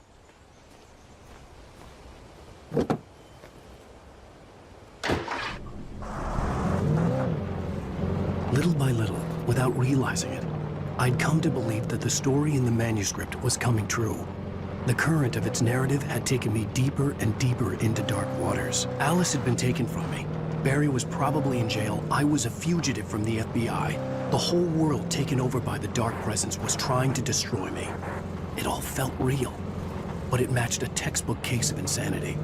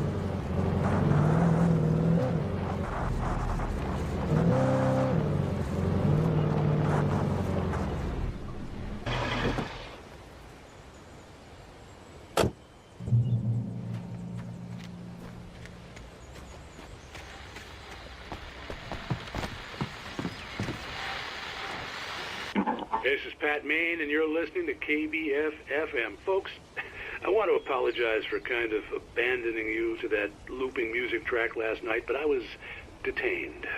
You see, I encountered a big-shot G-man with an itchy trigger finger who could use a lesson in manners and a boot in the ass. Not necessarily in that order, either. Now, folks, I know I'm not being very informative here, and I apologize for that. I really should just keep quiet, but I'm just so peeved right now, because some people just shouldn't be carrying badges. And I'm just glad that our Sheriff Breaker was there to straighten things out. And if someone I met last night is listening, let me just say, I'm sorry if my mouth got you in trouble. I'm pretty sure you're not the bad guy here. Godspeed, son. I hope you know what you're doing. Now, on a lighter note, I'll be talking to Dr. Nelson all morning. But first, a little music.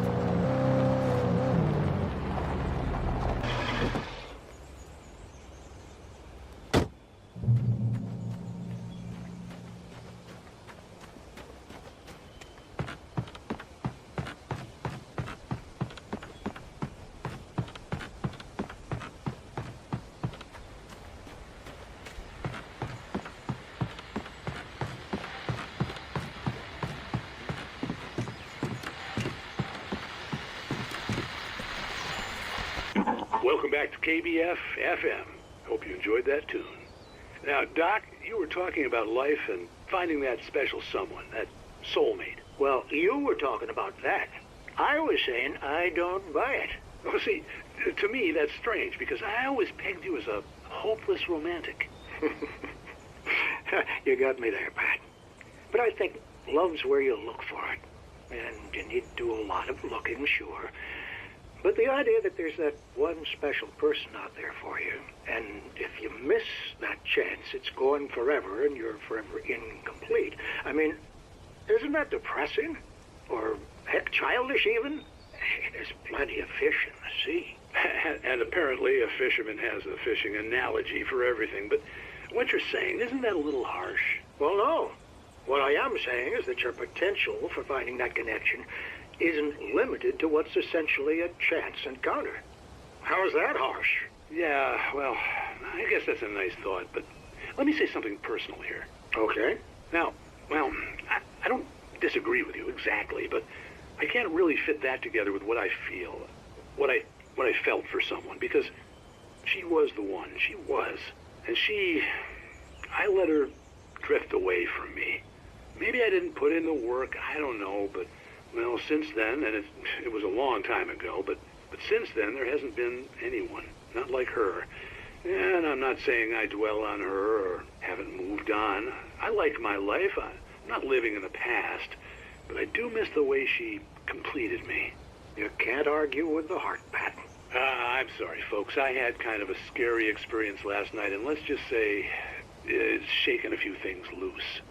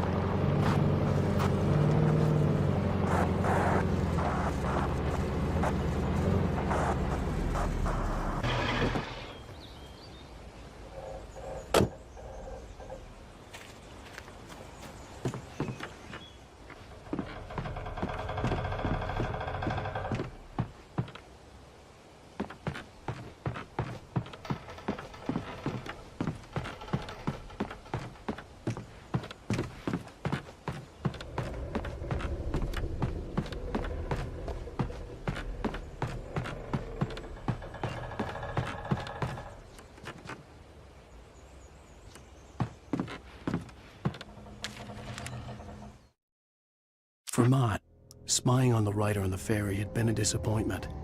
His boss had made Wake out to be something special, but Mott hadn't been impressed.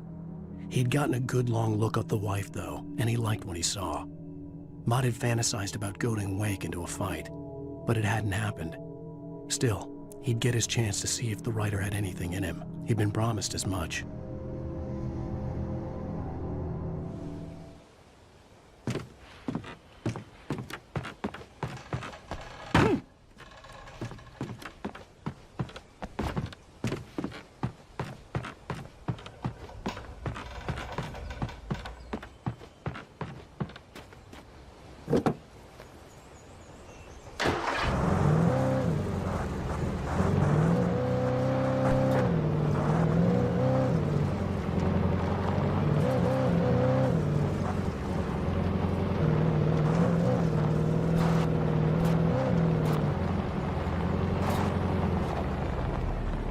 I was early.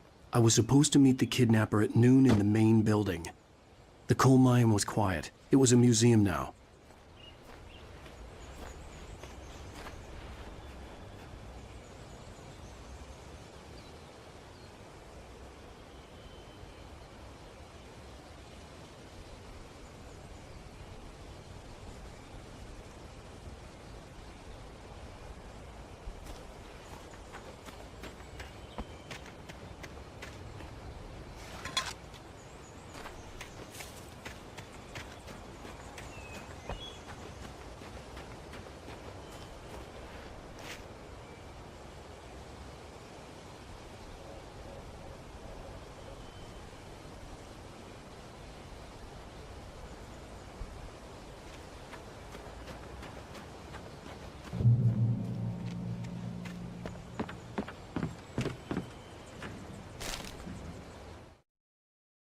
With Nightingale gone and the night wind blowing in through the broken studio window, Maine stared at Sarah. The sheriff looked away. Maine's voice shook with barely controlled anger. That boy's doing more drinking than thinking. I hope you know what you're doing, Sarah. He's got a sickness in his eyes. You take my word for it. He wants Wake for a reason, and it's not for anything good.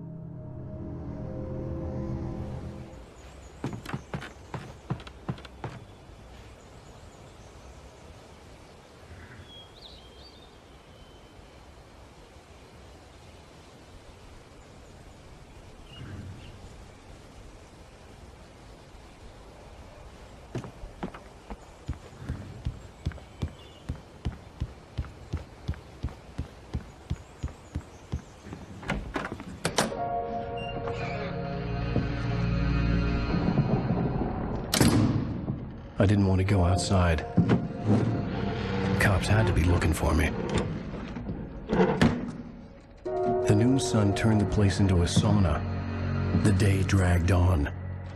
Different scenarios ran through my mind. Ways of how I'd torture the kidnapper to get Alice back. Or the different horrible things he could have done to her. I imagined her dead. I had no way of knowing she was still alive. It was killing me.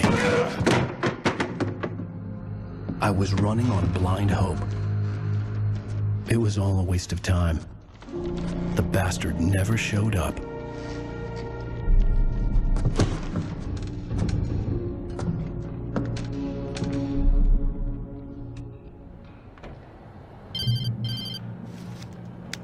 Wake! Where the hell are you? Change of plans.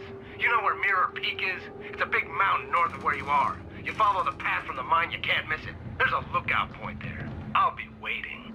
I'm through being jerked around by you. You want to see your wife alive? Because if you do, you better watch what you say to me. Do we understand each other? I want to talk to Alice. Yeah, and I want the manuscript. Don't keep me waiting, Wake. Hello? Hello? Ah! I'm gonna kill him. I had to get to Mirror Peak.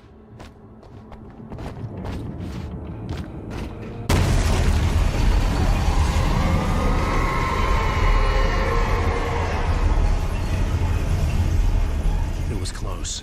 Maybe closer than ever before.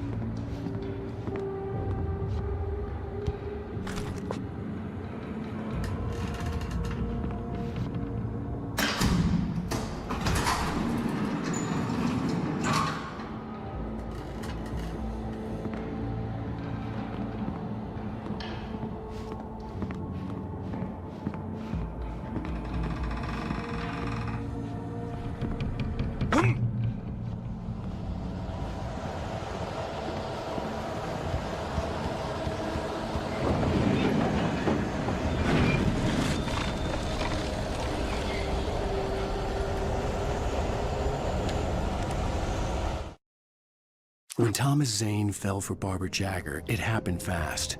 She was young, vibrant, and beautiful, full of life. He had never been a very happy man, and without any seeming effort, she had changed all that. Zane felt good for the first time in his life.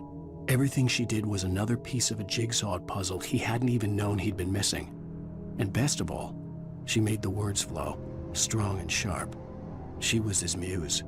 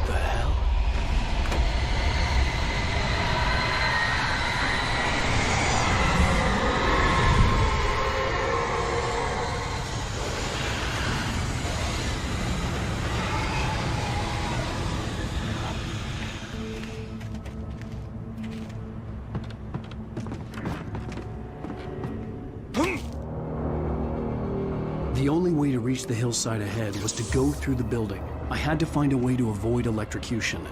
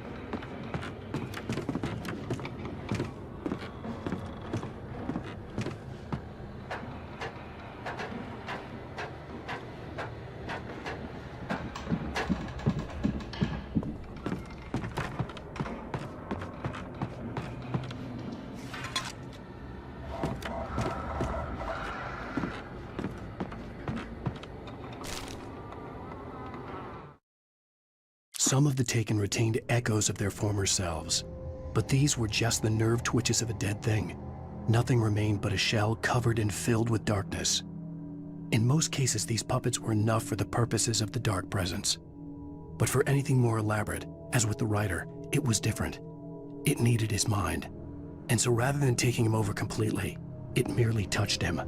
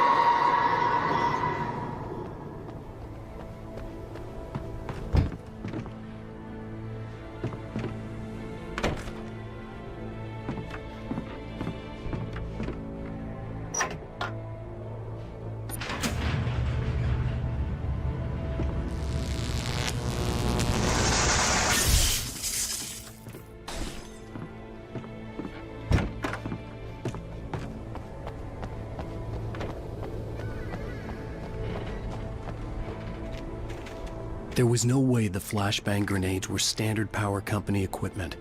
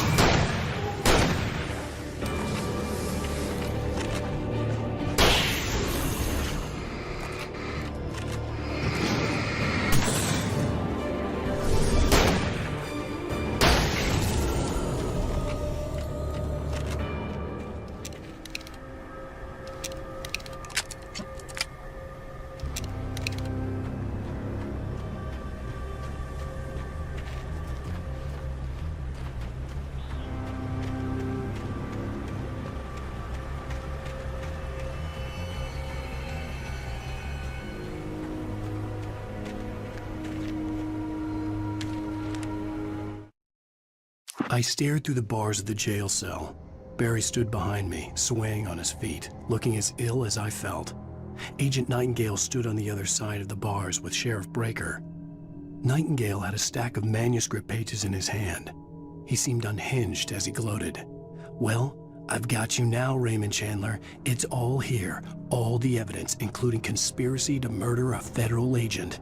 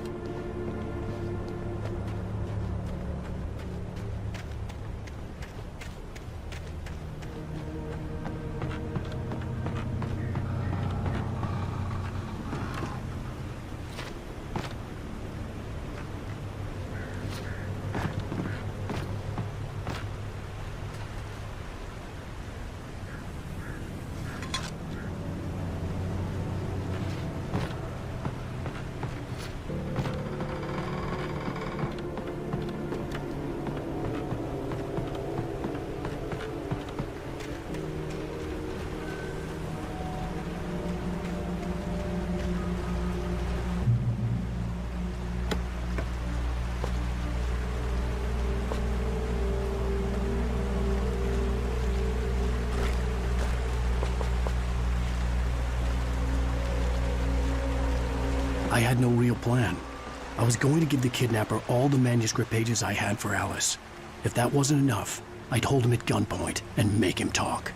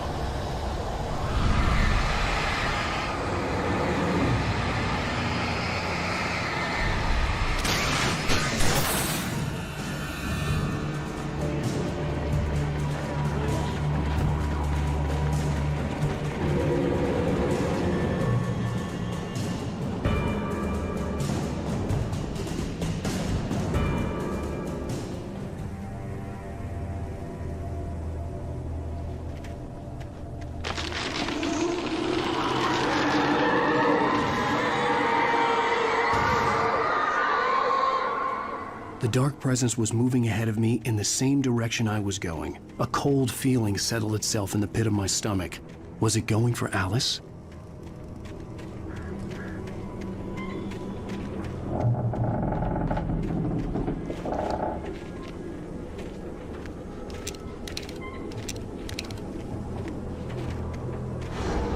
The graveyard shifted across cancer.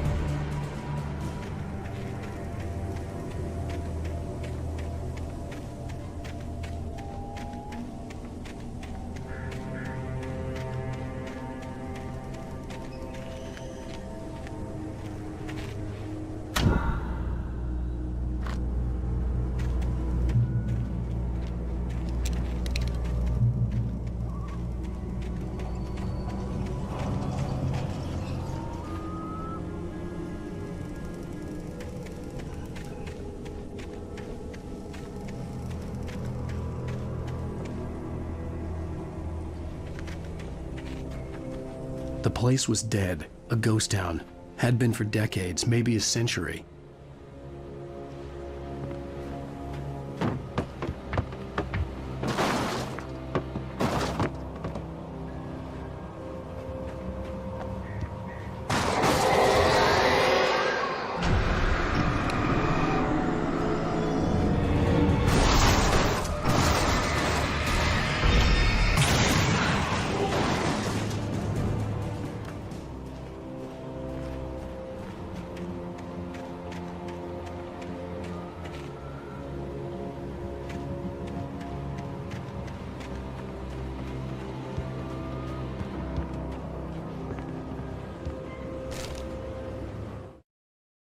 Things were never as simple in real life as in fiction.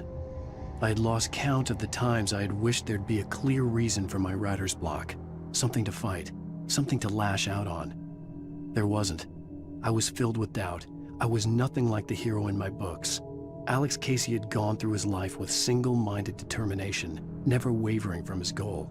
Even now, I was angry at myself, angry at Alice, angry at Barry. I was fumbling and I had no plan.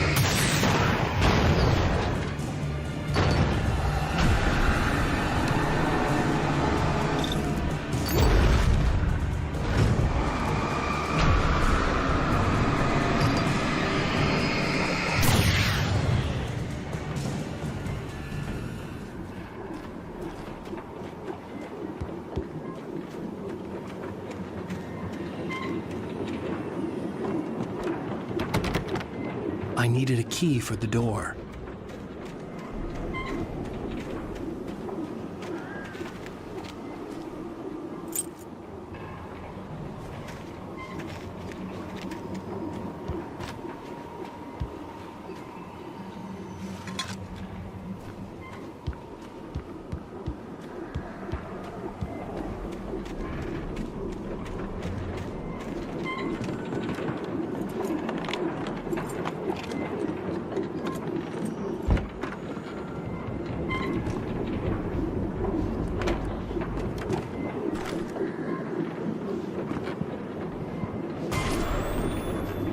Anything outside of writing is a struggle.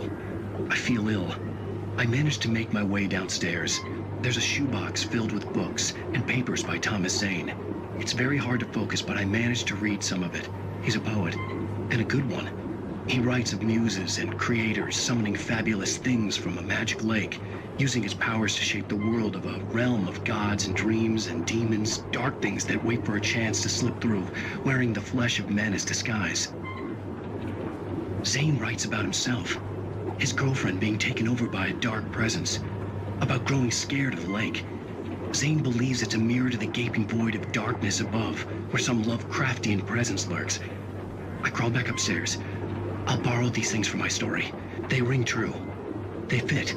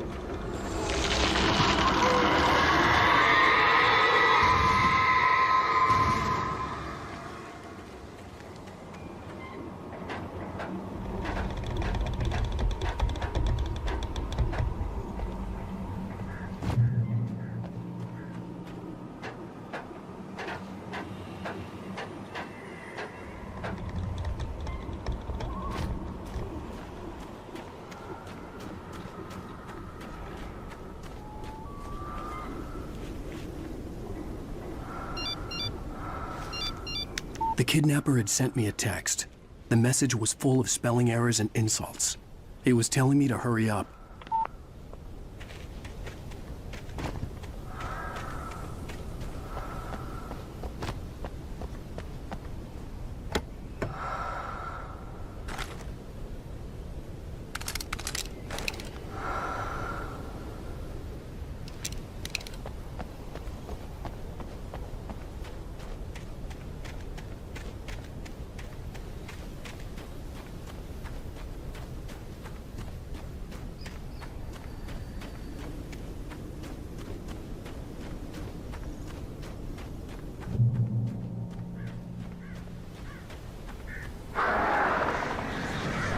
Birds.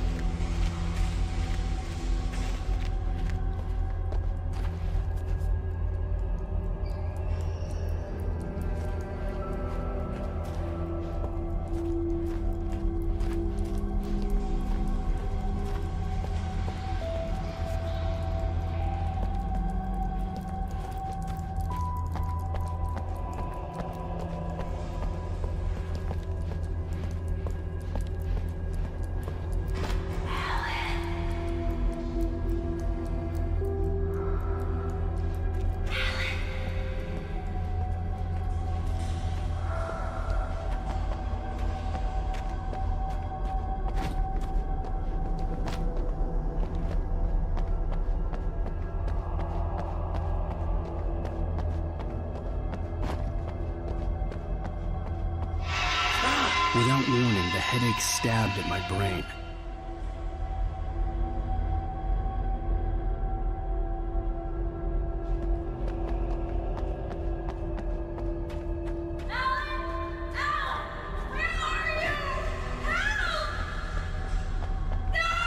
Alice? Alice?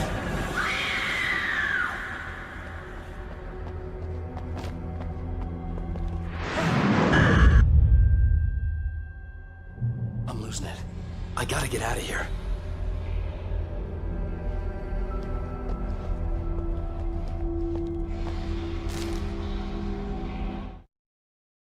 The hunters were big, thick-set men, confident and at home in the woods. They were feeling good, running on beer, ghost stories, and camaraderie late into the night. It did them no good, as they were taken by the dark presence, sucked deep into a darkness far worse than any ghost story they ever told or heard.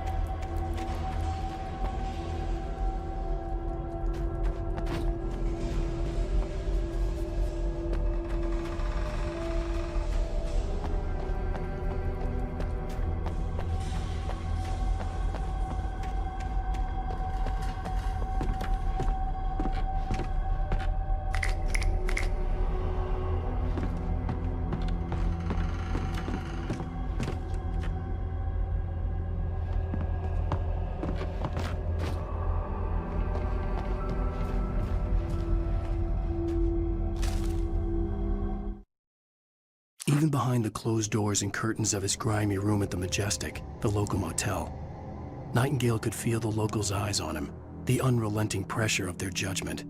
He forced it out of his mind. For all he knew, they could all be under Wake's spell already. You do what you have to do to get the job done. He took comfort from the bottle in his hand. Please, he thought, just let me get through this.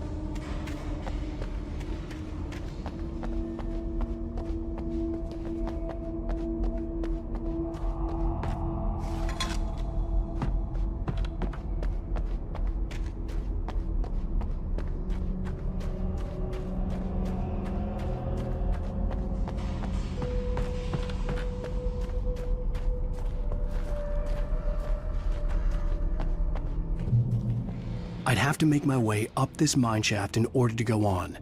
Maybe the machinery could help me with that.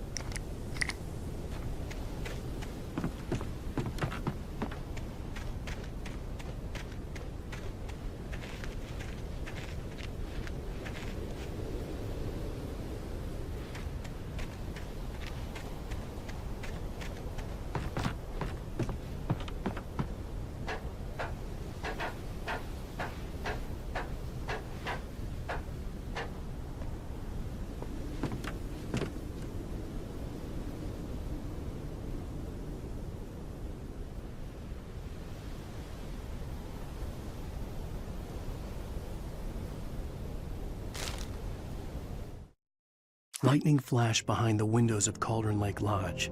Tor Anderson laughed and held the steel hammer above his head.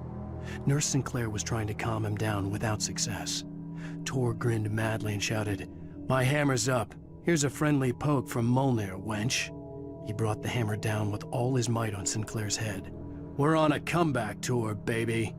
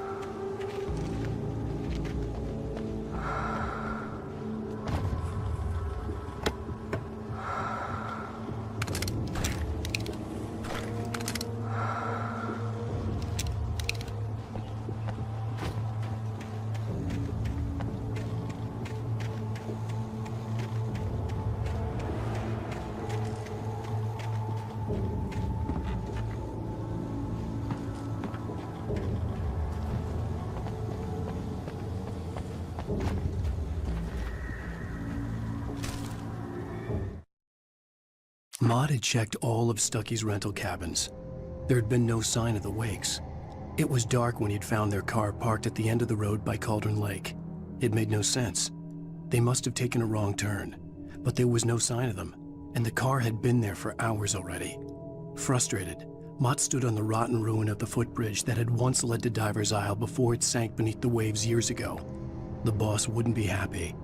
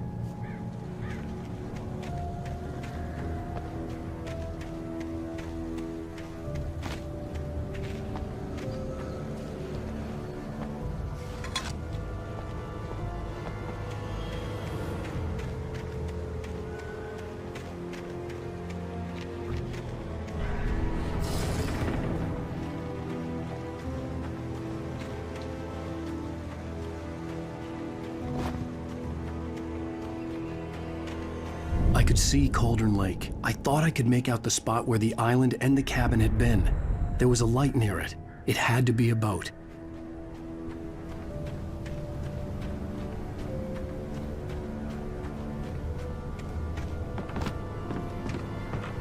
I was close now. I had to get there fast.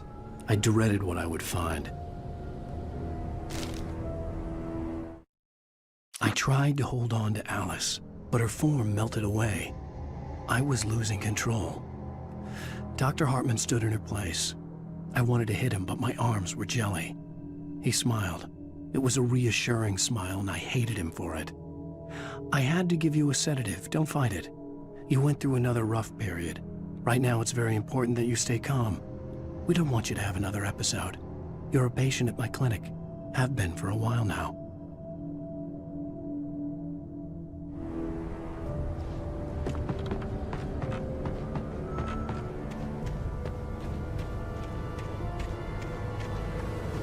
Wait! That you? Wait! Hey, I'm here! I'm coming! No! Get away! Sorry. Please, it's late. The boss didn't know who he was messing with. I didn't know. I swear, I didn't know. We don't have his wife. We don't know where she is. She's probably drowned. We just said we had her to make him play ball. You see? To get him writing for us.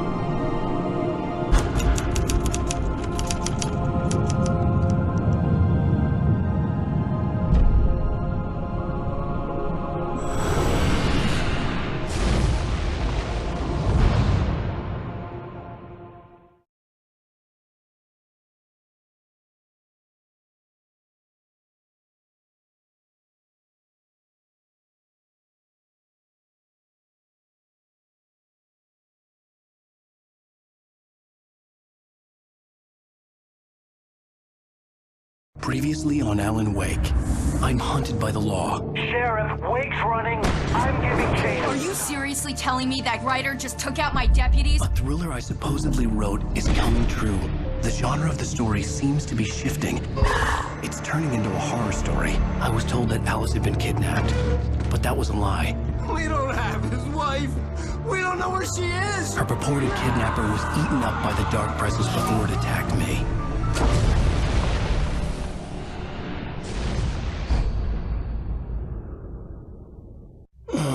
Alan, shh, baby. It was just a nightmare. Alice. There you go, Alan. Hartman, I fell. I had to give you a sedative. Don't fight it. You went through another rough period. What? Right now, it's very important that you stay calm. We don't want you to have another episode. You're a patient at my clinic. Have been for a while now. The shock of your wife's death triggered a mental illness. No, you're lying. You're suffering from various symptoms of undifferentiated schizophrenia. Bastard. It's okay, Alan. Just let go.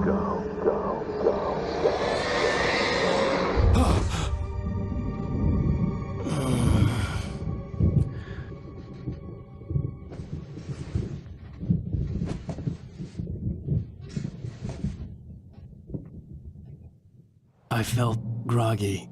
Whatever Hartman had bumped in me was making me numb. I felt like this was happening to someone else. Someone I was watching on television. I couldn't think. Couldn't focus.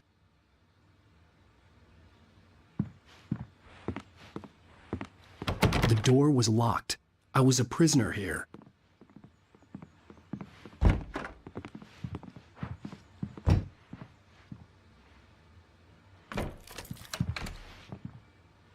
Good evening, Alan. Are we feeling better now? Feeling calm?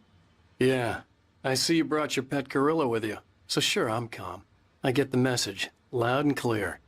Quite right. That's the spirit. You're being very brave, Alan. I understand you're confused. I would be more concerned if you weren't suspicious of me. I don't blame you for it. Big of you. Now, why don't you come with me? We'll reacquaint you with my clinic and go over everything you might have forgotten. Little walk and some fresh air?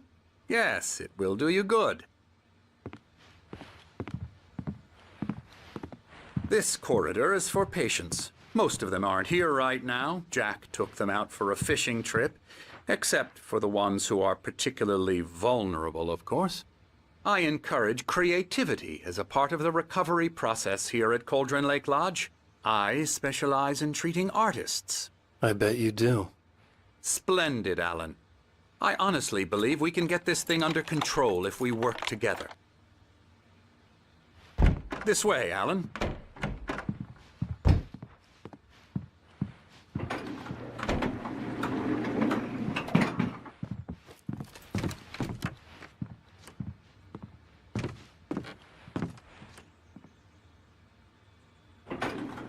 Now, Alan, from past experience with you, I know I need to get right into the heart of the matter as quickly as I can after an episode.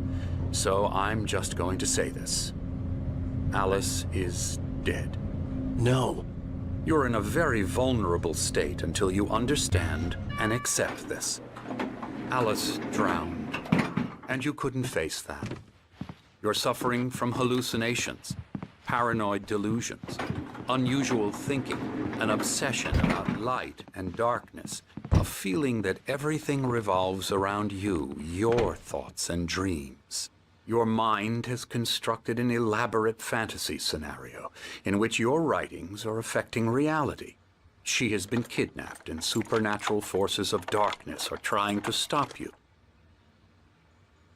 We go this way, Alan. I wasn't ready for another shot, so I went along with it. He had to be lying. But under the influence of the drug he had given me, I had to fight not to believe his words. It's all in your head. You've been making it up. Apart from the tragic accident with your wife, no one has been killed. Your delusions are just a manifestation of your subconscious mind trying to protect you from the too painful truth. Unless we fight the fantasy, it will return. I know the instinct is to resist me, but think about it. Doesn't this make far more sense than the insane supernatural conspiracy you have concocted in your mind? You're a skeptic by nature, Alan. We both know this. Everything can be explained logically.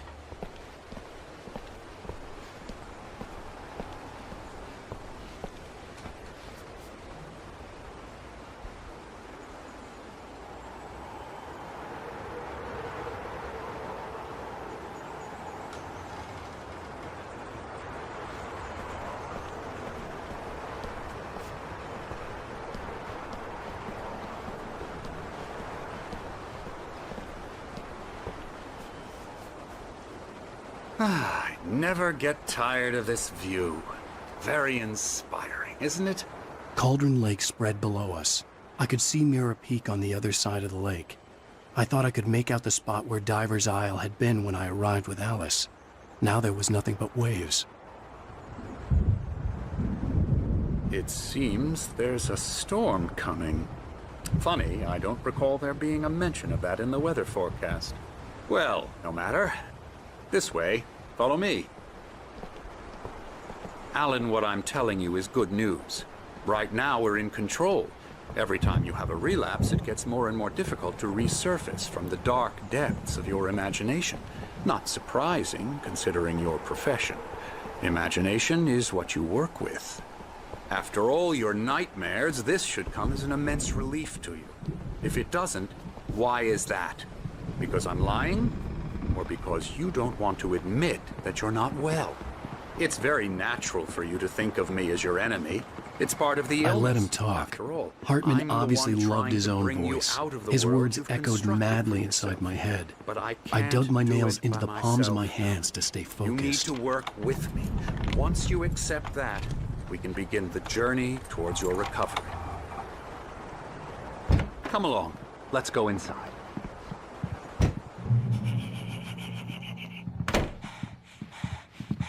Here's the entrance to the office wing. That's for staff only. You were impressed by my trophies when you first arrived here. I do love to hunt. The great outdoors, man versus nature. It's wonderful stuff. Pretty damn wonderful, yeah. Scary, scary, scary.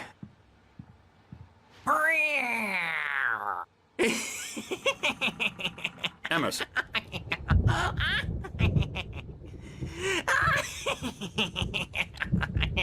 I'm a real bad dream, mister. You should be afraid of me. Don't want to run into me in the night, that's for sure. Please, Emerson. Mr. Wake is confused enough as it is. Yeah, you'd like me to go away so you won't be scared. But you can't just decide what kind of dream you have or when you have it. Emerson. Okay. Sorry. Boo. That's Emerson. We're actually making some progress with him, I'm happy to say. He works on video games. Ooh, yeah. It's trash, of course, but it does involve some small creative effort, which makes him receptive to my therapeutic methods. No kidding.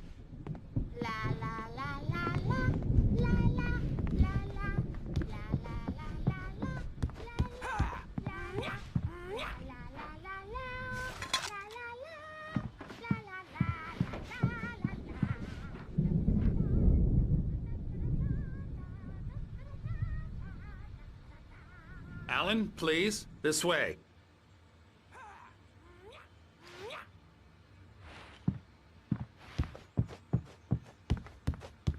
Now, you might have noticed the typewriter in your room. You've been writing as a part of the therapy. As soon as you feel up to it, you should continue.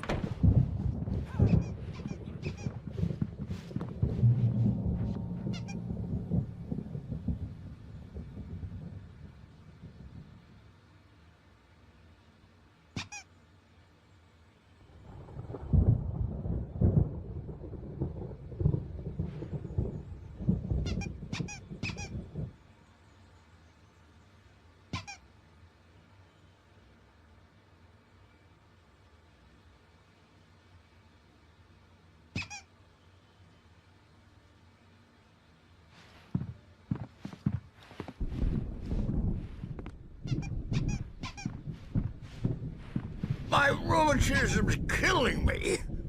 There's a storm coming. Oh, what a storm. I hope it wipes this place off the face of the earth.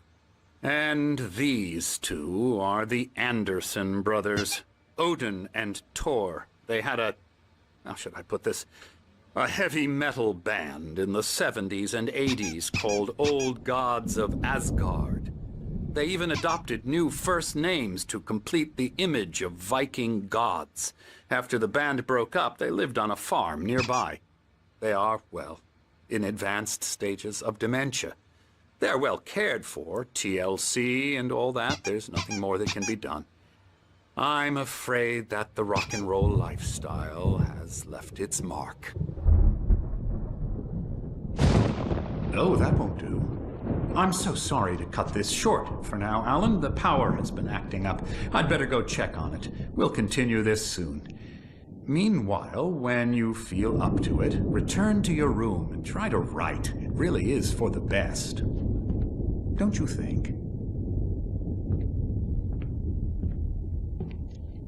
I'd like to bash his head in with a hammer. Oh, he'd love to fish out our secrets, but he has no clue. He's not crazy enough. Not crazy like us, Sonny. Yeah! Being crazy's a requirement, Sonny. Who else could understand the world when it's like this? It takes crazy to know crazy. That's the sanest thing I've heard in a while.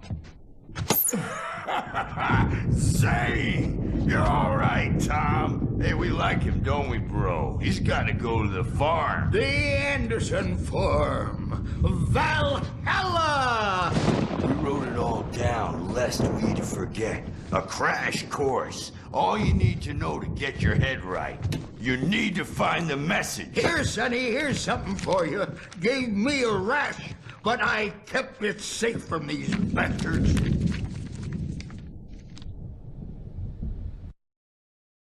Zane could feel the poems, taking form, shaping things. As he experimented, he imagined he could almost feel the power surging through the keys of the typewriter. It exhilarated him.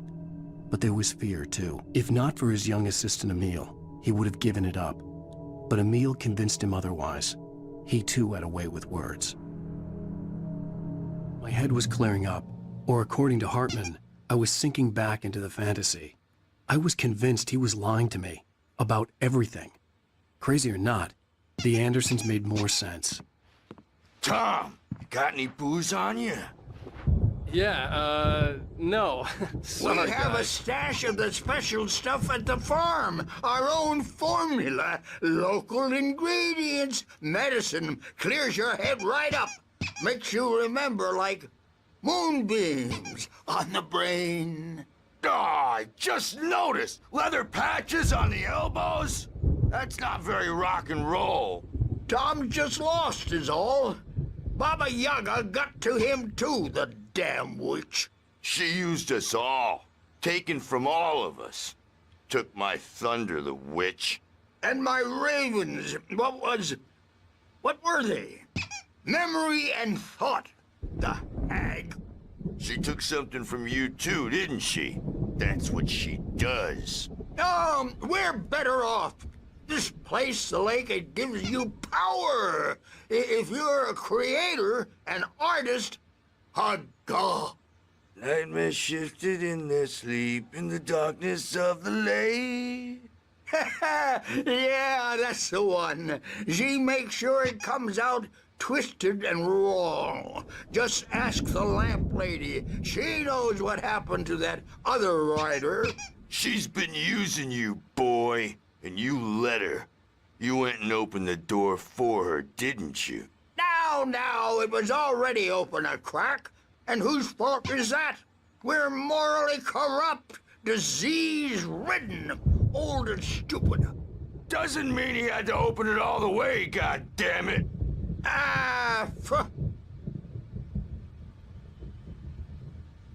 So tired. Built the farm close to the lake. A place of power. We had parties there, man. You should go there and have a party.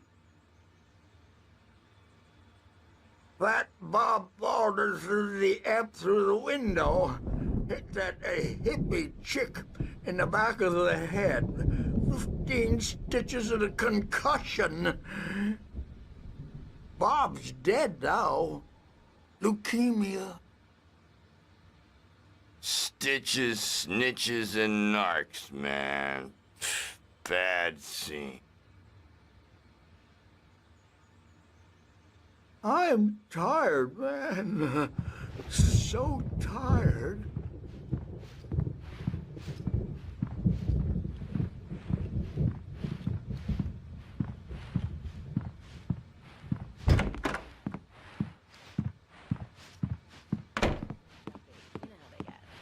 Gotcha.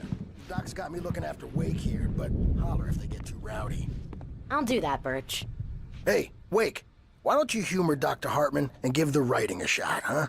The typewriter's in your room. You can get to your room by those stairs, Wake.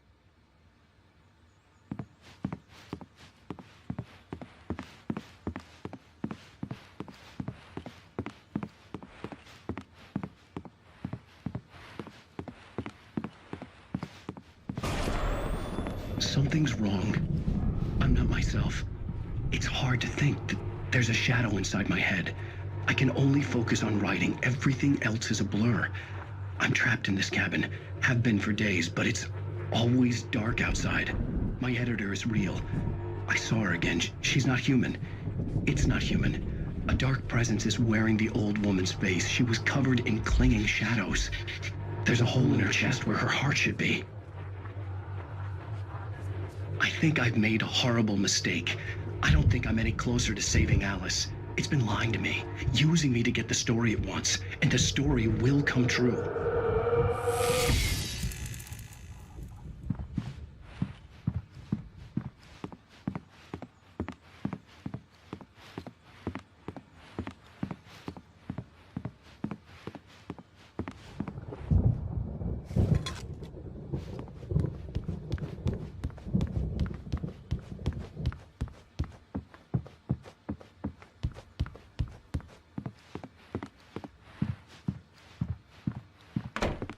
Hartman wanted me to write.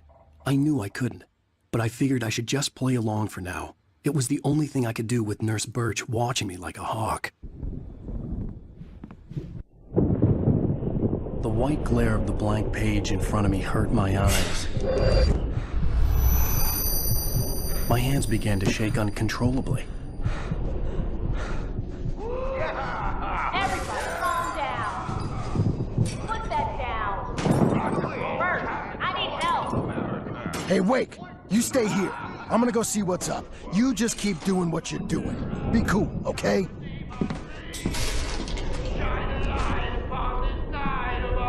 I didn't know what the chaos was all about, but it could be my only chance of getting out of here. Where the hell did you get a damn hammer? I don't know. Here's a friendly poke from Mjolnir, wench. Oh, afraid of the crazy brothers, are ya? Hartman kept talking, giving Barry the grand tour, clearly proud of the place. He went on and on about his hunting trophies, and Barry was impressed. But he was here on business. He raised his voice, cut through the monologue. Hey, Hartman, where's Al? Hartman stopped in mid-sentence, annoyed at the interruption. He nodded at the hulking orderly standing nearby. The man smiled and clapped a practiced hand on Barry's shoulder. Not so weak now, are we? Well, things are unraveling fast, aren't they? Sinclair looked bad. That wasn't a love tap. The crazy old fart hit her hard. And if she was one of Hartman's goons, she had it coming. I could get the key to the office from Sinclair.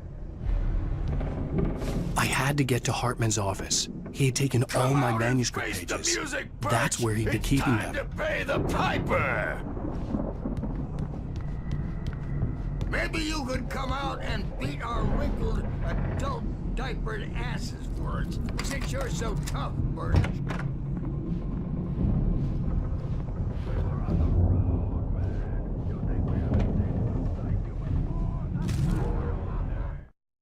Hartman wasn't happy. Maude could see it in his eyes. He quickly lowered his own. He had made a mess of it, and he knew it. The shame of failure was hard to bear. He hadn't expected Wake to say he needed more time, and he blurted out 2 days, less than Wake had asked for to show him who was in charge. But that wasn't part of Hartman's plan.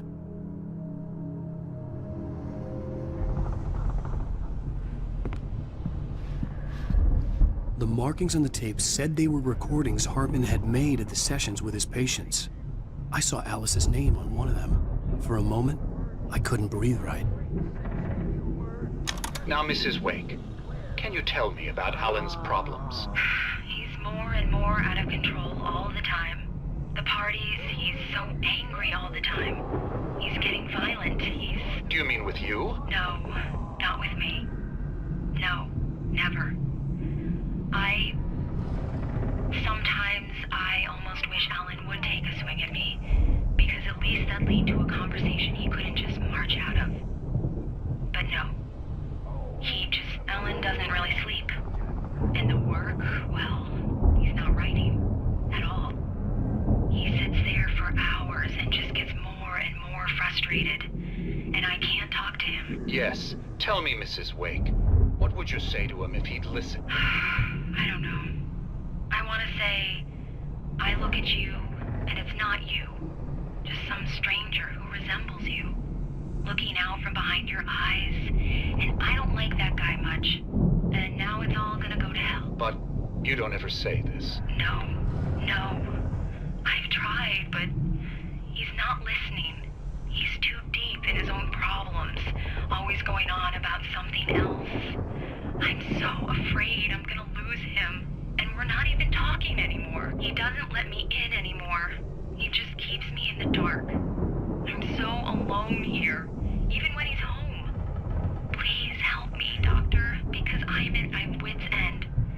Well, if you can just get him here, I'll absolutely do my very best. Yeah, but Doctor, you need to be careful with him. He's not just going to listen to you and cooperate. He's the most stubborn man I've ever met. Well, I'll be sure to bear that in mind. Hearing her voice, what she was saying made me happy and sick and guilty all at once. Worst of all, I recognized the words. The phone call from her. It had been a cut-up of this. Just a recording. Rudolph Lane's case is interesting. He was completely blocked, and frankly, I was about to discard him as useless. However, once Wake arrived and started writing, something changed in Rudolph. He's producing extraordinary work, increasingly dark pieces. Unfortunately, he doesn't respond to direction at all, and it's my belief that he's not so much a creator as an illustrator, perhaps, a recorder of sorts. I hadn't considered the existence of such a role before, let alone its implications, but the paintings he has produced are informative. At least he's easily controlled and useful. I wish I could say the same about Wake. It's frustrating that the best subjects are always so damn difficult to deal with. Not buying that. I was tailing Wheeler, and this is the only place he could have gone. That means Wake is probably there too! Agent Nightingale, this is private property, and I will not allow you to disturb my patients. Yeah? I can get a warrant. How would your fragile little patience like that? Oh, I'm thoroughly intimidated by your mighty authority now, Agent. Listen, you smug snob. How would you like it if I busted through this gate and knocked you around a little? Agent Nightingale, first of all, I'm recording this conversation, so you might want to watch what you say. Secondly, you're not dealing with a hick now. I know the law, and if you can get a judge to grant a warrant, I'll be glad to cooperate. But you won't get one. Be advised that any further communications with me are to be made through my lawyer. I don't believe this. Good day, Agent. Yeah.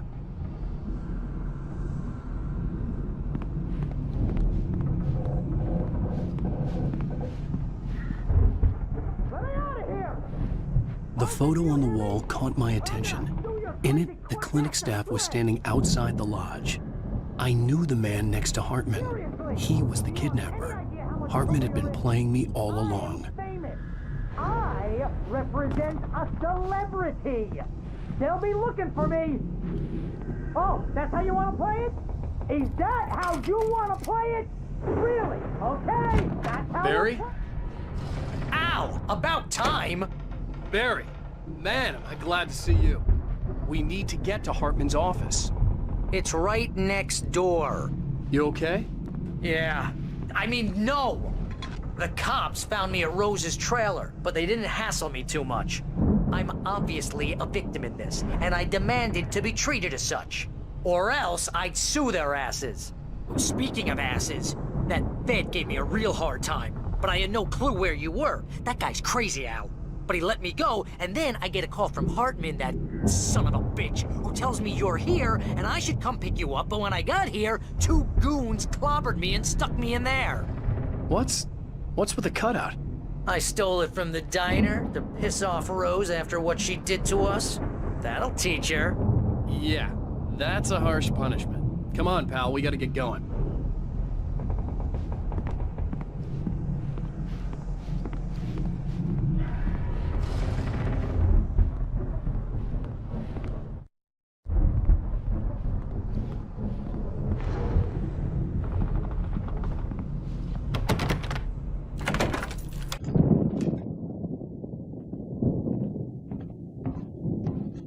These were all the pages I had on me. And more.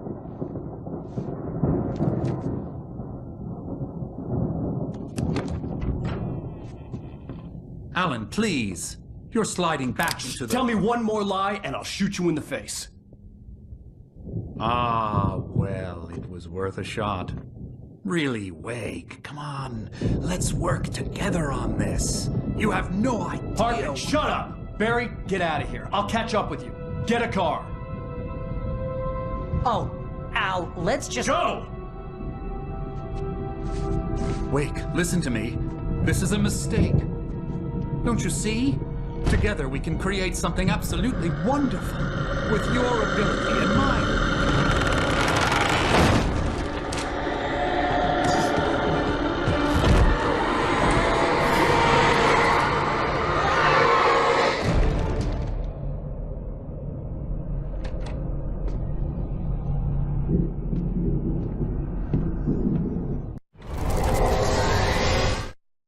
Hartman followed the fall of Alan Wake with his binoculars.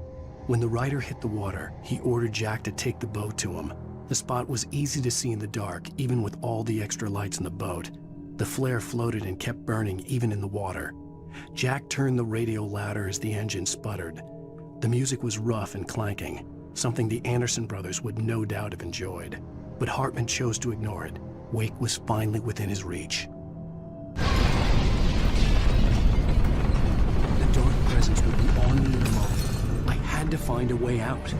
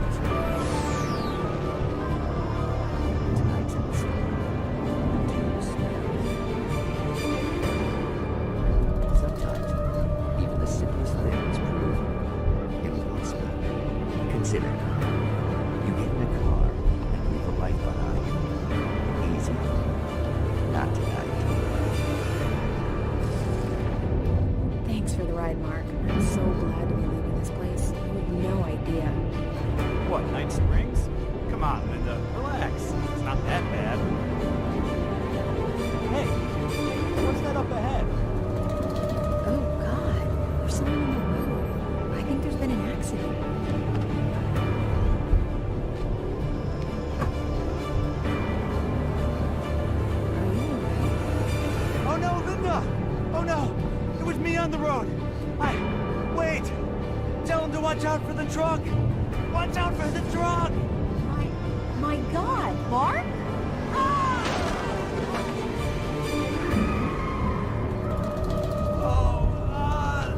Oh, please! God, no! Linda! Linda! Thanks for the ride, Mark. I'm so glad you made this place. What, Night Springs? Come on, Linda. Relax. It's not that bad. Hey, what's that up ahead? Oh, God. There's someone in the road. I think there's been an accident.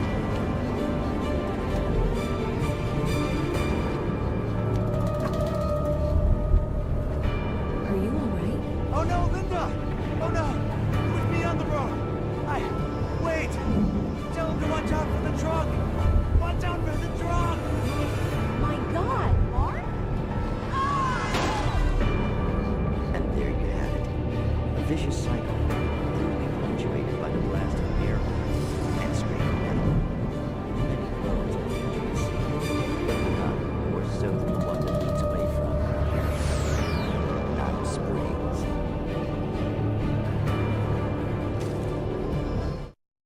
Hartman knew he was no creator.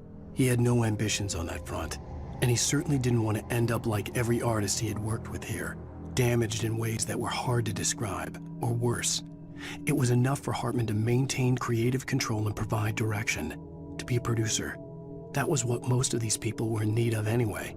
Of course, suitable subjects were few and far in between.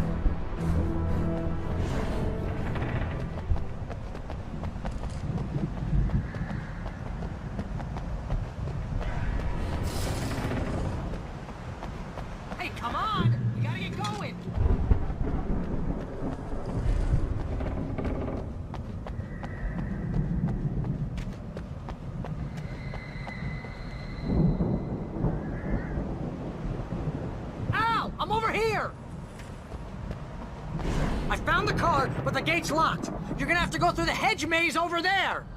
Barry, I don't have a light. Take this, Al! Oh, God! Look at the house, Al! Look out!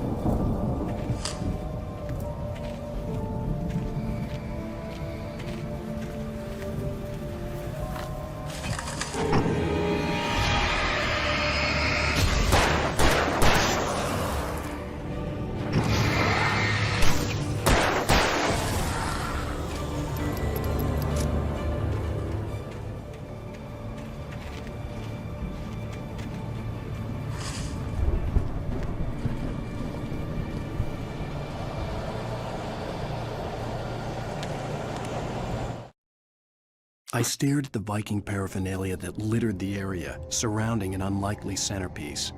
A full-size stage complete with an impressive sound system with all the trimmings, including a dragon. It took a special kind of crazy to build something like this in a remote field.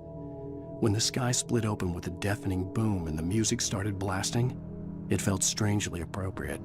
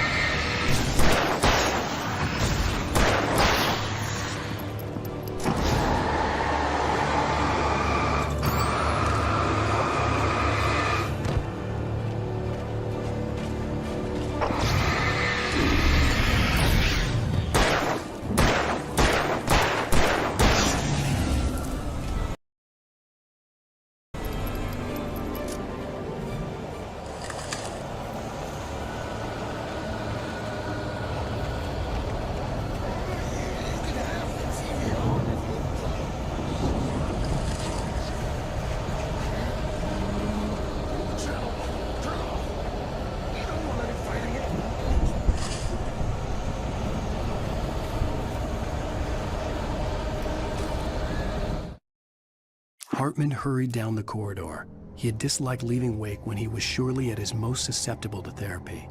But this was not an ordinary storm. Wake had been writing, and he had woken something up in the depths of the lake. Now, it was coming for him. Hartman had naturally prepared for a situation like this. The idiot brothers would keep Wake distracted while Hartman double-checked everything, just to be sure.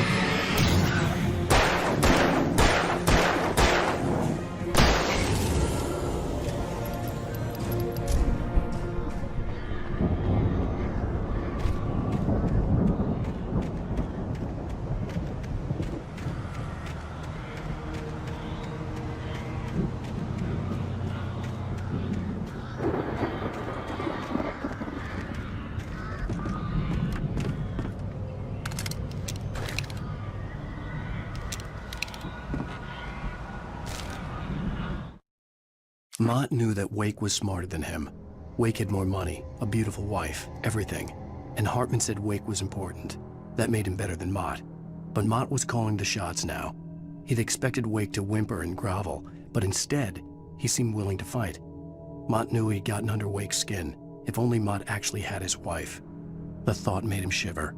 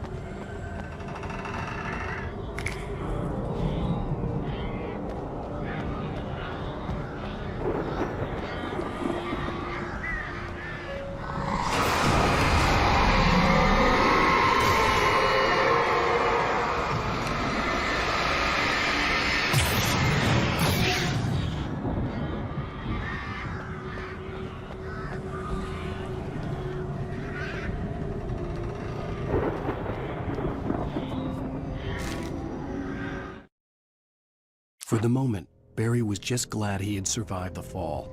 He had been separated from Al, and there was no easy way to climb back up. He told himself he'd be okay in the gloomy forest at night. He would just have to wait for a while for Al to find his way down. Barry turned when he heard the heavy footsteps and saw the movement. The man-shaped shadow lunged at him from the bushes, an axe held high. Barry screamed and threw up his hand. The world exploded.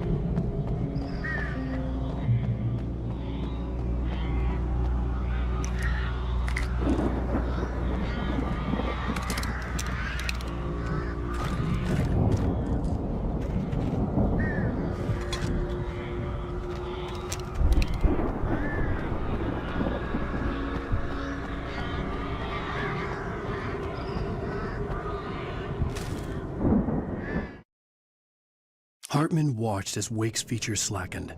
The man was bullheaded, no doubt.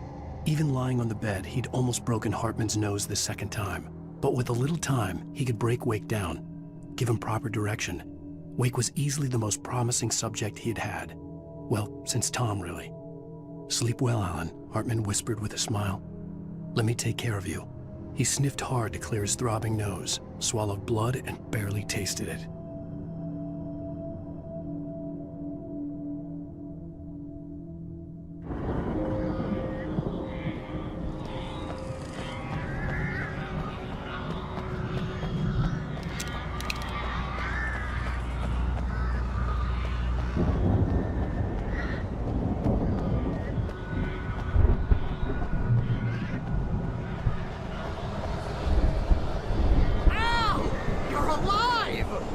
Let's get out of here. Can you open this gate?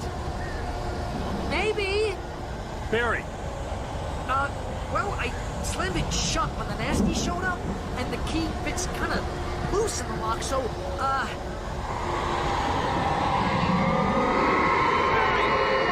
find it. Don't worry about it.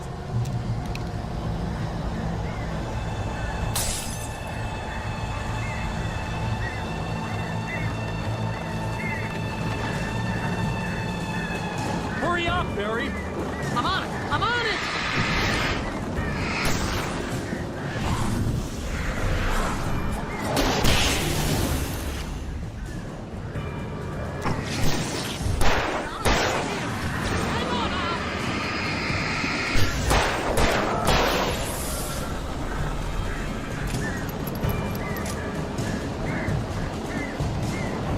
Oh, hey! Found a quarter!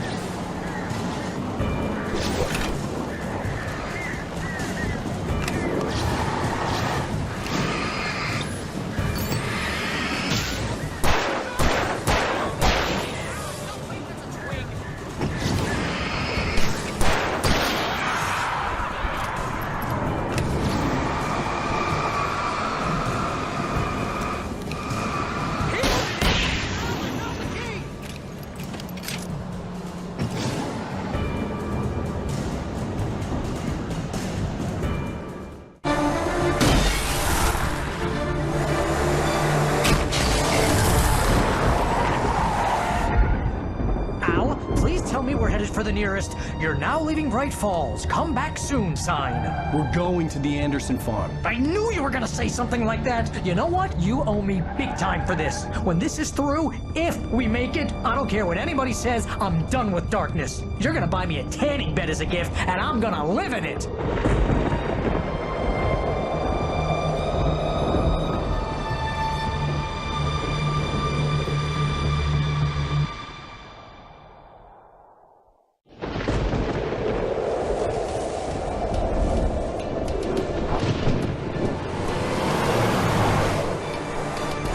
Crazy, but that's fine, Barry. Oh, you got that right, Al. You're barking mad. You are by far the craziest... But maybe that's inevitable when you deal with crazy stuff like this. It helps. This is happening, Barry. Alice, they never had Alice. She's trapped in the darkness at the bottom of the lake, but she's not dead. Al, how can you know that? I know, Barry. I can... Al, No, listen. I can bring her back. I can find her. There's something special about this place. The lake, it does something to the works of art created here. It makes them come true. But there's a catch. The dark presence, whatever that thing is, twists it to its own ends. That's why all of this is happening. It's using my manuscript to take over everything. Al, I believe you. It happened to Thomas Zane before, it happened to the Andersons. I believe you. Crazy or not, you're not delusional. Weird shit's going down. That's a fact. I'm on board, man. I'm with you. The Andersons knew about it, but they were too far gone to tell me with all the drugs they were on. But they wrote it down. There's a message somewhere at their farm, Barry. We just need to find it. Look out!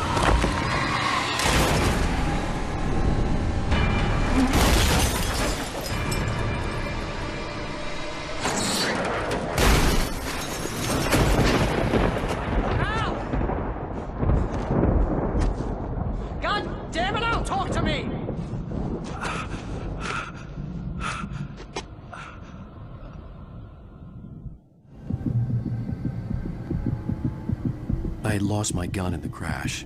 Barry was nowhere to be seen.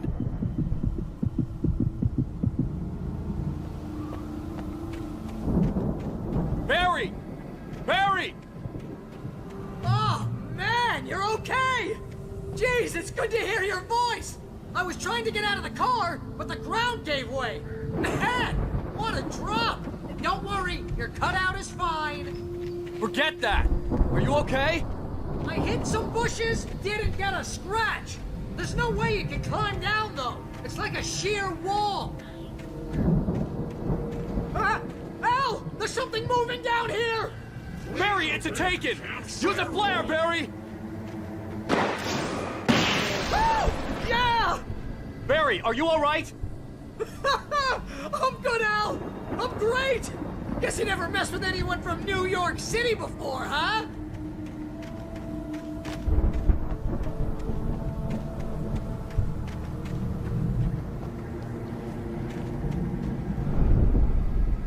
You're gonna have to find your way around to the farm, Al! I'll be waiting! Barry, just wait for me, okay? Al! I'm not staying here! It's suicide! I'm going to the farm! I'm gonna go ahead and secure the area! You can catch up! Don't worry about it! I'm on the case! Now he's Rambo. This would turn into a disaster if I didn't catch up with Barry.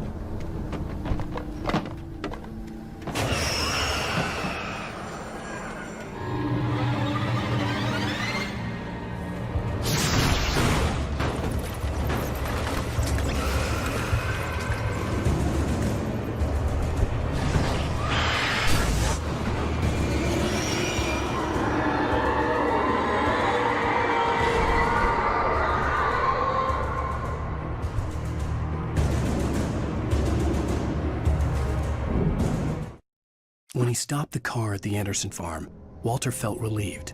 Oblivion was close at hand. The brothers wouldn't miss a jar of moonshine or two in the booby hatch. But then he saw the man on the porch. and he knew who it was. Driving for his life and knowing it was useless, he didn't realize he was crying until he couldn't see the road for the tears.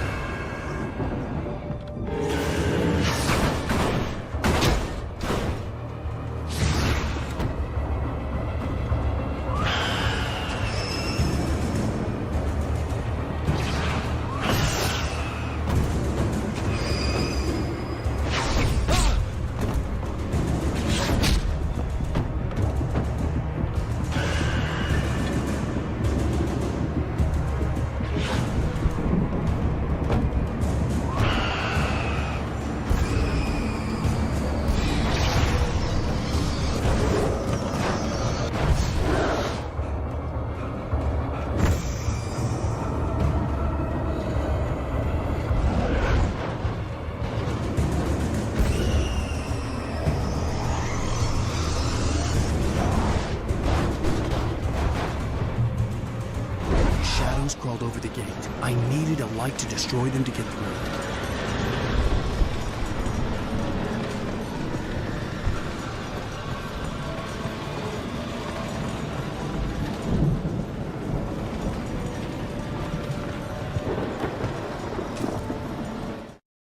Agent Nightingale stared at the passed-out rider.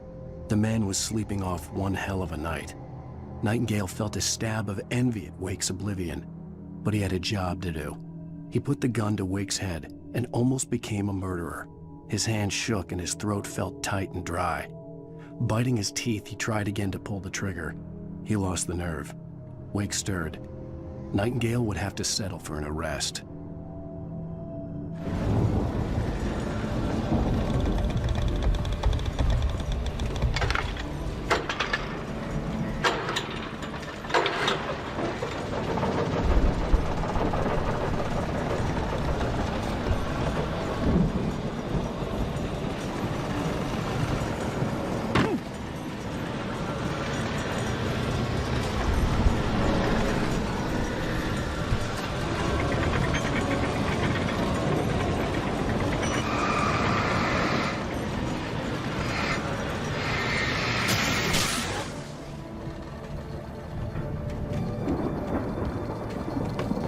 I could sense the movement in the woods ahead.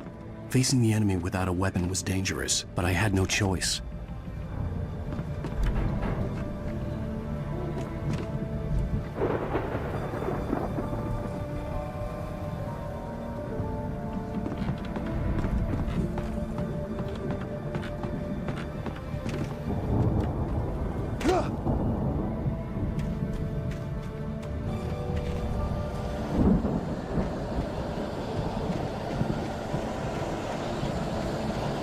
Omega-3 fatty acids are good for your heart.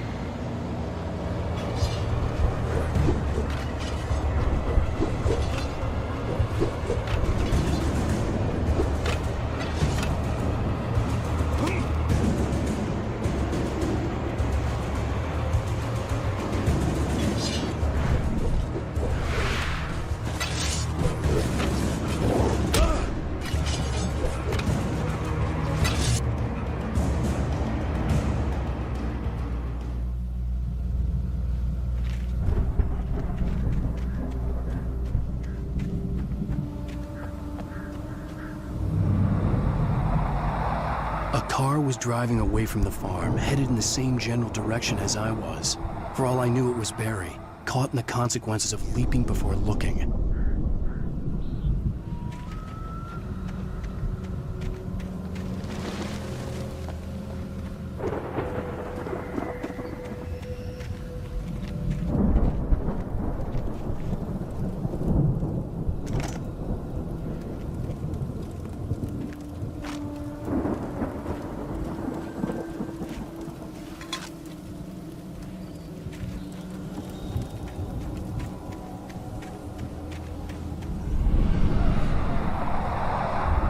The car was heading for the cabin up ahead.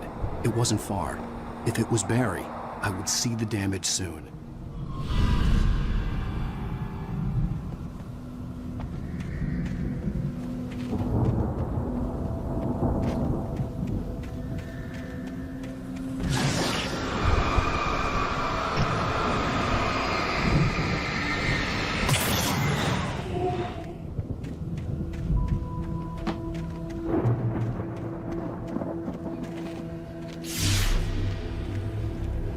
I'm trying to deliver each page to the right time and place. I'm trying to show you how the story goes. I had seen glimpses of the light before. I had seen it in my dream. It was a strange spaceman or a diver in a bulky suit. He was the one who'd been placing the pages on my path.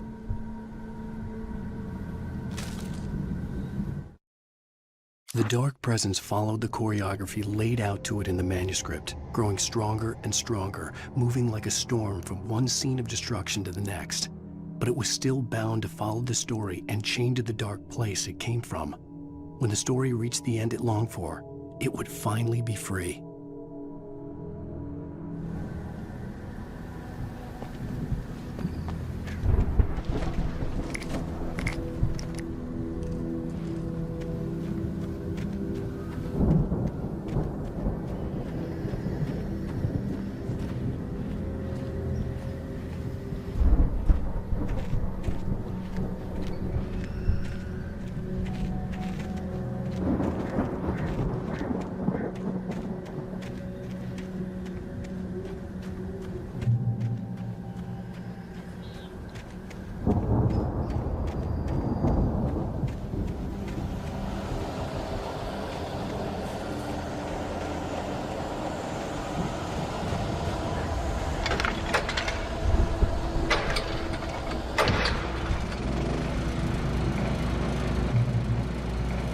Someone had left a gun behind.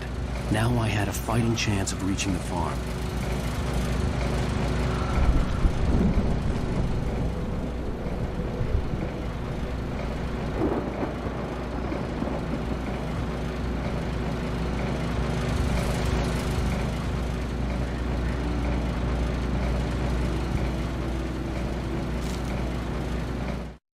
The storm raged on as the Anderson brothers walked unsteadily away from the clinic with the other patients in tow, knowing that this time they wouldn't return. The darkness around them seethed with horrors, but Tor and Odin were unafraid. Their eyes glinted with guile. They knew every secret path, and there was blood on their hands. They had fought these shades before.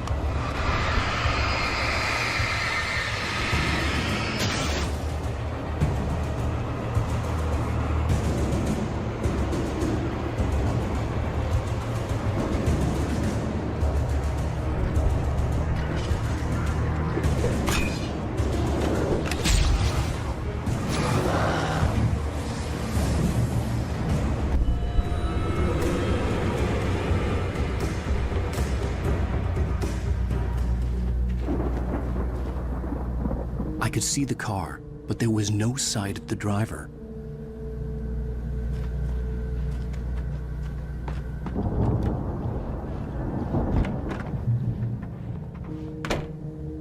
Hello? Anybody here? Barry! No! Danny, you're not! Please! What are you? No! Don't! I'm sorry!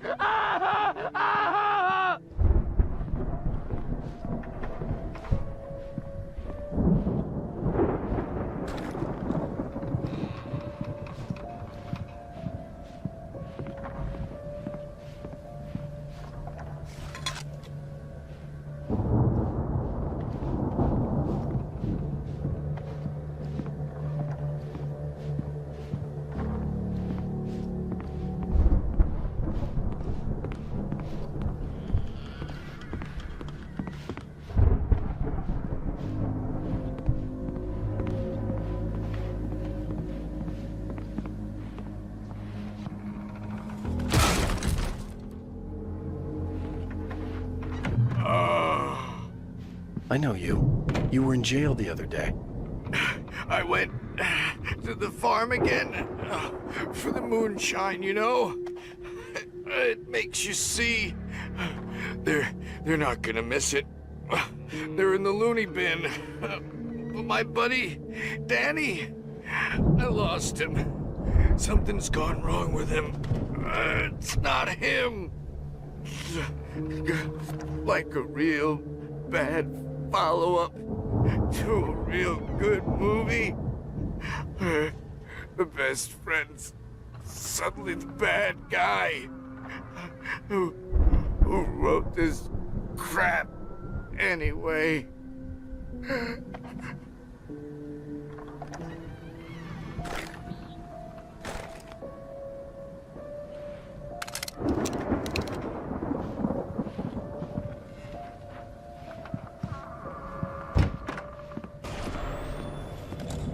I've run through every possible course in my head.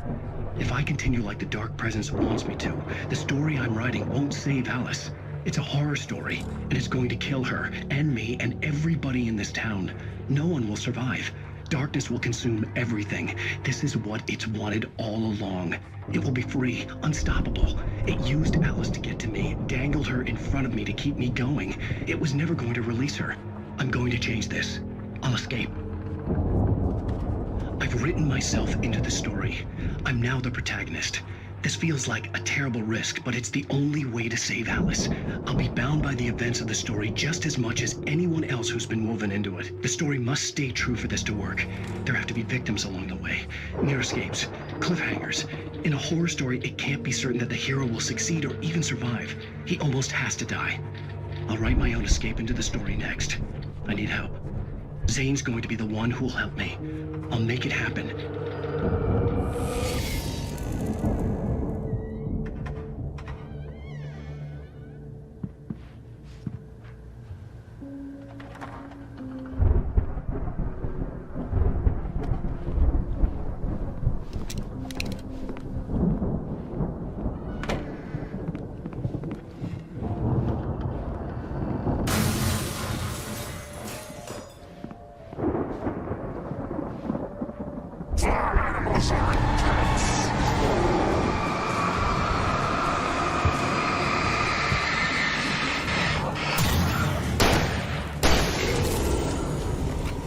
Let me guess. Danny, huh?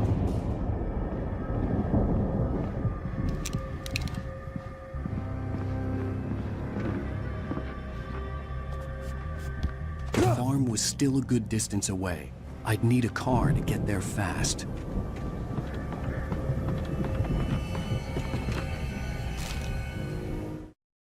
For a moment, Hartman considered strangling the idiot. Mott was mean-spirited, but easily manipulated. An emotional infant who lived for his approval. Wake, by contrast, was a far more difficult subject. Mott had given him too much leash. In 2 days, who knew what could happen? Hartman would have to find a way to rein him in, and quickly.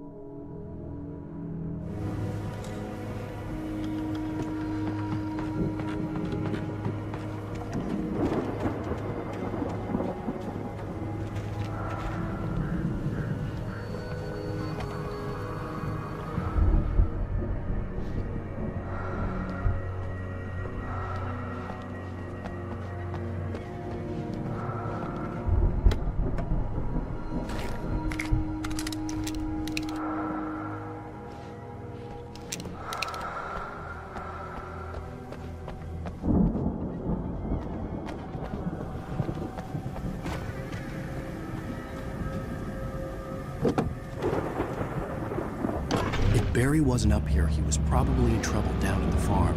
For a moment, I felt bad for doubting it. After all, I'd made it this far myself. But Barry was Barry.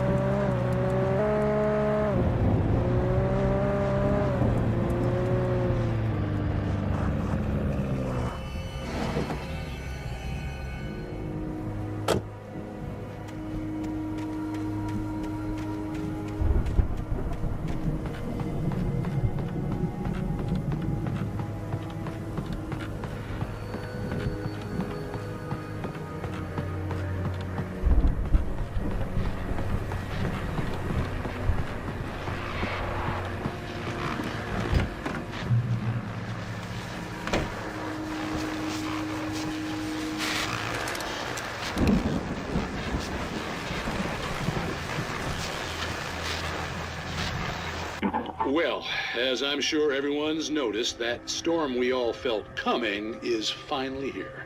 The boys at the Weather Service reckon it'll last until morning at the very least. Pertaining to that, let me read that missing persons alert again. The Sheriff's Department's still looking for a Caucasian woman, 30 years old, slim and blonde with blue eyes. She may be lost in the woods, and it's possible she's been injured in a car accident. If you see her, please make sure you get her indoors and call the sheriff. It's bad weather to be caught out in, so if you see someone in the area who maybe looks a little confused, give him a hand, all right? This is Pat Main on KBF FM, hoping you're all safe and warm tonight.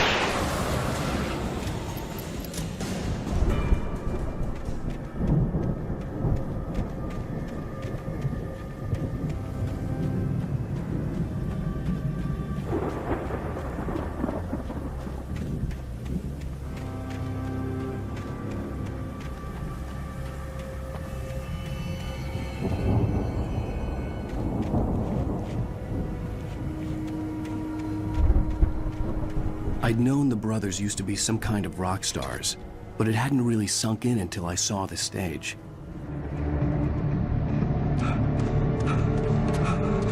Ow! Run! Incoming! There's too many of them!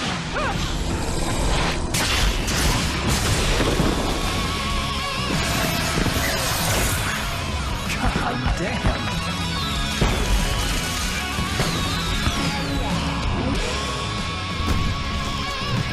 So glad you decided to go it alone, Mr. Johnson. Shut up and shoot! Ow! We have to fight them off! I can set off more fireworks from here and help you out! Hey, Al! Did you notice there's a lot of ammo and stuff around? This place is stocked! Al! Hold on! I'm trying to get the stage lights on!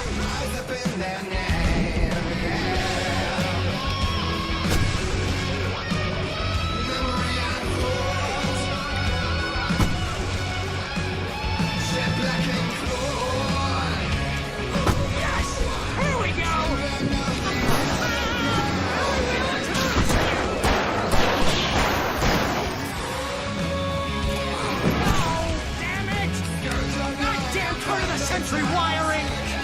Hang on, Al! I'm working again, I promise! Break your claws, taking slaves like ocean waves. I feel the ocean sea. Father thought, bless this war between the dark and light. Their songs, let their arms bring dissolutions now.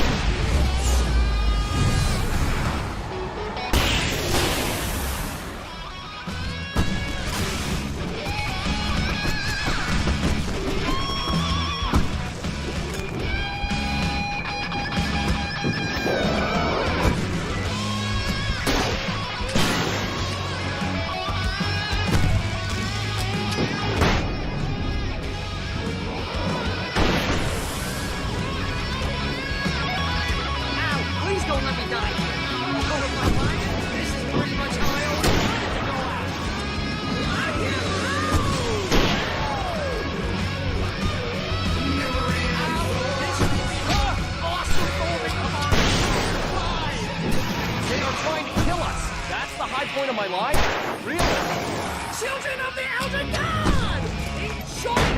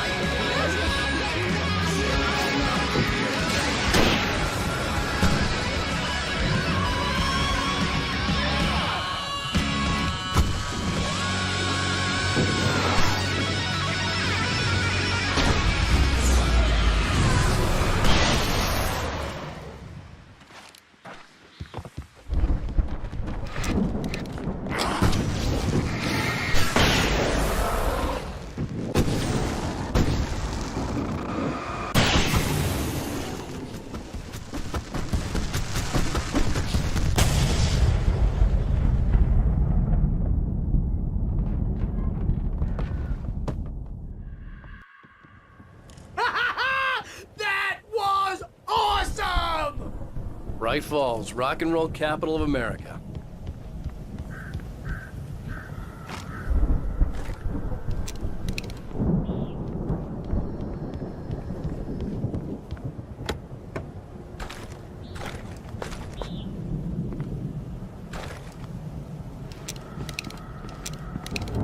Hey, Al! This way to the farm!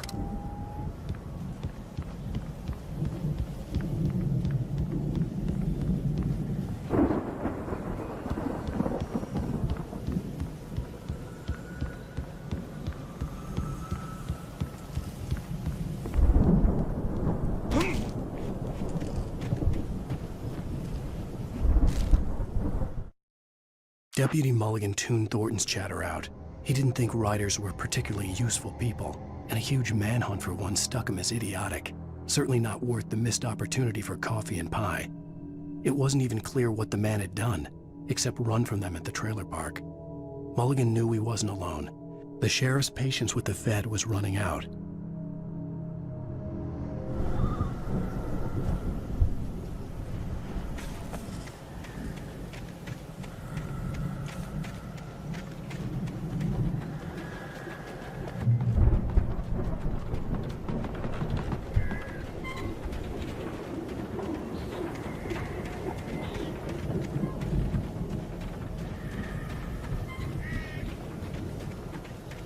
See, bestseller? No reason to worry. Your cutout's good as new, right where I left it.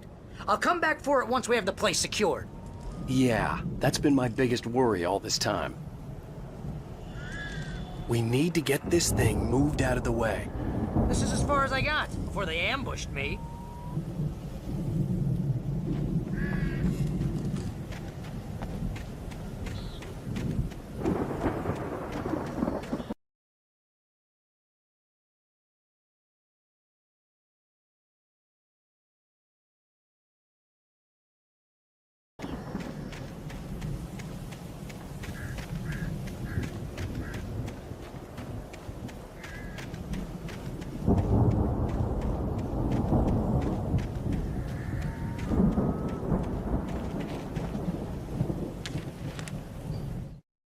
As the deputies hauled Wake and Wheeler away, Agent Nightingale eagerly examined the stack of papers Wake had been carrying.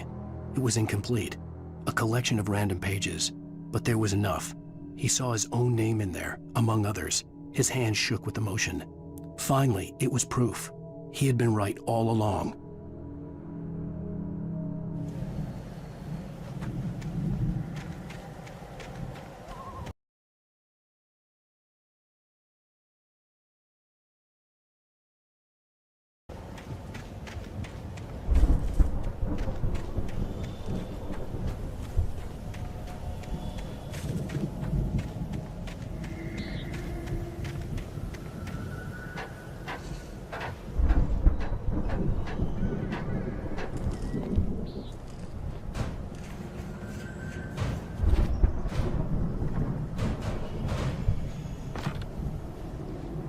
I think Alan Wake here has something to say. What's that, Al? Ooh, I'm Alan Wake. I'm always right about everything. And if I don't get my way, I'll sulk all day long. I'm always intense and moody. It makes me very attractive and mysterious. Right now, I'm just standing here because I need my best friend Barry to carry me. But that's okay. I can just take him for granted. I think I see what you did there. Yeah, it was pretty good. You want me to do my imitation of Barry Wheeler? No? Thought so.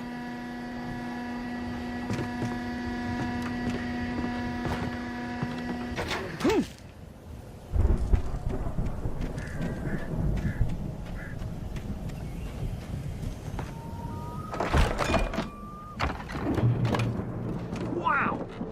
You look at that thing, Al! They really went all out with this Viking crap, didn't they? Look at all this stuff. They must have done okay for themselves, so how come I never heard of these guys before? And this from the guy who learned about Ozzy Osbourne through reality TV?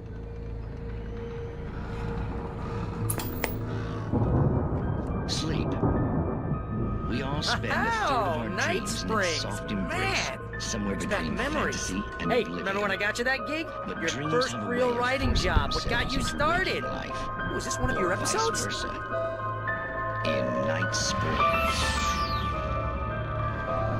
Tonight's episode, The Dream of Dreams. That's by someone else. We join Mr. Jones as he explores the endless dreamscape, only to be brought to a sudden stop by a decidedly mundane situation. A long line of people. Hey, Jones, right? Listen, we're gonna have to wait until His Highness over there is good and ready. Oh, wow. Who's that? You don't know him? What are you, new? He's the guy dreaming us. Well, not just us. He dreams everything. All of this. But wait, no. I'm the one who's dreaming. I'm asleep. Isn't this my dream? Oh, yeah. Sure. Get real, pal. You're just another dream. I'm a dream.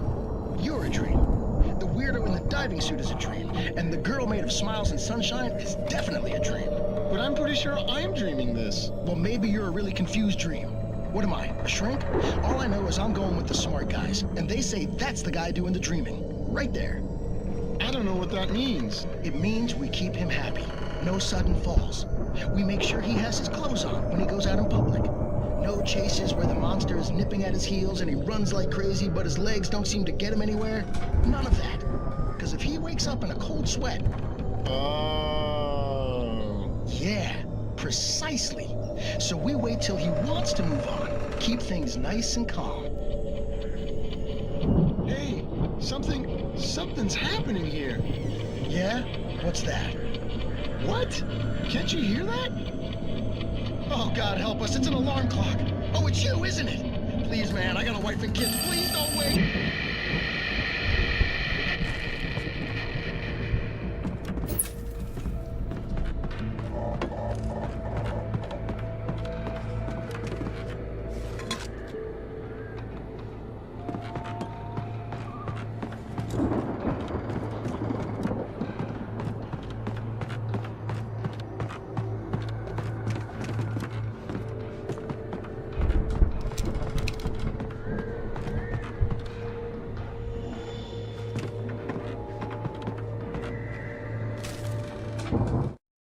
It's 1976. Madness reigns at the Anderson farm. Contrary to all logic, the headiest ingredient of their moonshine is unfiltered water from Cauldron Lake. The Andersons feel like gods. Odin can't stop laughing. He contemplates cutting his eye out. Tor runs across the field, naked, shrieking, hammer in his hand, trying to catch lightning. Their songs have power. Something ancient is stirring in the depths, coming back.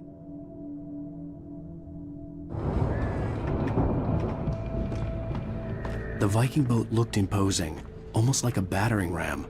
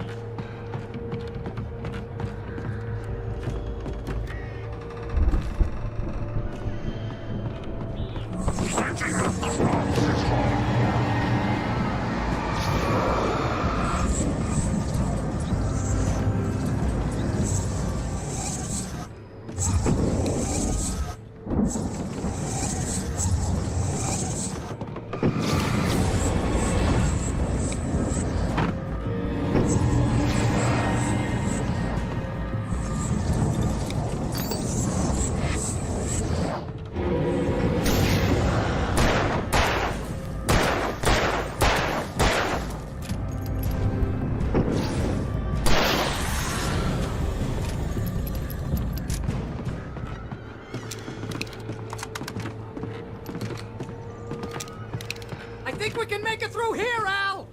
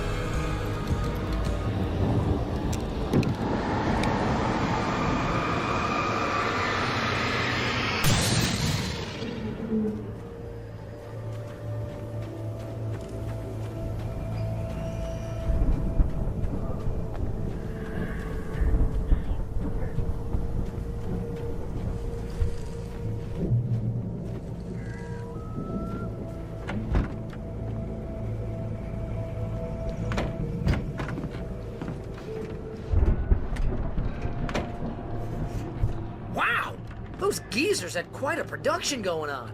Ooh, you know what, Al? If we make it through this alive, I'm gonna start representing them. Yep, sell this stuff online, maybe get a reality show going, release a new single. Good luck with that, pal.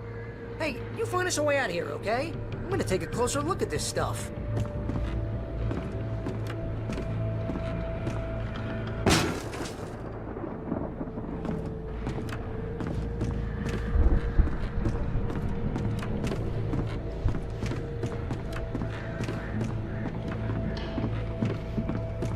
Be careful, Al!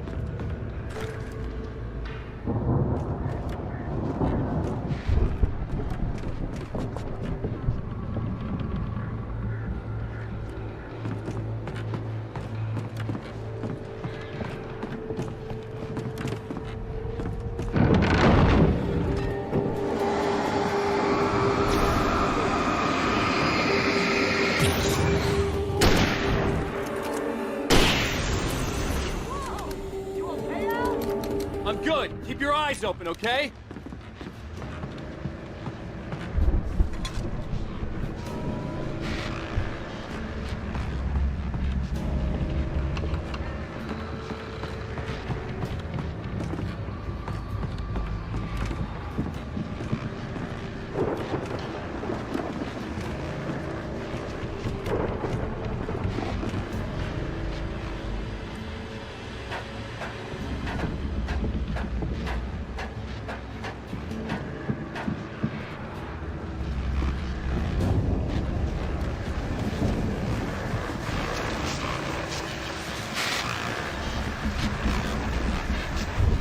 As you regular listeners know, I tend to work through the night, but I'm not the only one.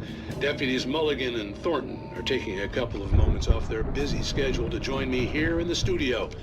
Boys, how busy are you now? Deerfest is almost here, isn't it? I bet that keeps you in business. Pretty busy, yeah. Actually, Pat, we've been real busy with other stuff, which concerns an ongoing investigation.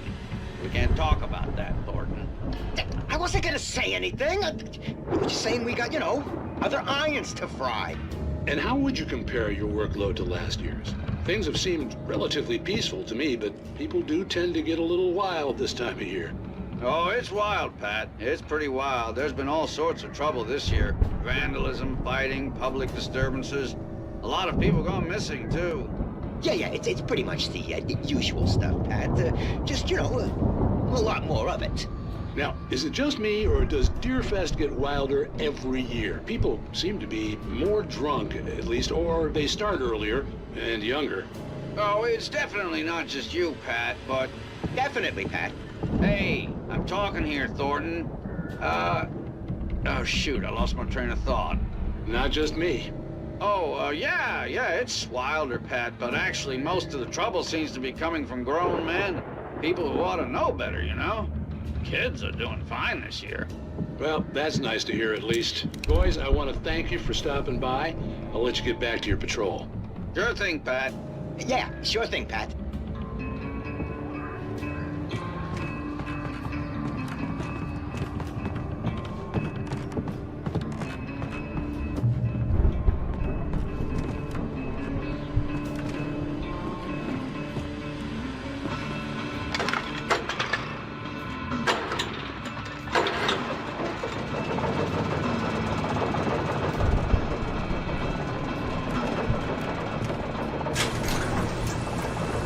See the building that had to be the Andersons' home on the other side of the field. It wasn't far now. I wasn't worried about trusting the ramblings of two burned-out geriatric wrecks. They had the goods.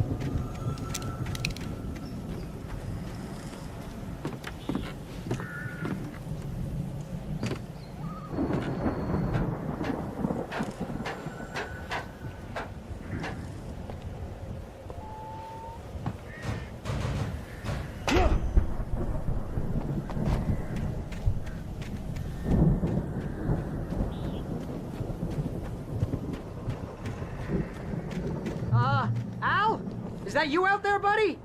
Yeah, it's me. Hang on. I'll try to find a key to get the door open. I had to find a key to get Barry out.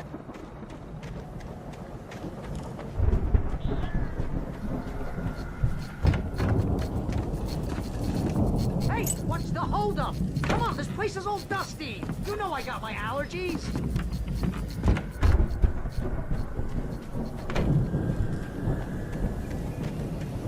Come on, Al, open the door already. Seriously, I don't like it in here. Hey, let's go, man.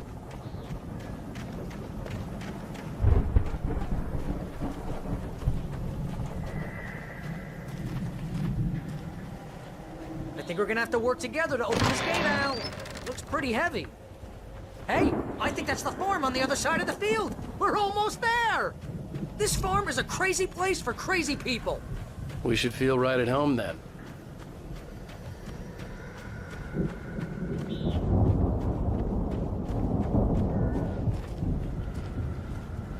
Come on, one more gate. Let's do this thing.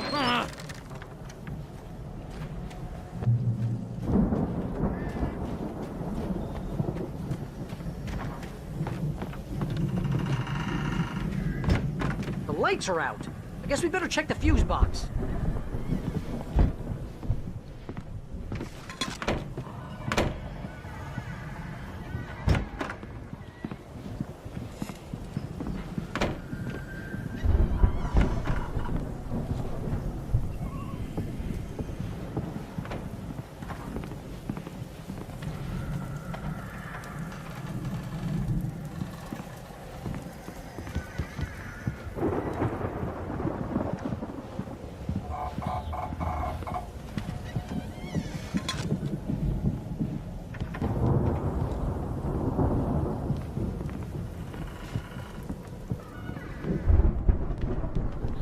You know, this place looks kind of lived in. I thought the Andersons were in the booby hatch.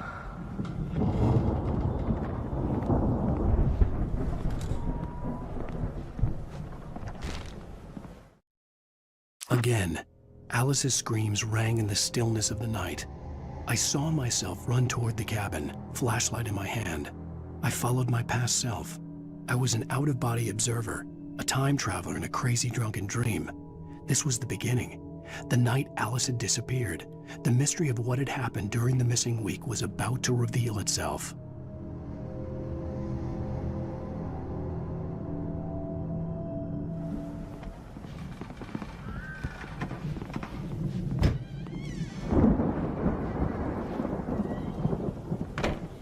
Come on, Al, let's get the lights on, huh?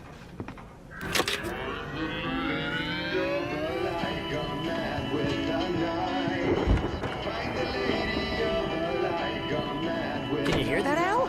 Music? Of course. We need to find where it's coming from. That's the message the Andersons talked about. That's the whole reason we're here. Lady of the Light? Oh, that's gotta be... What's-her-face? The crazy lamp lady from the town. Cynthia Weaver. Right. Must be.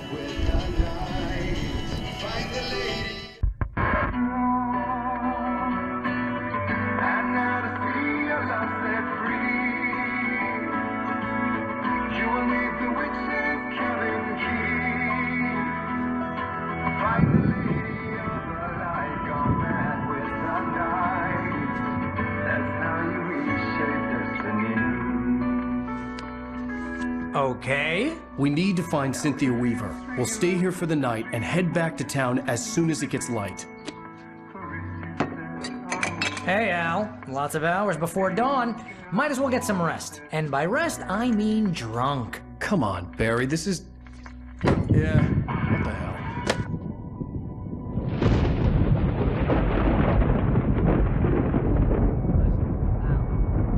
I'm sorry about this. No, seriously, because I know we don't get along, but we're gonna find her, right?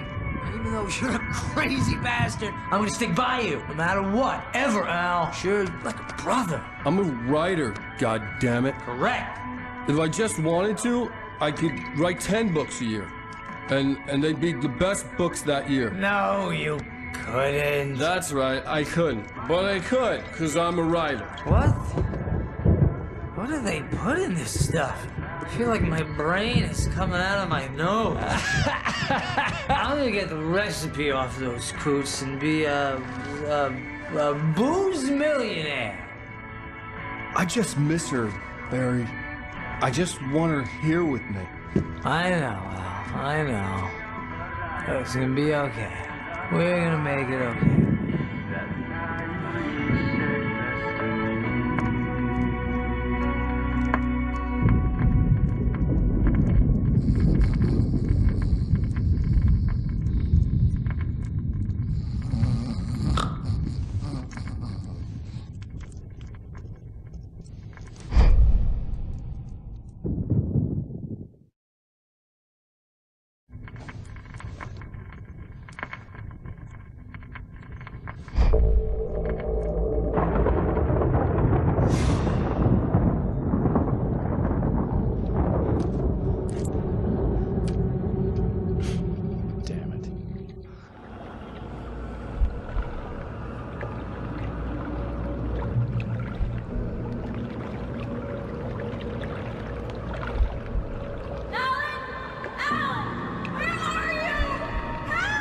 Alice, I'm coming. It's all right. I'm coming. It was a crazy drunken dream, and yet it was more than that. It was the truth, a suppressed memory unearthed by the Andersons' moonshine. I was there, an out-of-body observer. This was the night Alice and I had arrived at Bright Falls, the night Alice had disappeared. I had a chance to find out what had happened. I remembered being surprised to see the cabin dark. Alice would have never turned the lights off.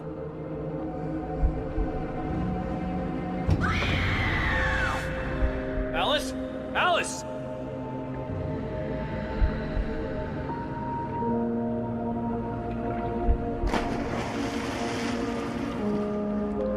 I remembered thinking I caught a glimpse of her form underwater, sinking into the darkness. Diving after her was the last vague memory I had of that night. After that, the next thing I could remember was waking up behind the wheel of the crashed car and finding the first pages of the manuscript.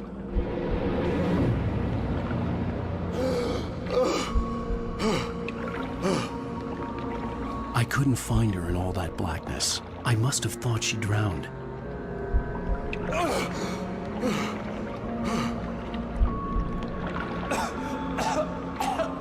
Alice! Jagger had Alice, and so she had me. Alice!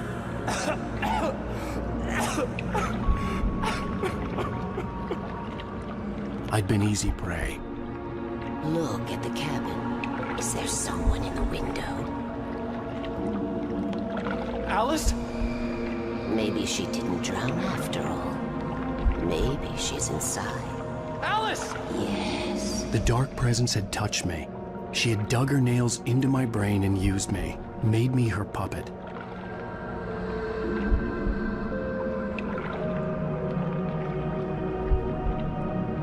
She must be here somewhere. Maybe upstairs in the study. Alice! Yes, that's where she is. You can apologize. Alice! You'll laugh at the whole thing together and put it behind you.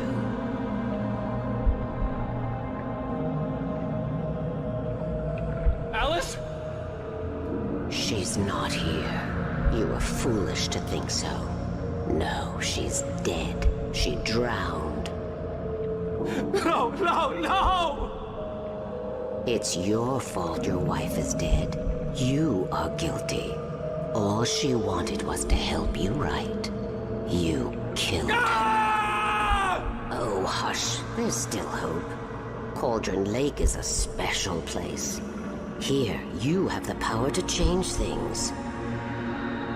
She wanted you to write. I will tell you what to do.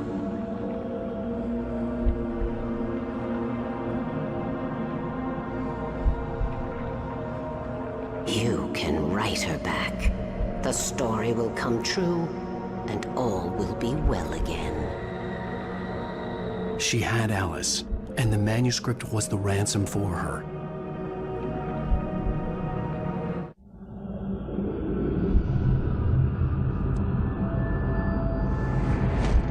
Yes. All right. I'll fix it. I'll bring her back.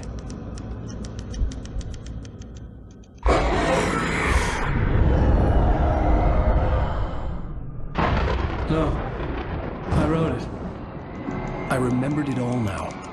In the dark, I'd written for days, a week, almost a complete manuscript of a novel entitled Departure. Jagger had been my editor, whispering in my ear, making sure that the unfolding story would make her more and more powerful. I thought I was saving Alice.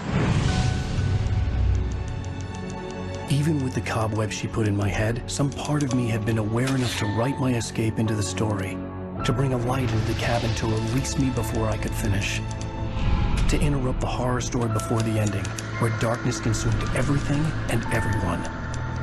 Zane was weak and far away, but I had written him into the story, and his light had been enough to set me free. It isn't here now. I'm here because it was written. I brought the light to set you free. You must hurry. It will know I'm here. It will be back soon.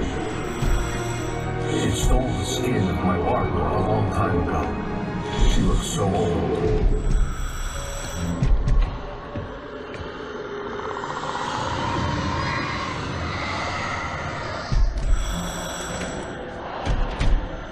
I had woken up, confused and groggy, my mind consumed by darkness and fear. All I could do was to escape.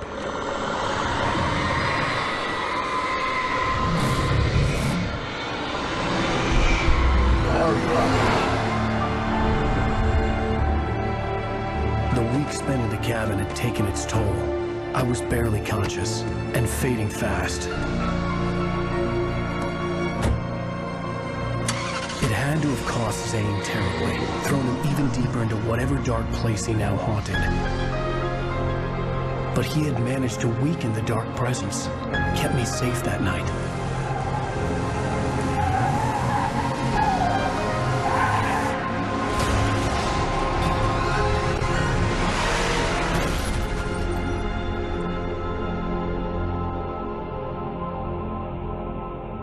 I wrote it.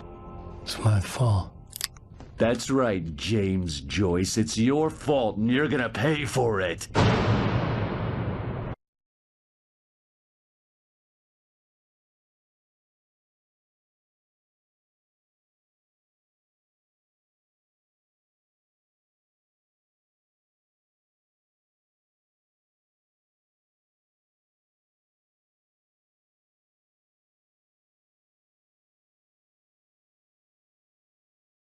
Previously on Alan Wake. Under the influence of the dark presence, I wrote a horror story that is coming true. Jagger had been my editor, making sure that the unfolding story would make her more and more powerful. Some part of me had been aware enough to write my escape into the story. Together we can create something absolutely wonderful. The lake, it does something to the works of art created here. It makes them come true. My mom gave me this old light switch. The clicker. Alice is being kept in a dark prison. I need to find Cynthia Weaver to fix this. It's your fault, and you're gonna pay for it. Well, we're expecting a record crowd from the neighboring counties. Naturally, we hope to break the record set by last year's Moose Fest in our neighboring town, Walkery. Ladies and gentlemen, some people have asked me, what's the big deal about Deer Fest? And I think that this sums it up. It's about friendship and community. We've got a great party coming up. Let's try to hold it in until tomorrow and get through the night in one piece, all right?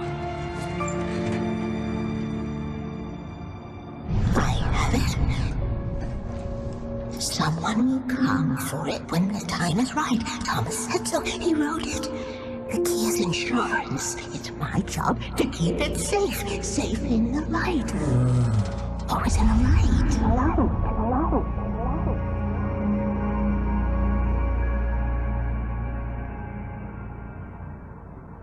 All the manuscript pages were gone. The FBI agent had taken them. I think my tongue just took a crap in my mouth. Ugh. Oh, wait, we're in jail now? Al. Al, this is not good. That about sums it up.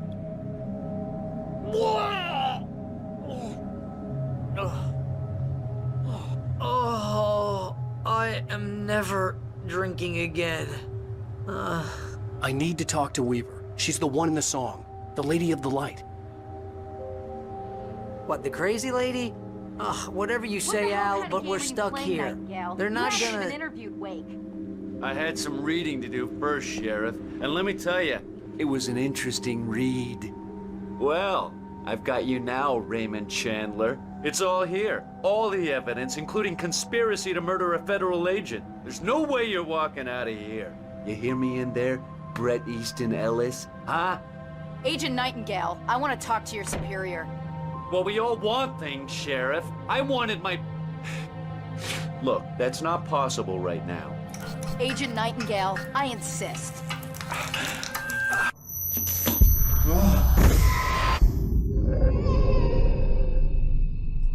Wake, what's wrong? Lady, are you stupid? It's a trick. It's an obvious trick. Okay, I've had enough of this crap. Wake, I'm gonna trust you with this. You're joking. Agent Nightingale, your opinion would matter more if you were sober and if I actually believed you were here on official business.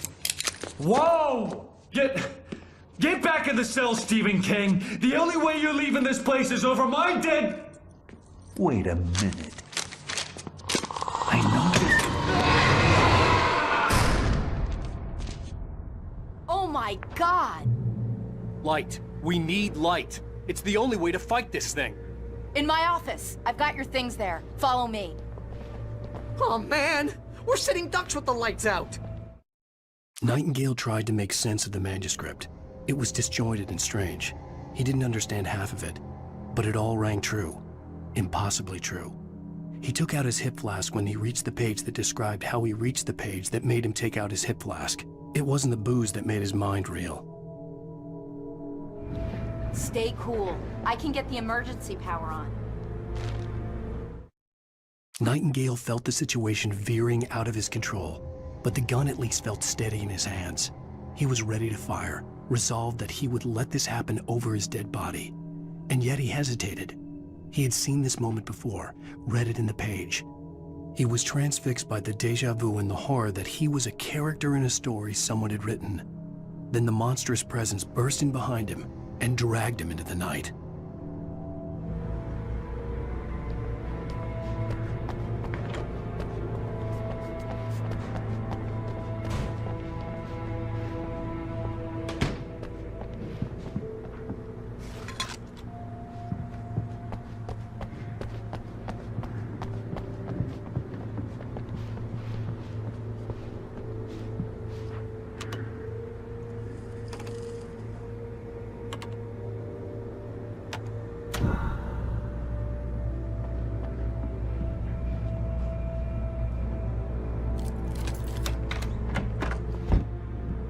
Here are your things. Wake, what do I need to know? What do you need from me?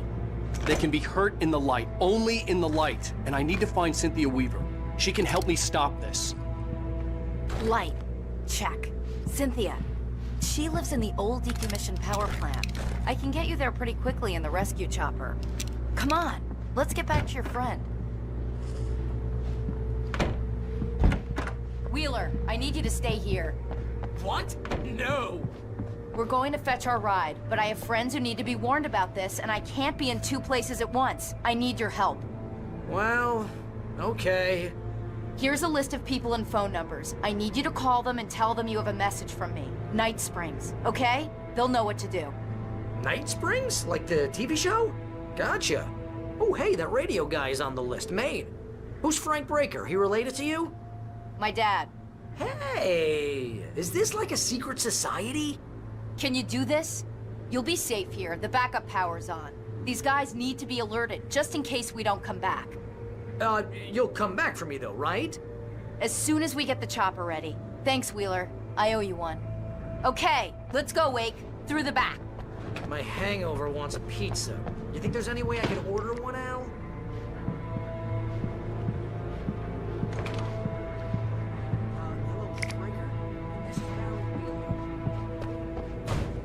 Yeah, I know it's late, but listen, the sheriff, Sarah, asked me to tell you something. She says Night Springs, okay? So I guess she... Yes, sir. Okay, Oh, hell. Whatever took Nightingale must have broken the gate controls. We can't reach the gate's control box from here. We need to get to the other side over the rooftop. I'll go. I'll open the gate for you once I'm across. You stay here in the light and cover me, Sheriff, okay?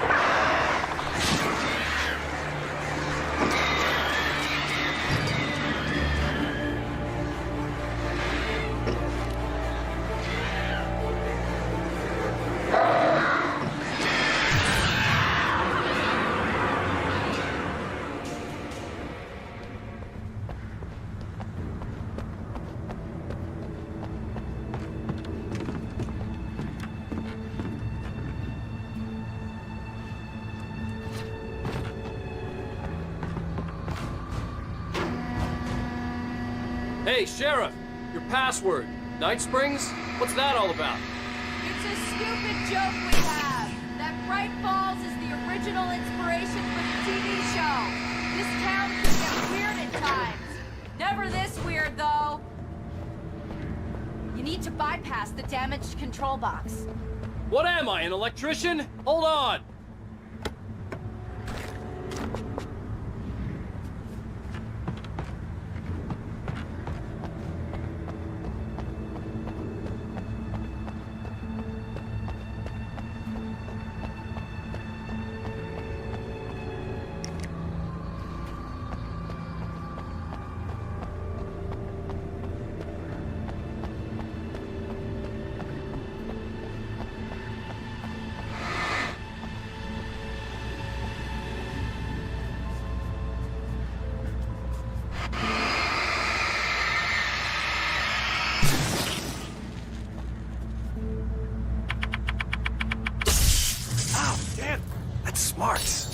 Good job, Wade. Okay, stick close. Our first stop is the town hall. The keys to the chopper are there.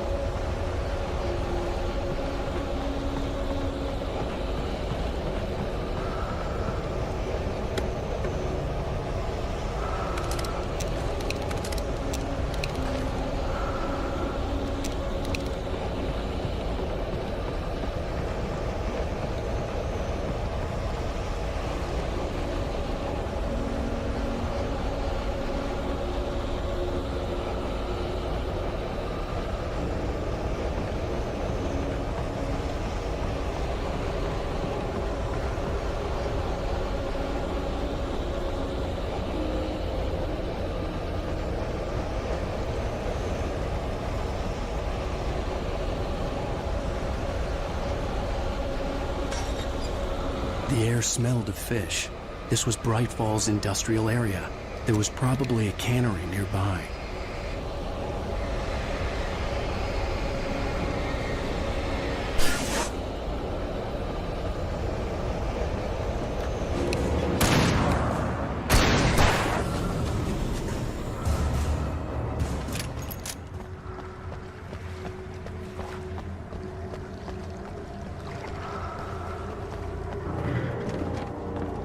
Fishing can be a hobby.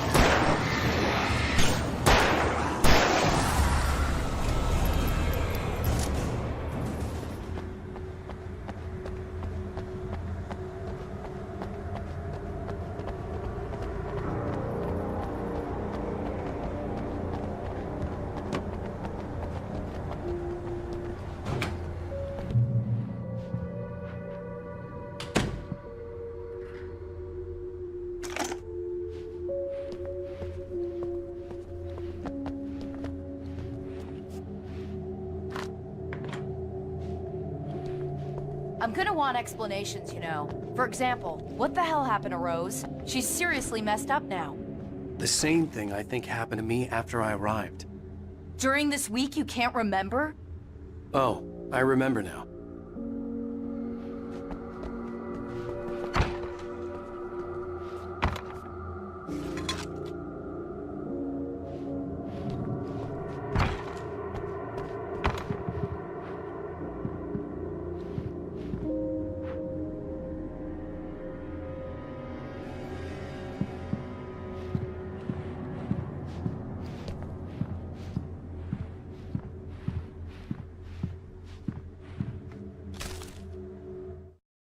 Barry was in his element, making calls, making things happen, even if he didn't entirely know what those things were.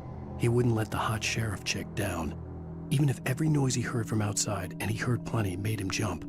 He had only paused to text Al a message, told him to hurry up. Suddenly, Barry froze in mid-dial. A window broke somewhere in the building, and then the lights went out.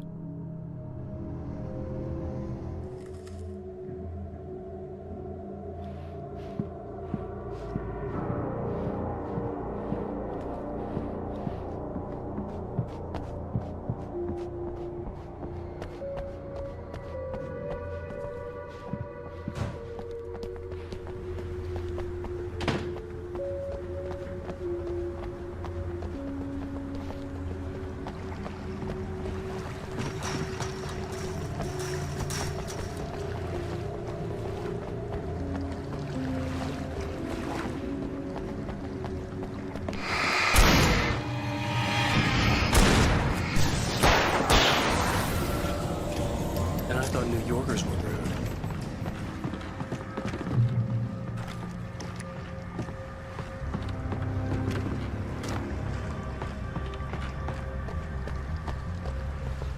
You have the right to answer.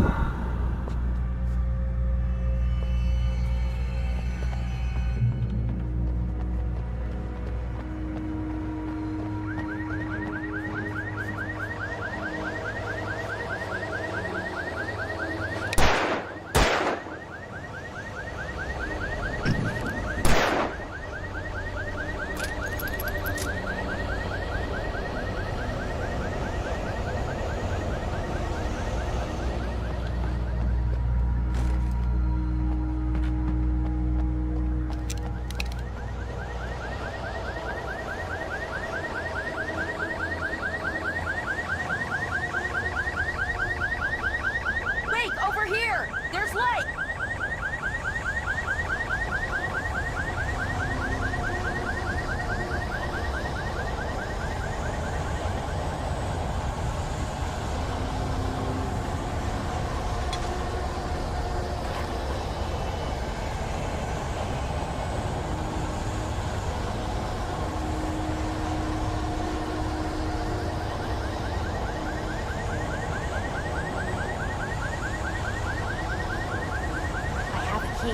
Watch my back, Wade.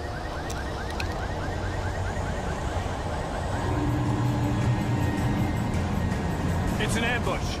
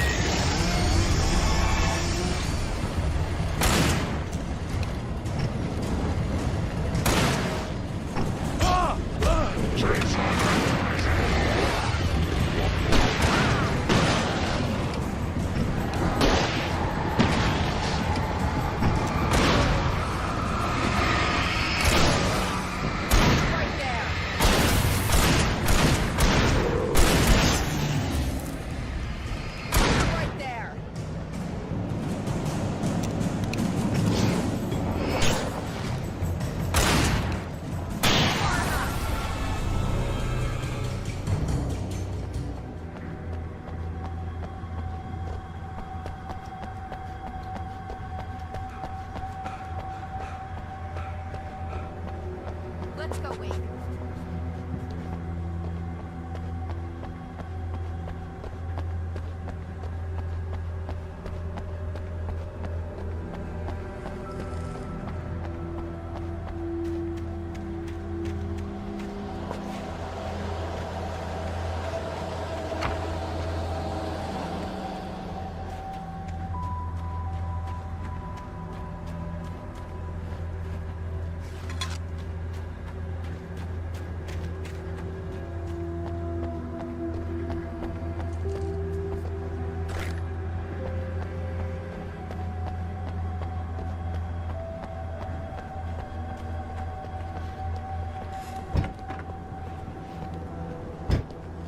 Okay, someone's messed with the fuse box here, but you should be able to jury-rig it while I find the keys. I already got electrocuted once today. How about I look for the keys and you get burned for a change? Fine. They should be in the clerk's office on the other side of the building, near the main entrance. Gotcha.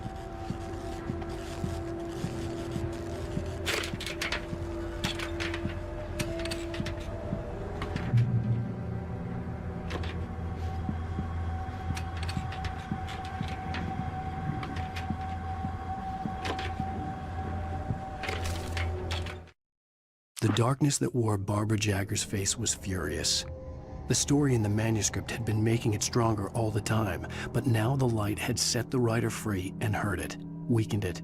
It was only a matter of days before the dark presence would be strong again, but meanwhile, it would be difficult to recapture the writer.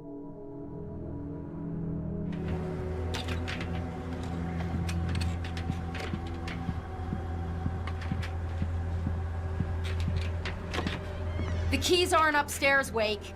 I'm just gonna take a quick look.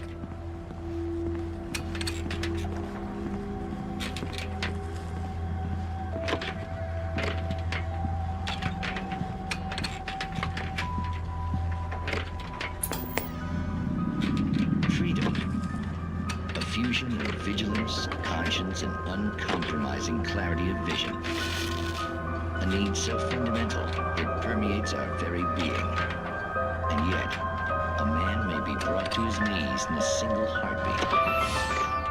In Night Springs. Tonight's episode, Taken in His Prime. For young Manny, the night hasn't been kind. He's a marked man, selected for a lifetime of servitude after answering an ad in the newspaper. But first, a little field surgery is required. Well, well, look what I found. Please, no! Yeah, I think you're just about ready for it. Best if you don't resist this, kid. We gotta beat it out of you. What? I don't understand. What did I do? I just wanted to get a job in the service industry. Wow, you're gonna serve all right. Please! There it is! It's coming out now. Right between the self-esteem and the childhood traumas. What are you doing to me? It's perfect. There, I got it. Believe me, kid, this free will thing is more trouble than it's worth.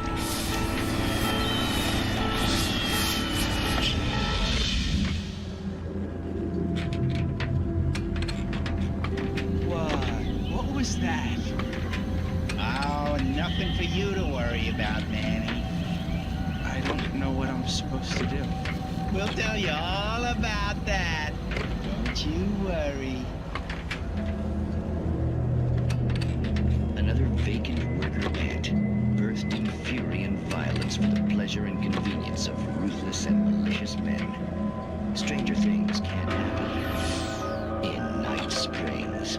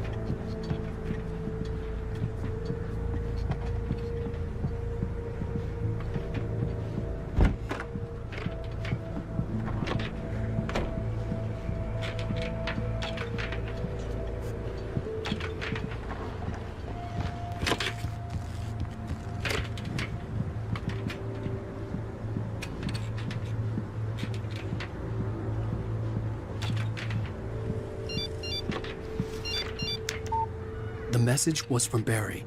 He was getting worried at the station. He wanted us to hurry.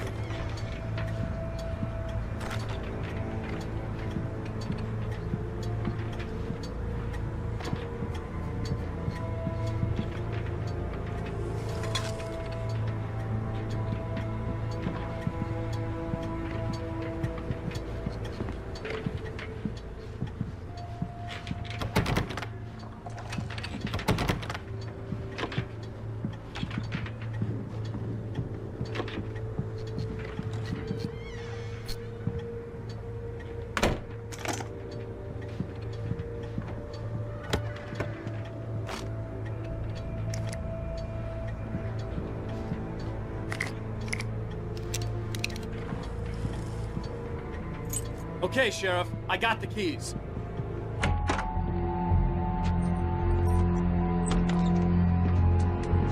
Barry? Why isn't he inside? Oh God! Oh God!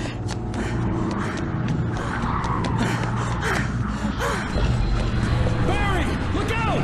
Barry, move!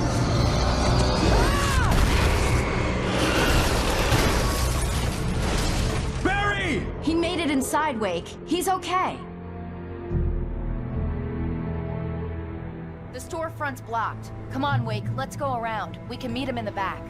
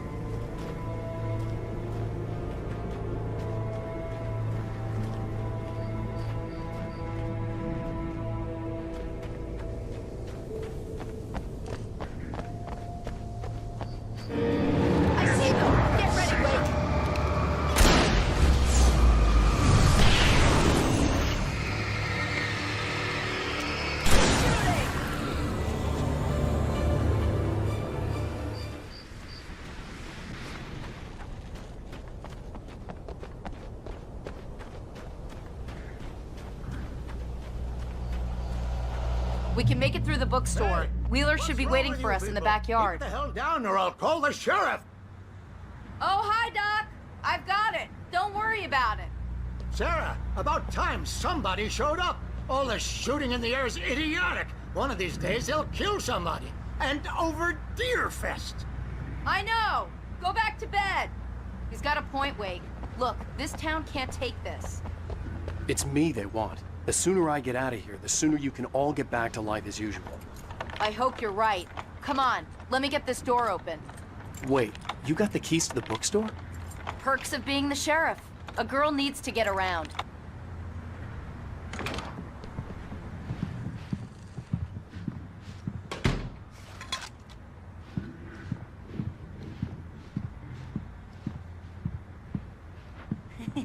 They're really taking advantage of your presence here, Wake.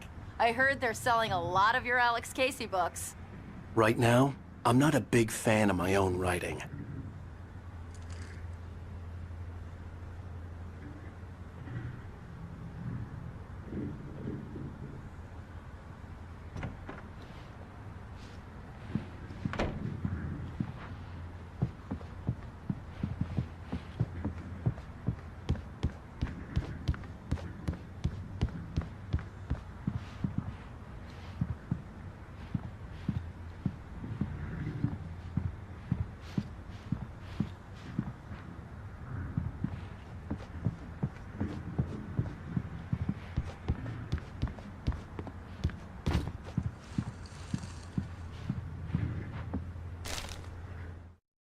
Cynthia Weaver worked hard, following her obsessive rituals, sometimes fighting them, always giving in to them in the end. She haunted the halls of Bright Falls' abandoned power plant.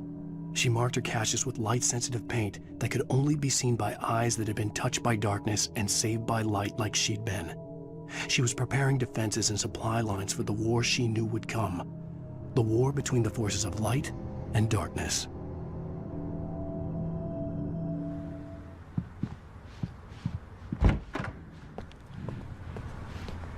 I don't see Barry. Look, wait, maybe that's him. That's the way to the chopper.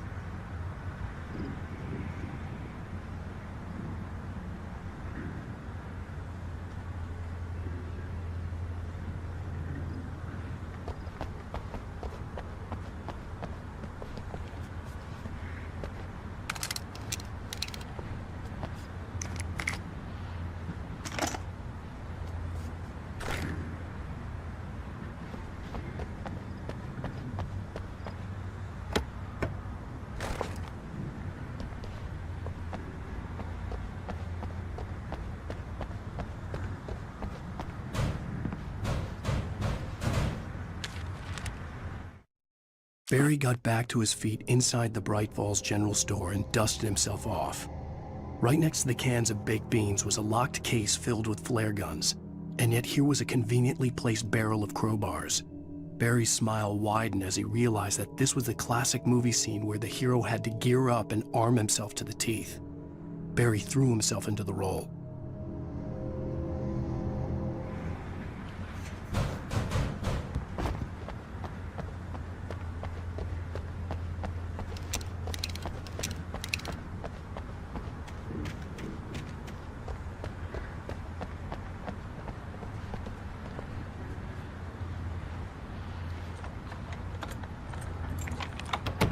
I'm gonna give Pastor Howard a piece of my mind about this lock. Ugh, I told him to get it fixed.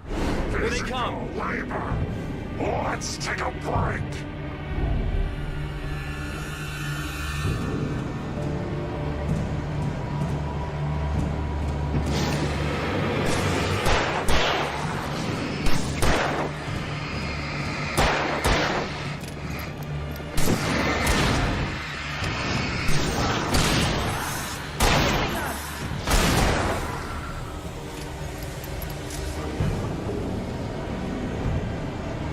Omega-3 fatty acids are good for your heart.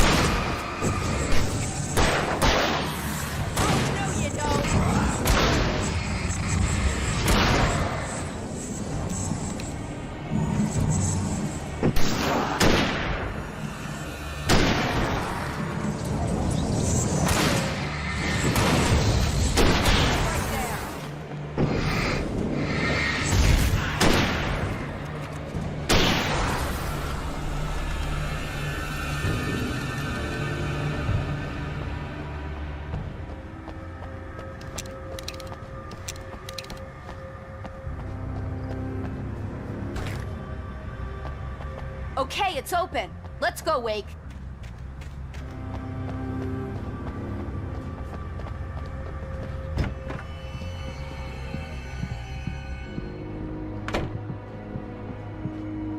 Wow. We keep them lit all night long on the night before Near Fest. Why? Well, it's tradition.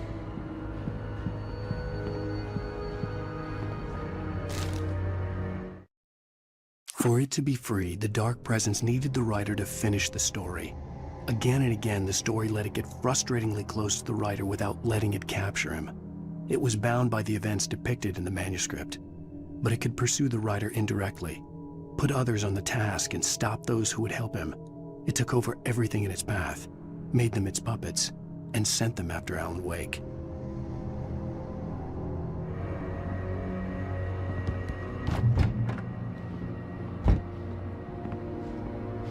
We're almost there. We'll have to go through the basement to get to the parking lot. Yeah, there's no way going through the crypt will turn out to be a bad idea.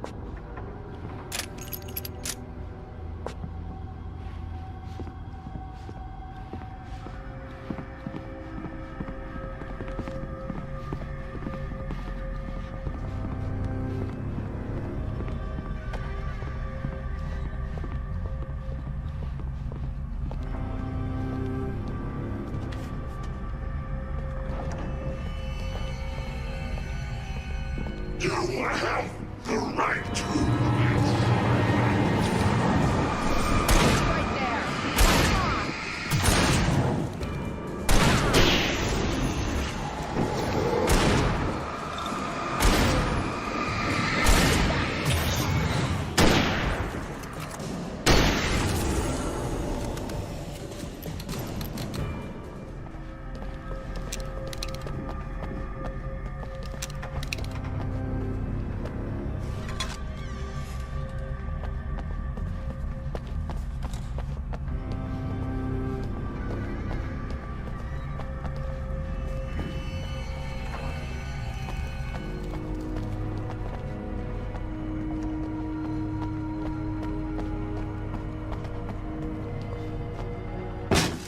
Did you call 911?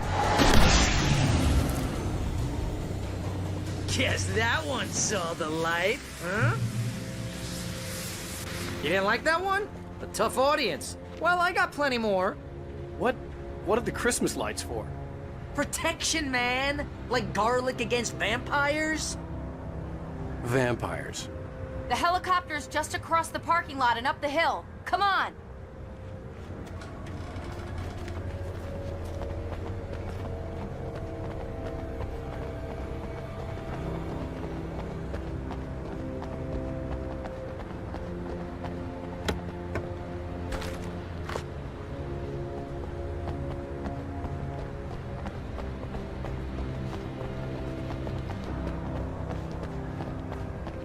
The Bright Falls General Store is now my favorite place in the entire world. See this headlamp? It's like a superpower. I can just look at one of those things and they die. It's my flaming eye of Mordor. I wish I didn't say that. Yeah. Hey, I want a headlamp. Last one. Bastard. Alice had screamed until she had no voice left to scream. Around her, the darkness was alive. It was cold and wet and malevolent and without end. She was a prisoner, trapped in the dark place. The terror would have burned her mind out, but one thing made her hang on. She could sense Alan in the dark. She could hear him. She could see the words he was writing as flickering shadows. He sensed her too. He was trying to work his way to her.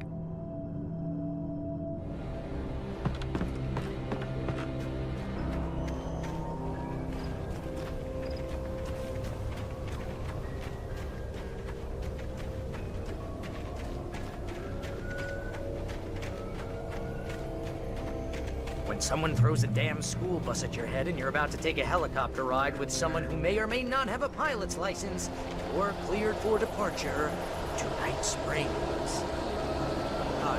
No offense, Sheriff.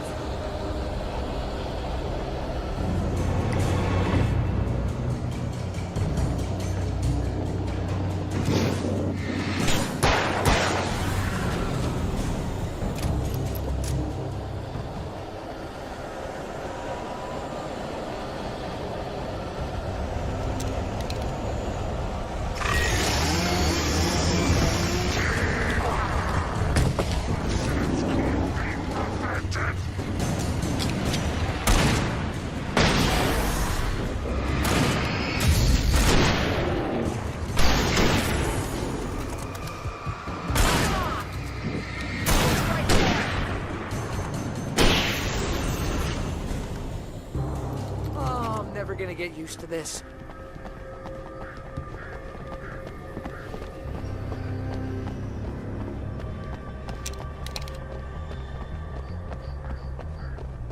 The helicopter's just up ahead.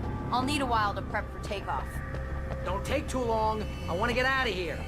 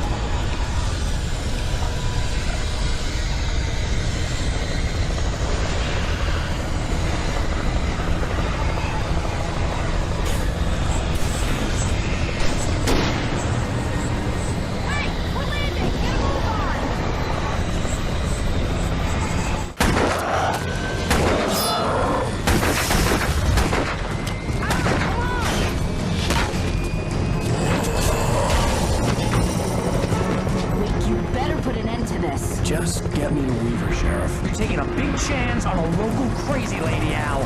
I hope you're right about her, or we can kiss this town goodbye.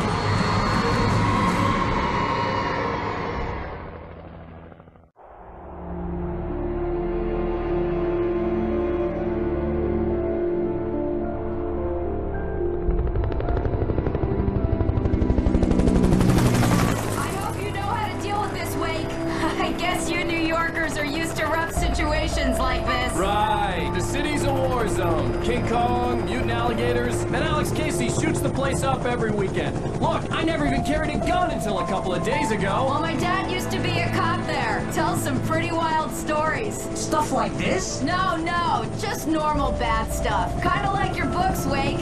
I used to tease Dad that he was just like Alex Casey. You've read me. Oh, sure. You're a pretty good writer. A little heavy on the metaphors, maybe. Nobody's ever said that before. We're coming up on the power plant. See the lit building over there? And that's the dam further up the river. I can't land here. I'll take her down the road across the river. Just get me there, Sheriff.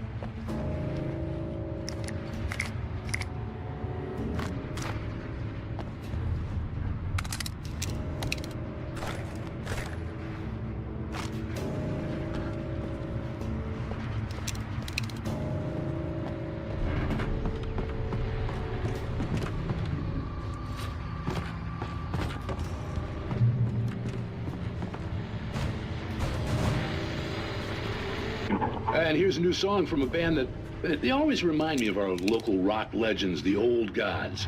I couldn't tell you why. I guess it's just, you know, one of those things. Anyway, here's Poets of the Fall and their latest single, War.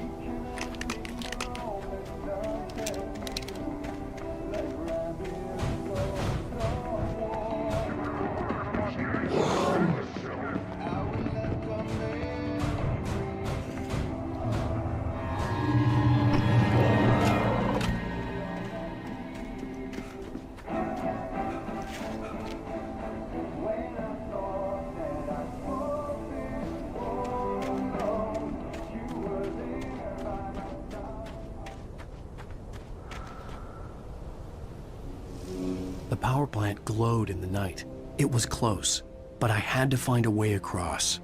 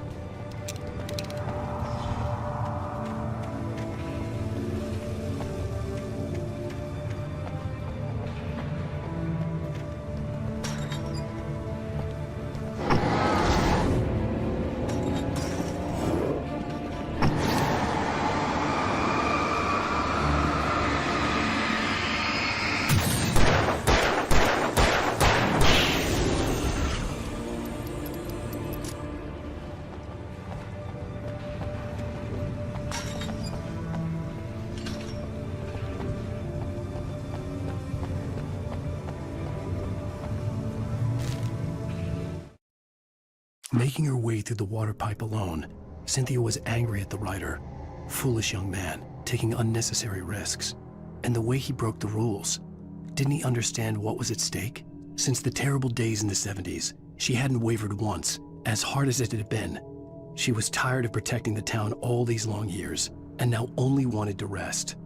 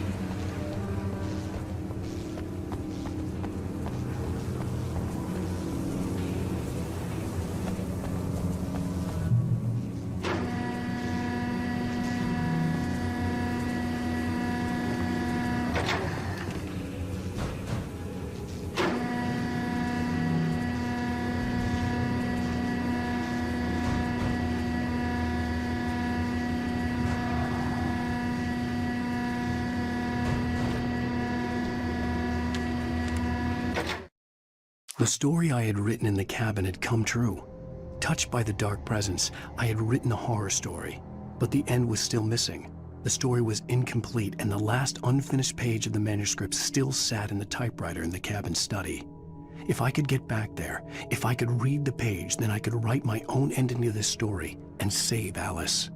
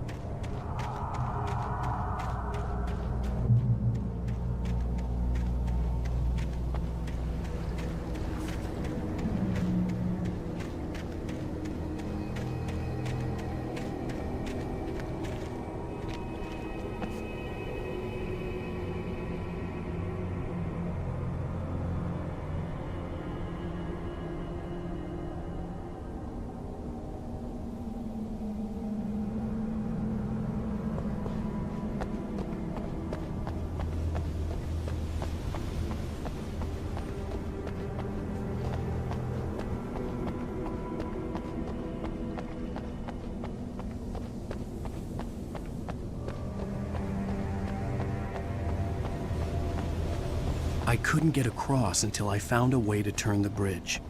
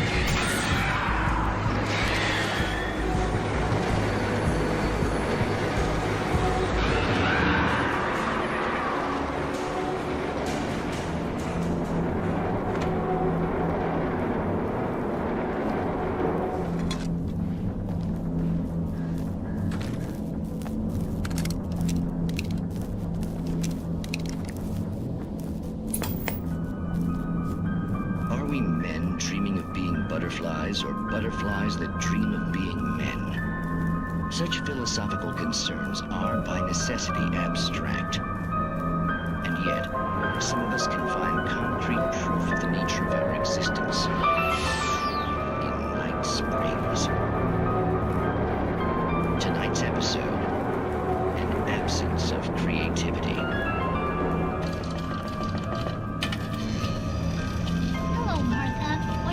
Show me. Oh, Lydia, thank God you're here. Please, it's in the basement.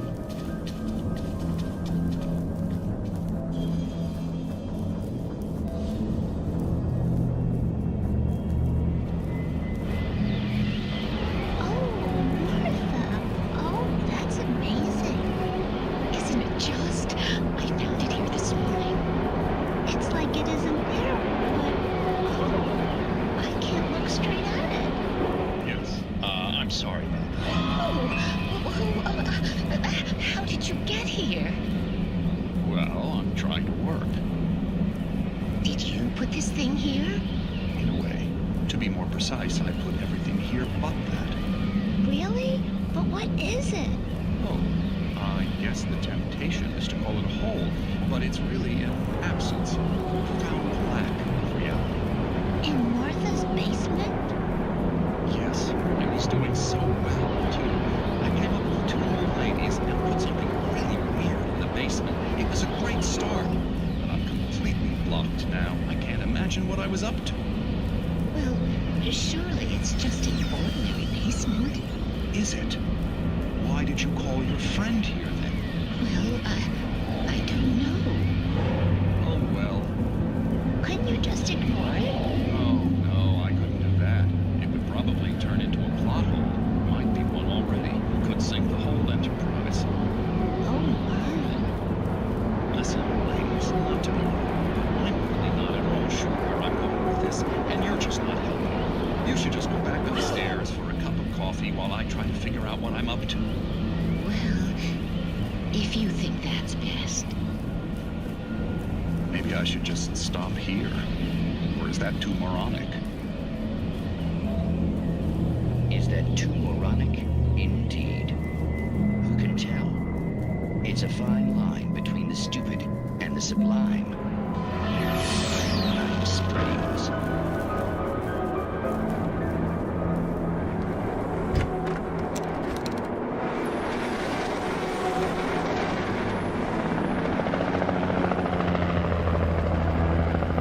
We managed to lose the flock. You're almost at the power plant. Keep going. We'll give you support.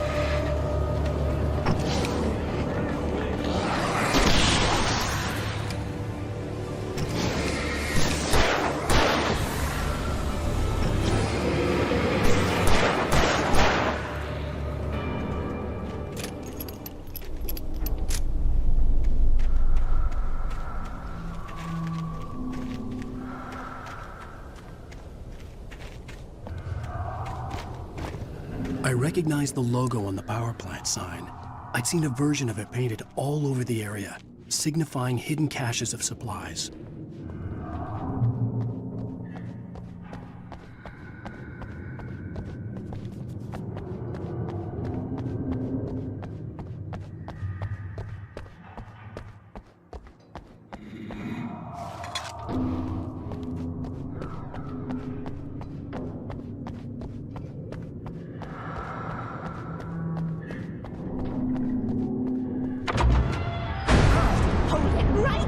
Miss Weaver! Cynthia! I'm a friend! Prove it! You knew Zane! Thomas Zane! You're the Lady of the Light in the song! You can help me! About time!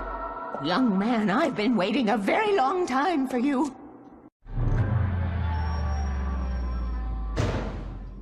It's in the well-lit room. Excuse me? What you'll need to drive the darkness back.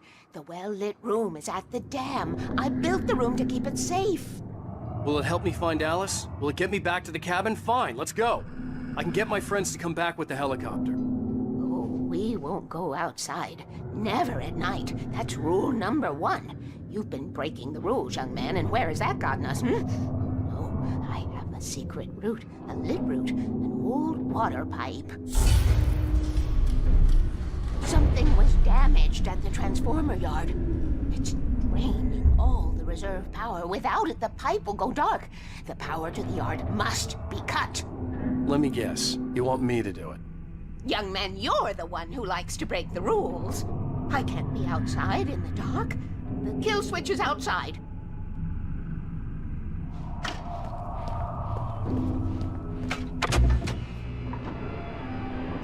I have been preparing for these times, the dark tides. You have found my caches, haven't you? You can see the signs. Very few people can.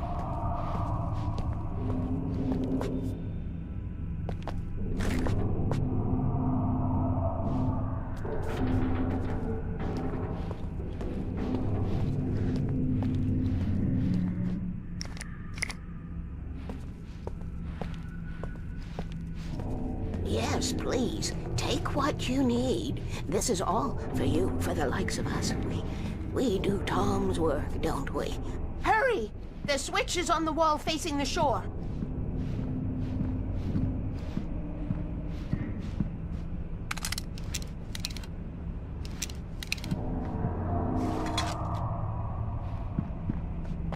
I cannot take you to the well-lit room if the lights in the pipe go out. You must go outside to use the emergency switch.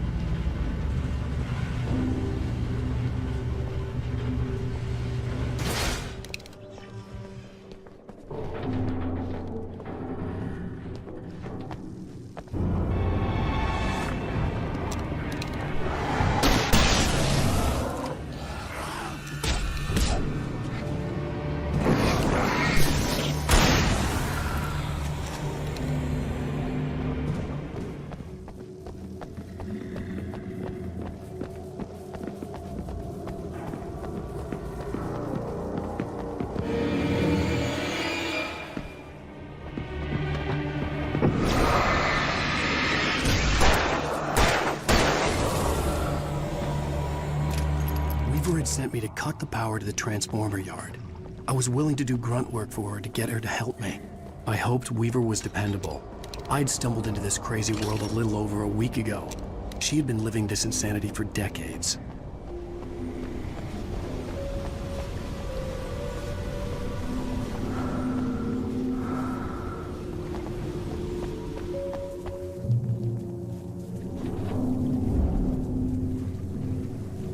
I could see the kill switch that would cut the power to the transformer yard. Now I had to find a way to reach it.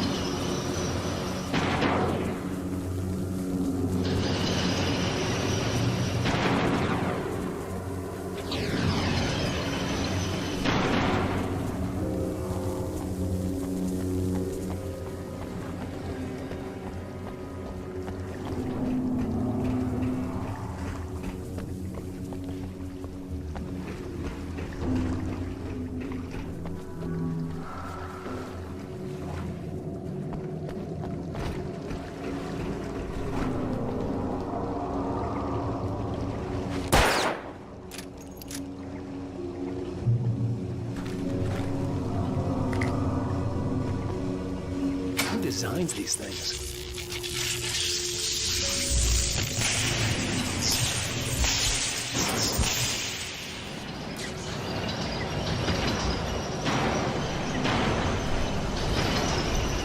The transformer yard went dark and dead. Weaver's water pipe passage should now be good to go.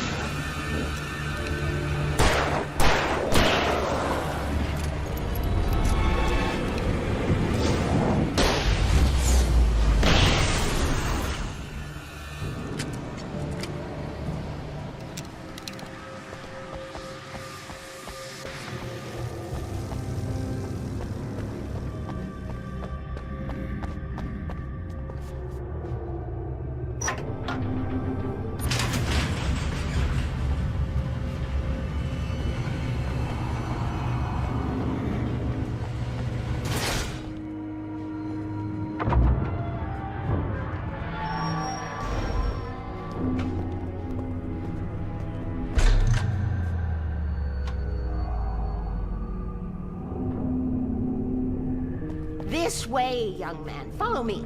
Come, come. The pipe's empty now. We're ready to go. This way. We need to go. I knew them both, Tom and Barbara. I had such a crush on him. Such a beautiful man. I was jealous. There was a part of me that was maybe a little glad when she had the accident. And then Tom started writing and woke the darkness up. He tried to bring her back, but you can't do that. There are no free rides like that. I'm starting to realize that. In that case, young man, perhaps you're a smarter man than Tom was. The witch looked like her, but it wasn't. Barbara was sweet. He didn't understand until it was too late. He tried to undo it, wrote himself, her, everything he'd ever written out of the world. Oh, he was so famous. And afterward, no one knew. Oh, Tom. He left only one thing behind in my game, in case it happened again. Insurance. He trusted me. Or perhaps used me a little. Tom knew how I felt. Knew I wouldn't refuse him. I built the well-lit room and put it there. It's been waiting for you. We are characters trapped in a story you have written, and none of us will survive to see the end of it if the darkness isn't stopped. She'll twist the story to her own dark ends. How do you know all this? Tom, that's the way he wrote it. He still talks to me, you know, in television, from beyond, from below. We have both been touched by the darkness, young man. He saved us both with light, but the darkness stays with you. Leaves a stain.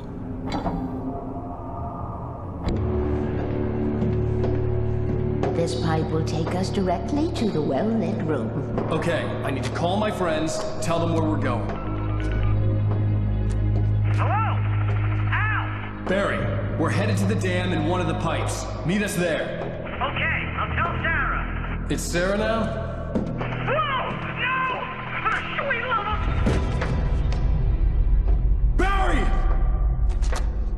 Barry! We gotta go see if they're okay. They're probably dead. You must reach the well-lit room. This is no time to be a selfish idiot. That's my best friend.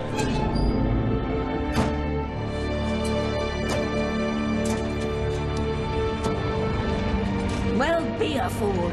I'll use the pipe. I'll meet you at the dam if you make it.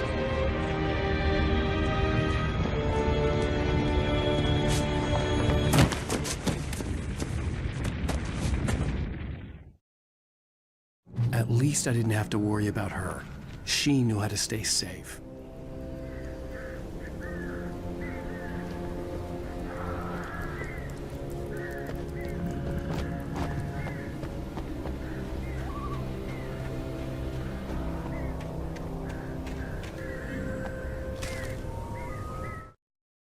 Sarah was almost starting to relax. Maybe they could turn this into a win yet. Suddenly, there was a piercing sound, like a table saw gone wild, as 100 birds made out of shadows swarmed into the rotor. The chopper bucked wildly and the board lit up, telling her what she already knew. They were going down. Barry Wheeler screamed next to her.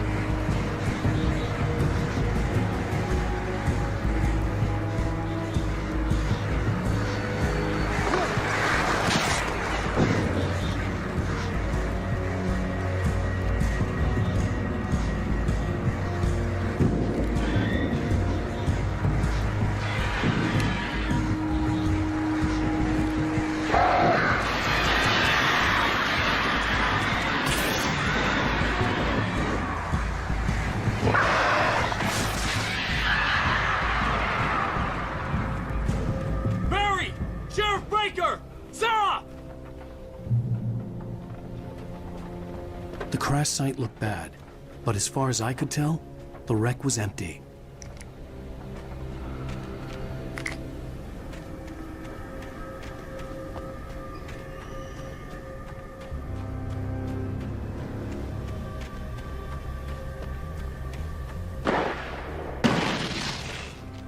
Barry! Barry!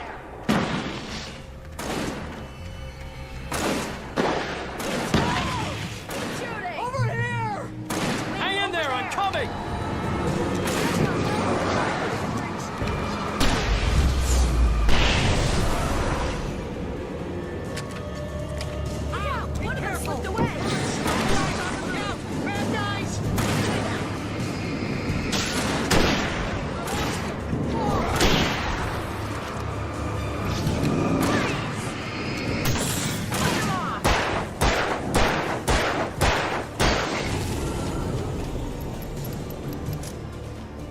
You know when to make an entrance, Wake.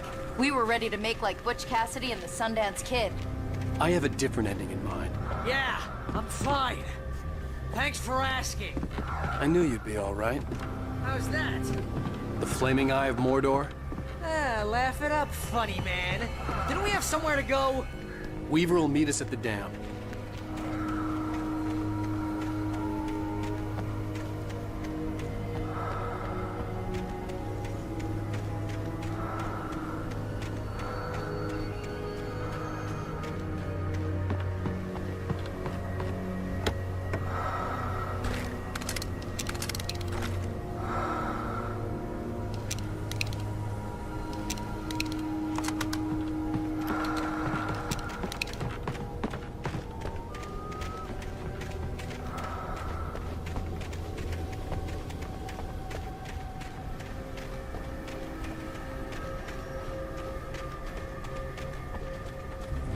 When you spend most of your night running uphill while the crazy bunch of demon hicks try to take your head off with an axe, you know your helicopter crash landed in Night Springs. Oh, jeez, I hate this. Oh, I should have kept that You gym see those membership. lights? That's the elevator we need to take.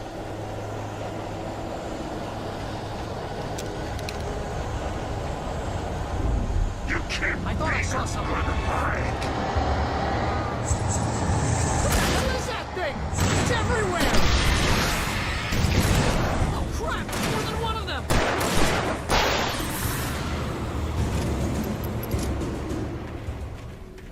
Was that it? Are we safe? That was... wow. I think we're okay. Hey, Al, I got a bad feeling. Let's keep our eyes open.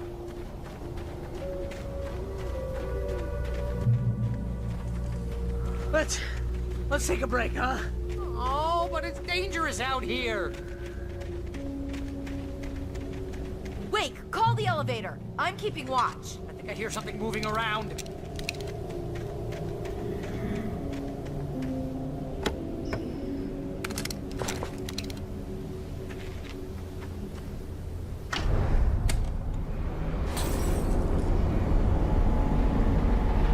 Heads up! Here they come! Oh no! Oh no! Coming! We have to hold them off!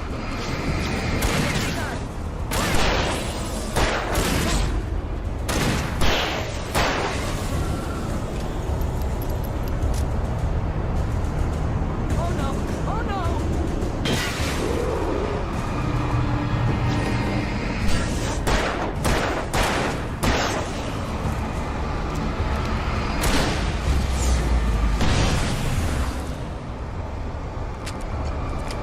I swear this is the slowest elevator in the world!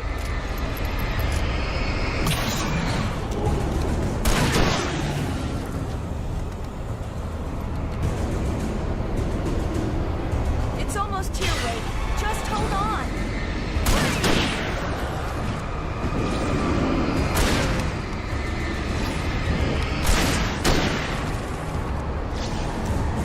Shooting!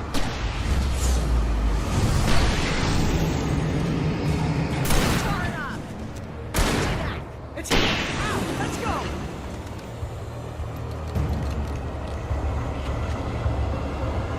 Al,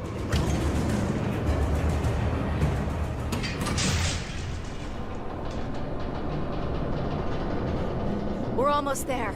There's an entrance into the dam at the top. What's the plan, Wake?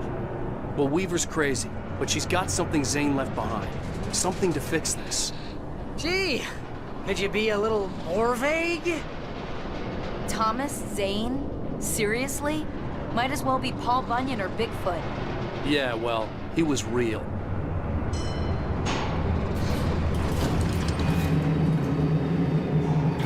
Let's be careful, okay?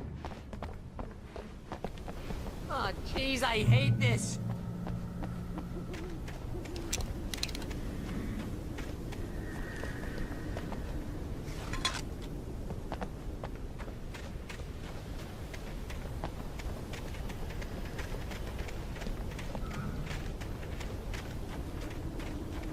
Okay, Wake. There's a button over there that opens the door.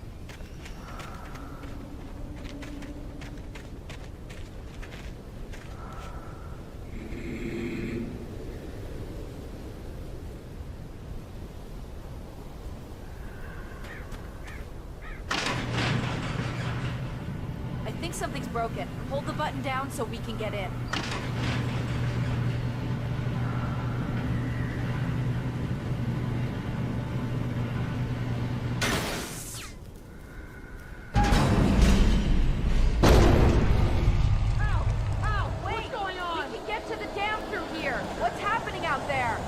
You guys go ahead and find Weaver.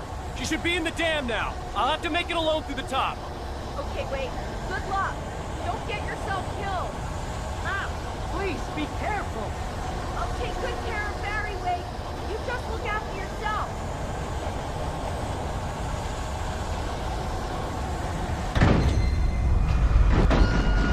You gotta be kidding me.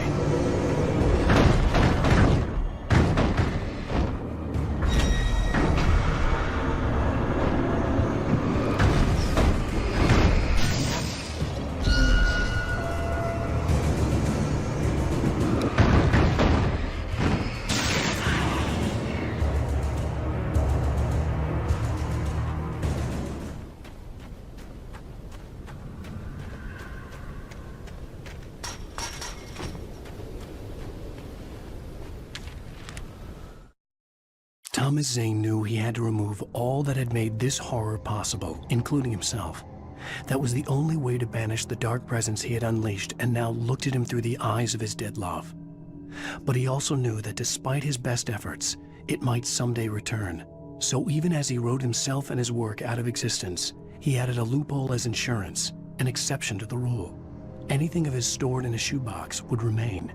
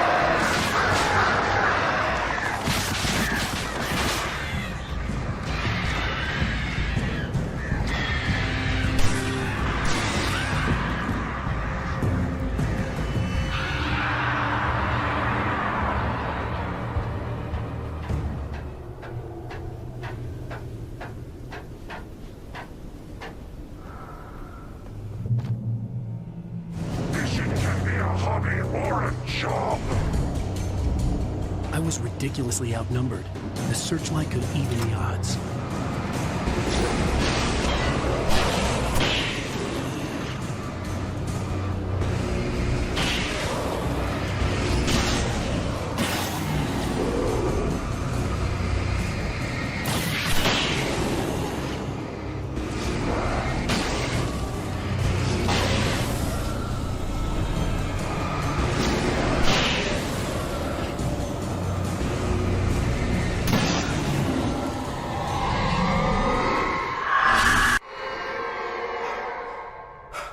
Enough. You will go no further.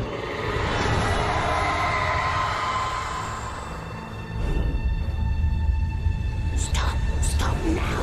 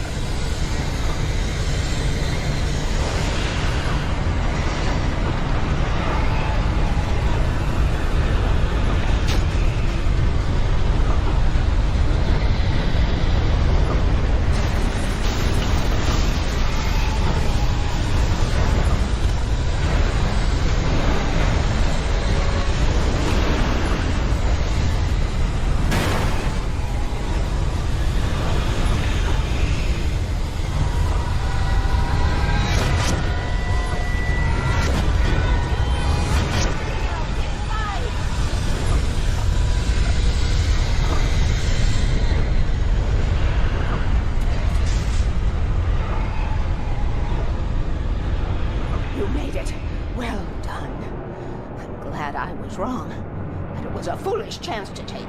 Don't worry about the noise. We're safe here. I have looked after the well-lit room for many, many years now. There is no shadow in the well-lit room.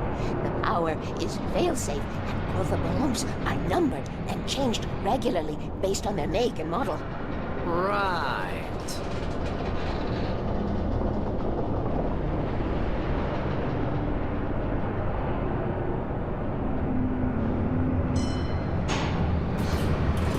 There's an old army base at Raincoat Point, north of here. It was active during the Second World War. They operated here back then. They must have built this. Yes, they did. It's my place now.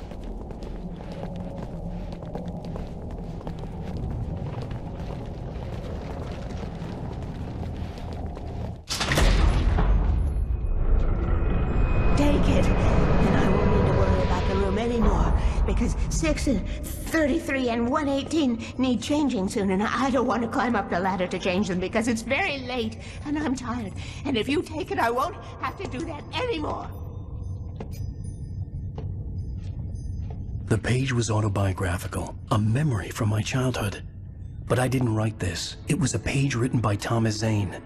None of them were supposed to exist anymore. Alan, 7 years old, would fight sleep to the bitter end. When he did sleep, he soon woke up, screaming, the nightmares fresh in his mind. One evening, his mother, sitting by his bed, offered him an old light switch. She called it the clicker, and flicking the switch would turn on a magical light that would drive the beast away.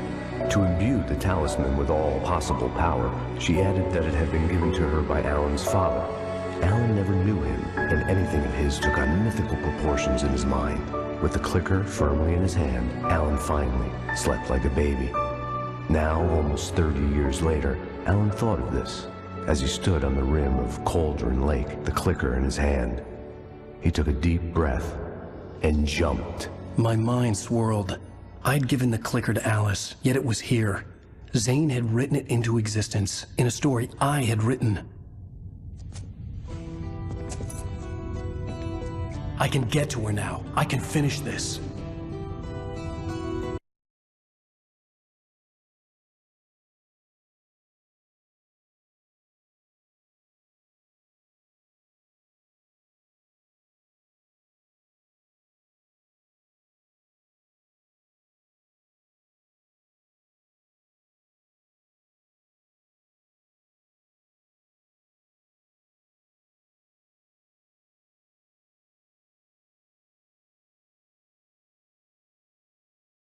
Previously on Alan Wake, I wrote a horror story that has come true. Thomas Zane did the same in the 70s. You will go no further. If I continue like the Dark Presence wants me to, the story I'm writing won't save Alice. It's a horror story. No one will survive. You knew Zane! Thomas Zane! You're the Lady of the Light in the song! He left something behind to help me. The clicker. Alan thought of this as he stood on the rim of Cauldron Lake, the clicker in his hand. He took a deep breath and jumped. I can get to her now. I can finish this.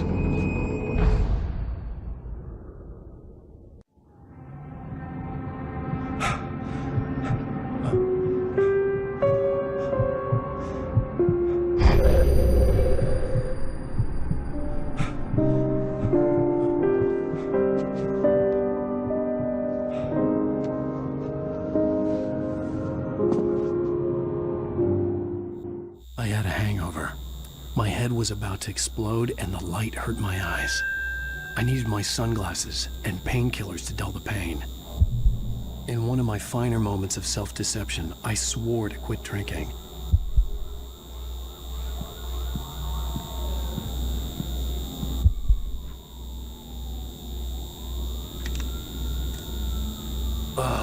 The sunglasses made the world look bearable. Now I could keep my eyes open without feeling like a vampire in the sun.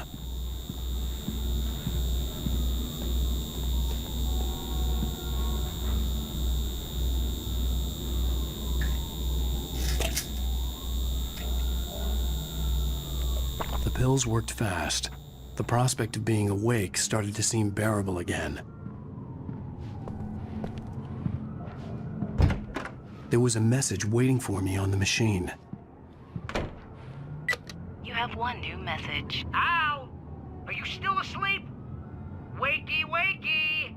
You should have your show on your TiVo. If Alice wasn't too mad to record it, that she called me earlier and really chewed me out. Yeah, we went a little overboard last night. But parties are a part of this business. Al, look, I'm saying this as your friend. She's not doing your career any favors by trying to run your life like that, okay? I'll talk to you later, Al. Watch the show.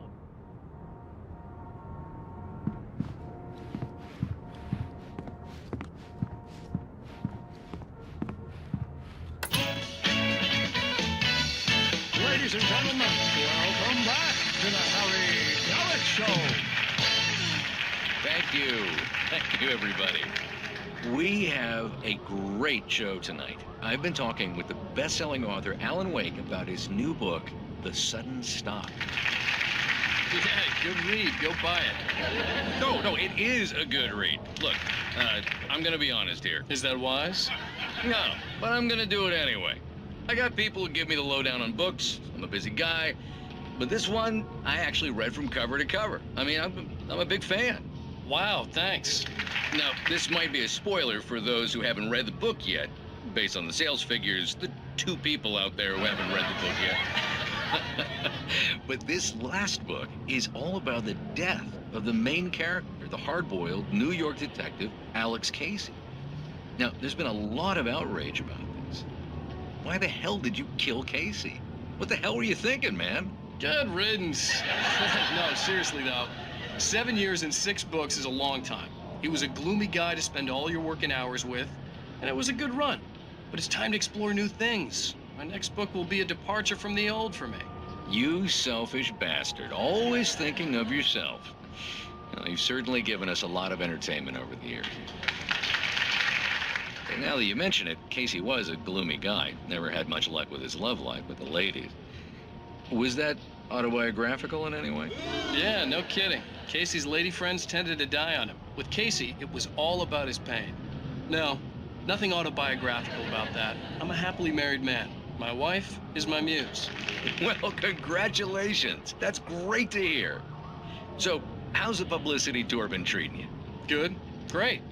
But I gotta say, I'm glad to be back home in New York. Well, you've certainly been on the news a lot lately. Lots of parties and, you got into a fight with some paparazzi. Oh, man. Well, that guy was really in my face. I lost my temper. I know that wasn't cool. You are famous for that temper. Well, I did also write several books.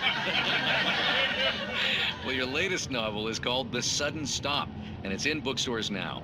Go get it. That means the 2 of you out there who haven't bought it yet. Ladies and gentlemen, that's all we have for you tonight.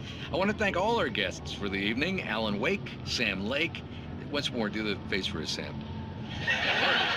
And our musical guests, Poets of the Fall. Thank you. At least I'd been funny. I told myself I could live with that. Hey, honey. Did you watch the show? I didn't say anything stupid if that's what you want to know. Okay, Grumpy. You want an aspirin or something? Are you going to start with me about drinking now? You know what? Go back to sleep, Alan.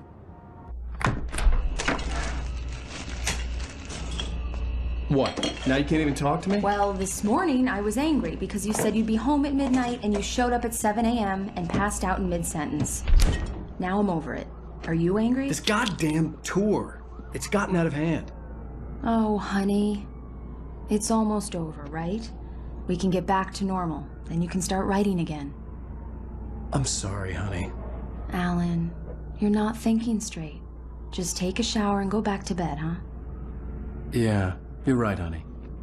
I'm sorry. Once this is over, let's go away together. A vacation. Just you and me. Some peace and quiet.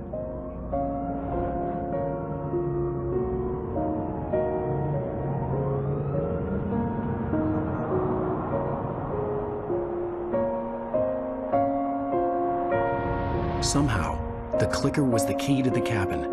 I had to return to Cauldron Lake to save Alice.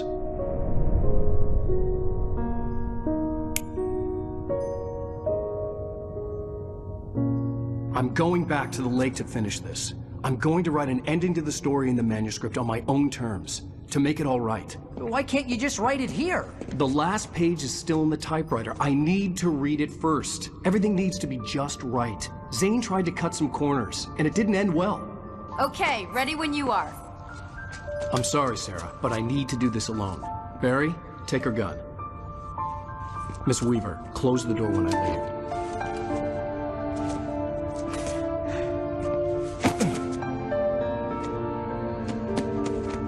Good luck, Al. See you later.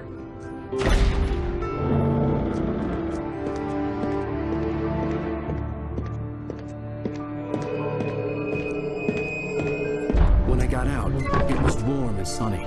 I'd flicked the switch of the clicker. Had it done this?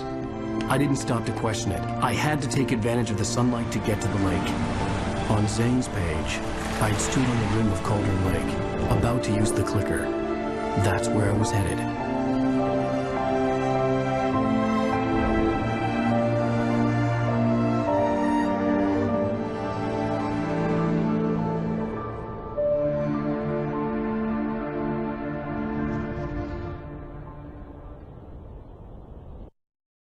Alone, in daylight, surrounded by the beauty of the Pacific Northwest landscape, it was hard not to let doubt creep in one last time. I could still chalk everything up to a dream, a delusion. I had enough imagination to make up something like this, having been in the cabin all this time, trapped in a story inside my head, gone mad from grief over Alice's death like Hartman had claimed. There would be no way of knowing. I told myself it didn't really matter. My course was set.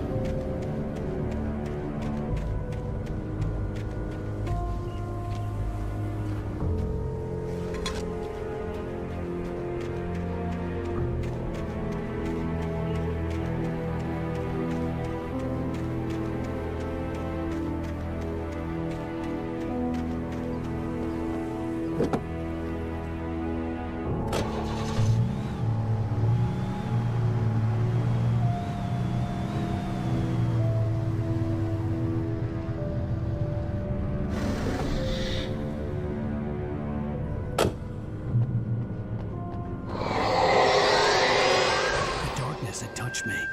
There was a link between us, always would be. I could feel its presence again, getting closer.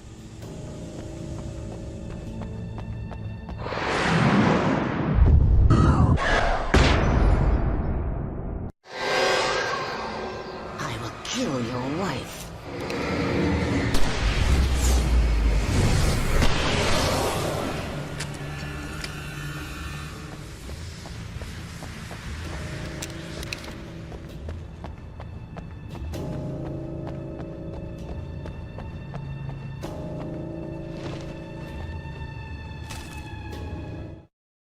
The Dark Presence was no longer trying to capture the writer so he could create the ending it wanted. The writer knew too much. He was too strong. And he carried a weapon left behind by Thomas Zane, something that could hurt it. Now, the darkness was doing everything in its power to simply stop the writer from ever reaching Cauldron Lake and the dark place it came from.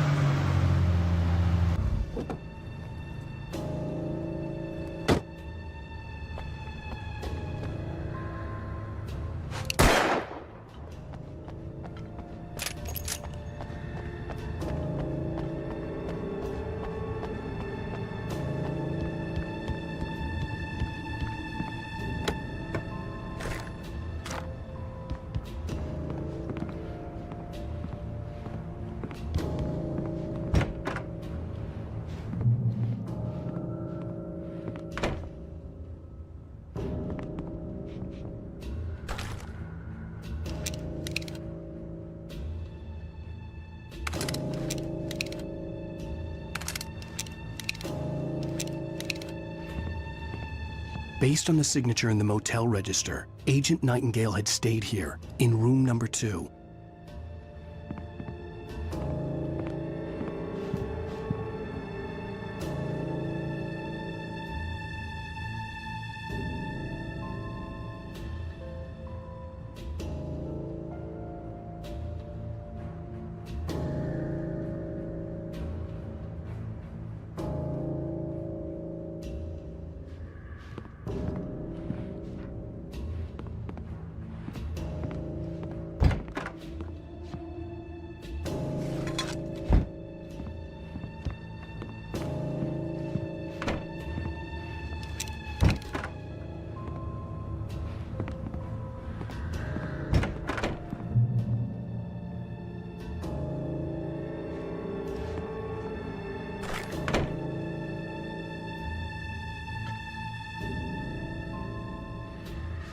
This had obviously been the room where Agent Nightingale had stayed when he hadn't been busy harassing me.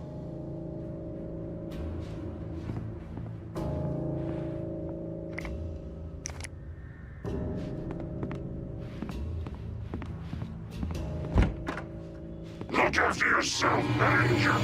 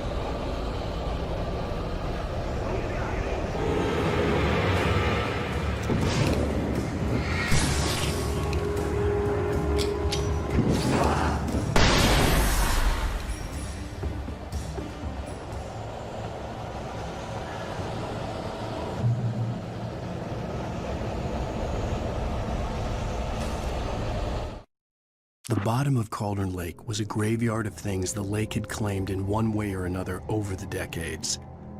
The dark presence brought them up in its wake, scattering the rotten waterlogged hull of an old boat here, the remains of a long-ago crashed airplane there, trees shattered under the impacts.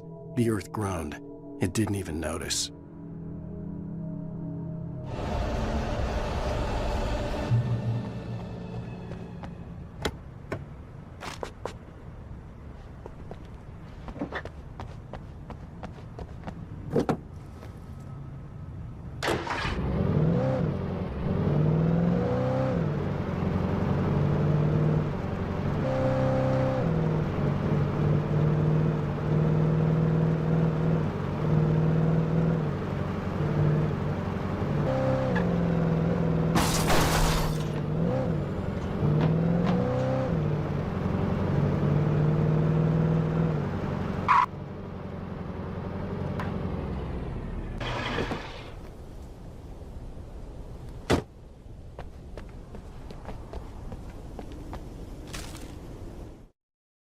In the end, Barry wasn't going to shoot Sarah.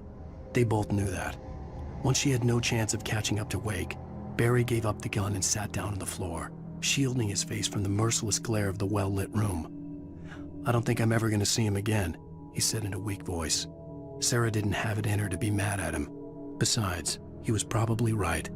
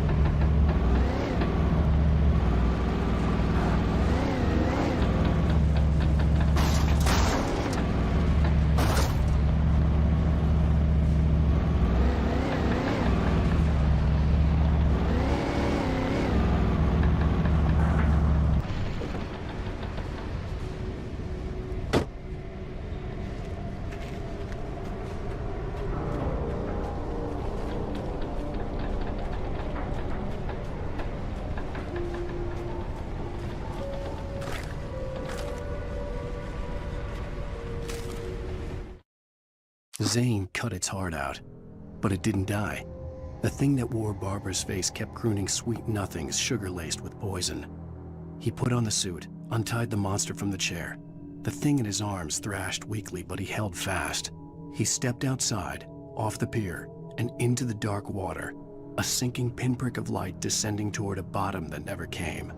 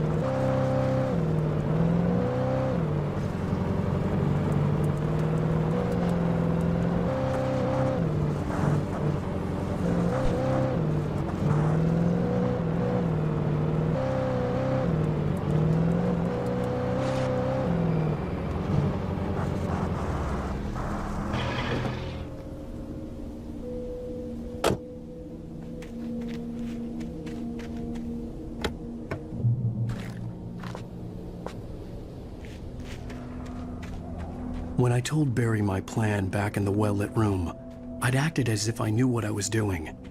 I didn't. I was operating on the shifting logic of a dream. I had to fight my way to the lake through the horrors of the night. I had to flick an old battered light switch imbued with childhood magic. I had to write a happy ending to a horror story. I had to save my wife from the dark prison she was being held in.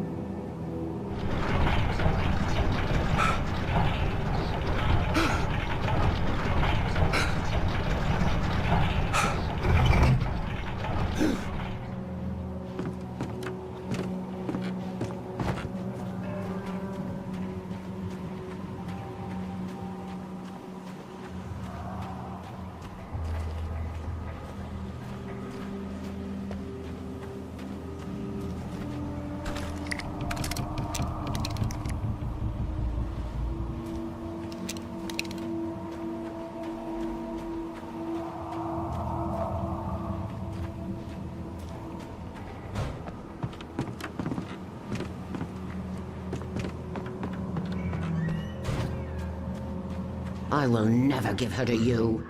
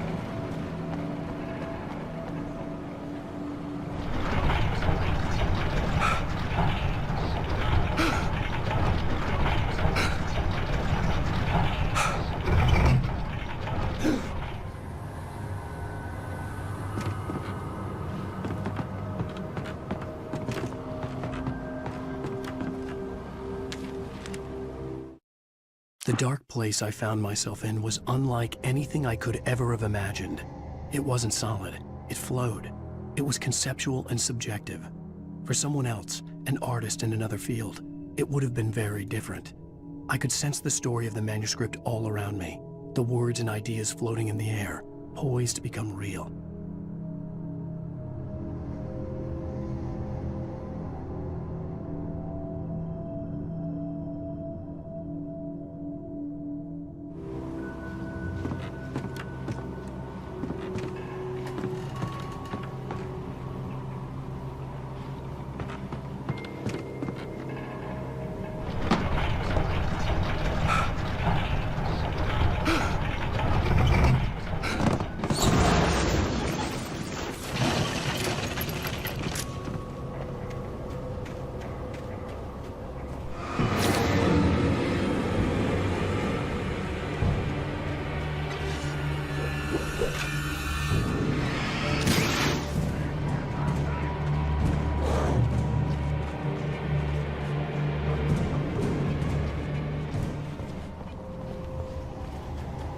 I could see Mirror Peak in the distance. That's where Cauldron Lake was.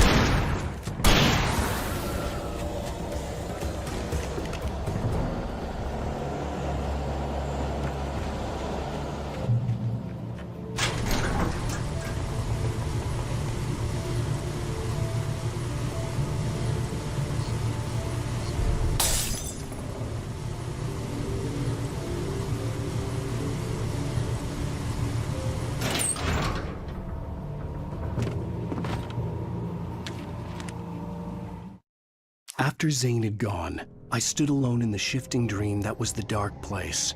I had to find a way to the cabin. I'd written myself a way through this place in the manuscript. I followed the idea of a path. I'd written myself across the ocean that blocked my way, and with that, there was a bridge to the island beyond. The idea of the cabin flickered in the underwater darkness. I willed the cabin to be real, and it was.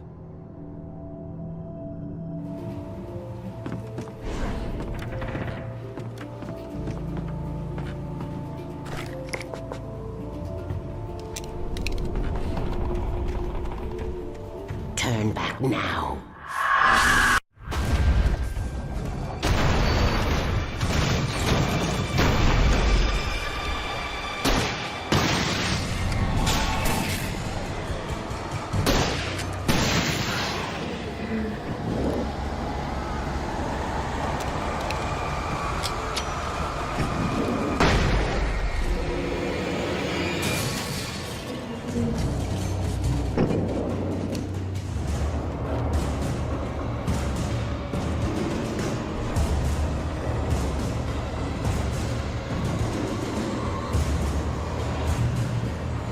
Do as you're told.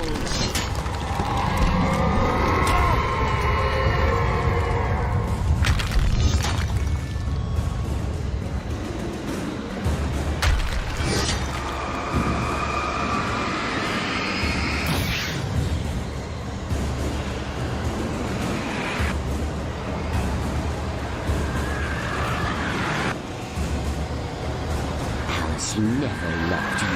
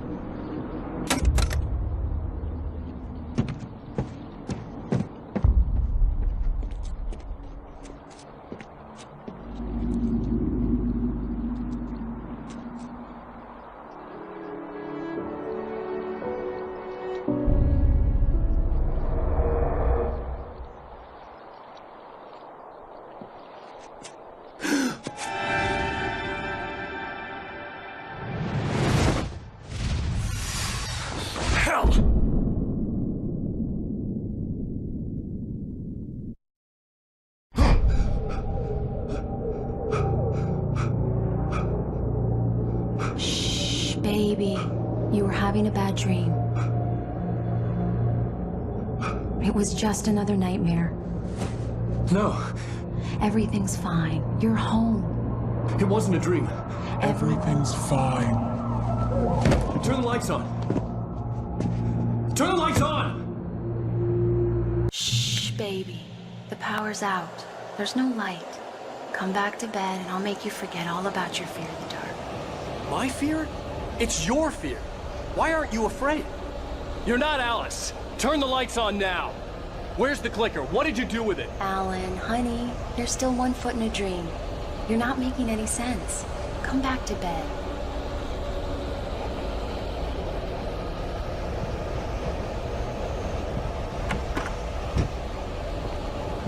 Alan, you're scaring me now. Come back to bed. Have you taken your pills? Do you want me to call Dr. Hartman? I read your manuscript. It's brilliant. Departure is your best work yet. You're a genius. I'm so proud of you. Come back to bed. We'll talk more about it in the morning. Come back to bed, Alan. Come back to bed, Tom.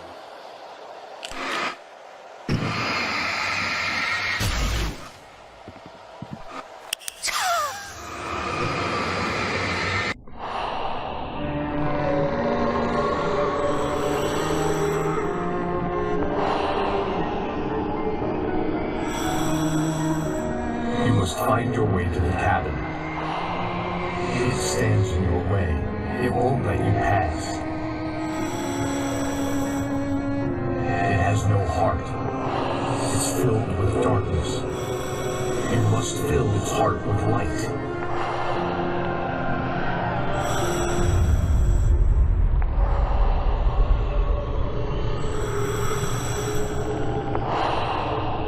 Don't mind him. He's Mr. Your friends will meet him when you're gone.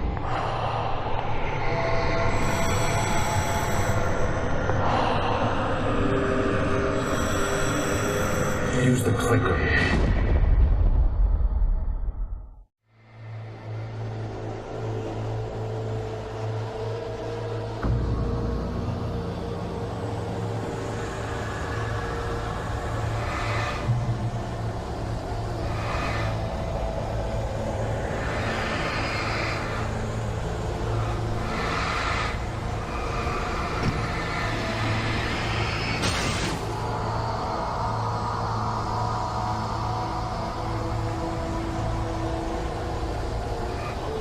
I'm leaving you. What? I'm leaving you, Alan. I met someone. I'm in love with someone else. Alice? No, what are you saying? You can't... You don't love me. How could you? You don't even love yourself. All you do is torture yourself with work you can't do anymore. No, I love you more than anything in the world. You're my muse. I'm not. Who are you? What have you done with my Alice? Alan? What are you doing? Put the light back on! What are you doing, Alan? Stop! Put the light back on! It wasn't true. Nothing like that had ever happened. You're not my Barbara. Tom, let me go. I promise to be good. Please, untie me, you naughty boy. I will help you write your masterpiece. I will love you forever. No, you're not Barbara Jagger. I made a terrible mistake. I should have never written you back. You came back wrong. Your heart is filled with darkness. Put that knife away, Thomas! Put it down! Heart is filled with darkness. I'll cut it out. I'll take you back to the depths you came from.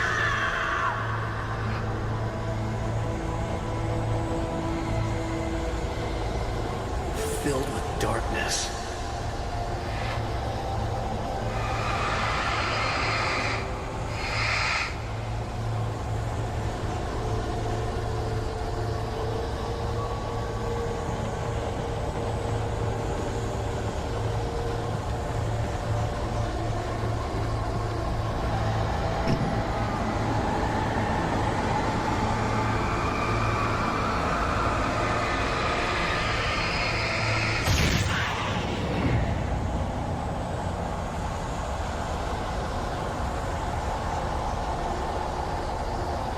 Get away from me, you hag!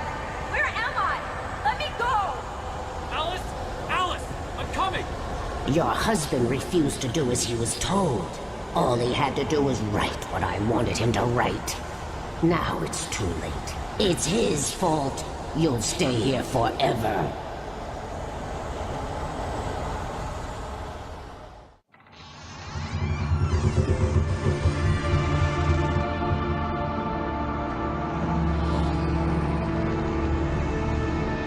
Now you will never get her back.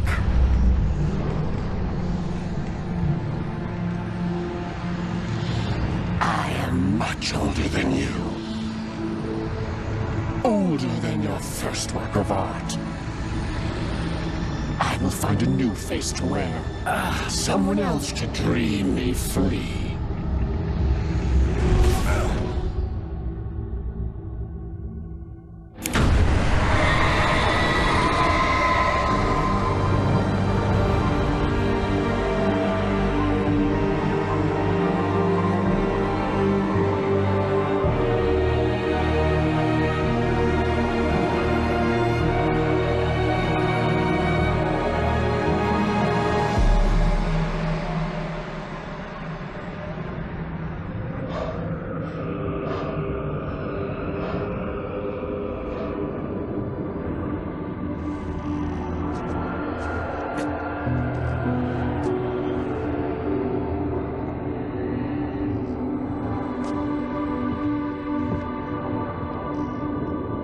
I could feel Alice's presence close by.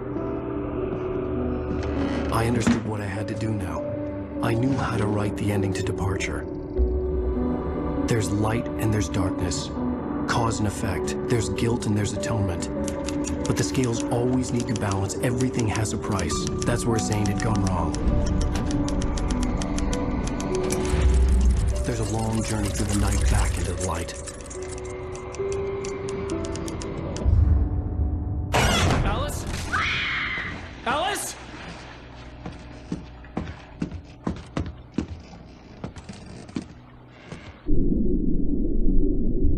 Oh no!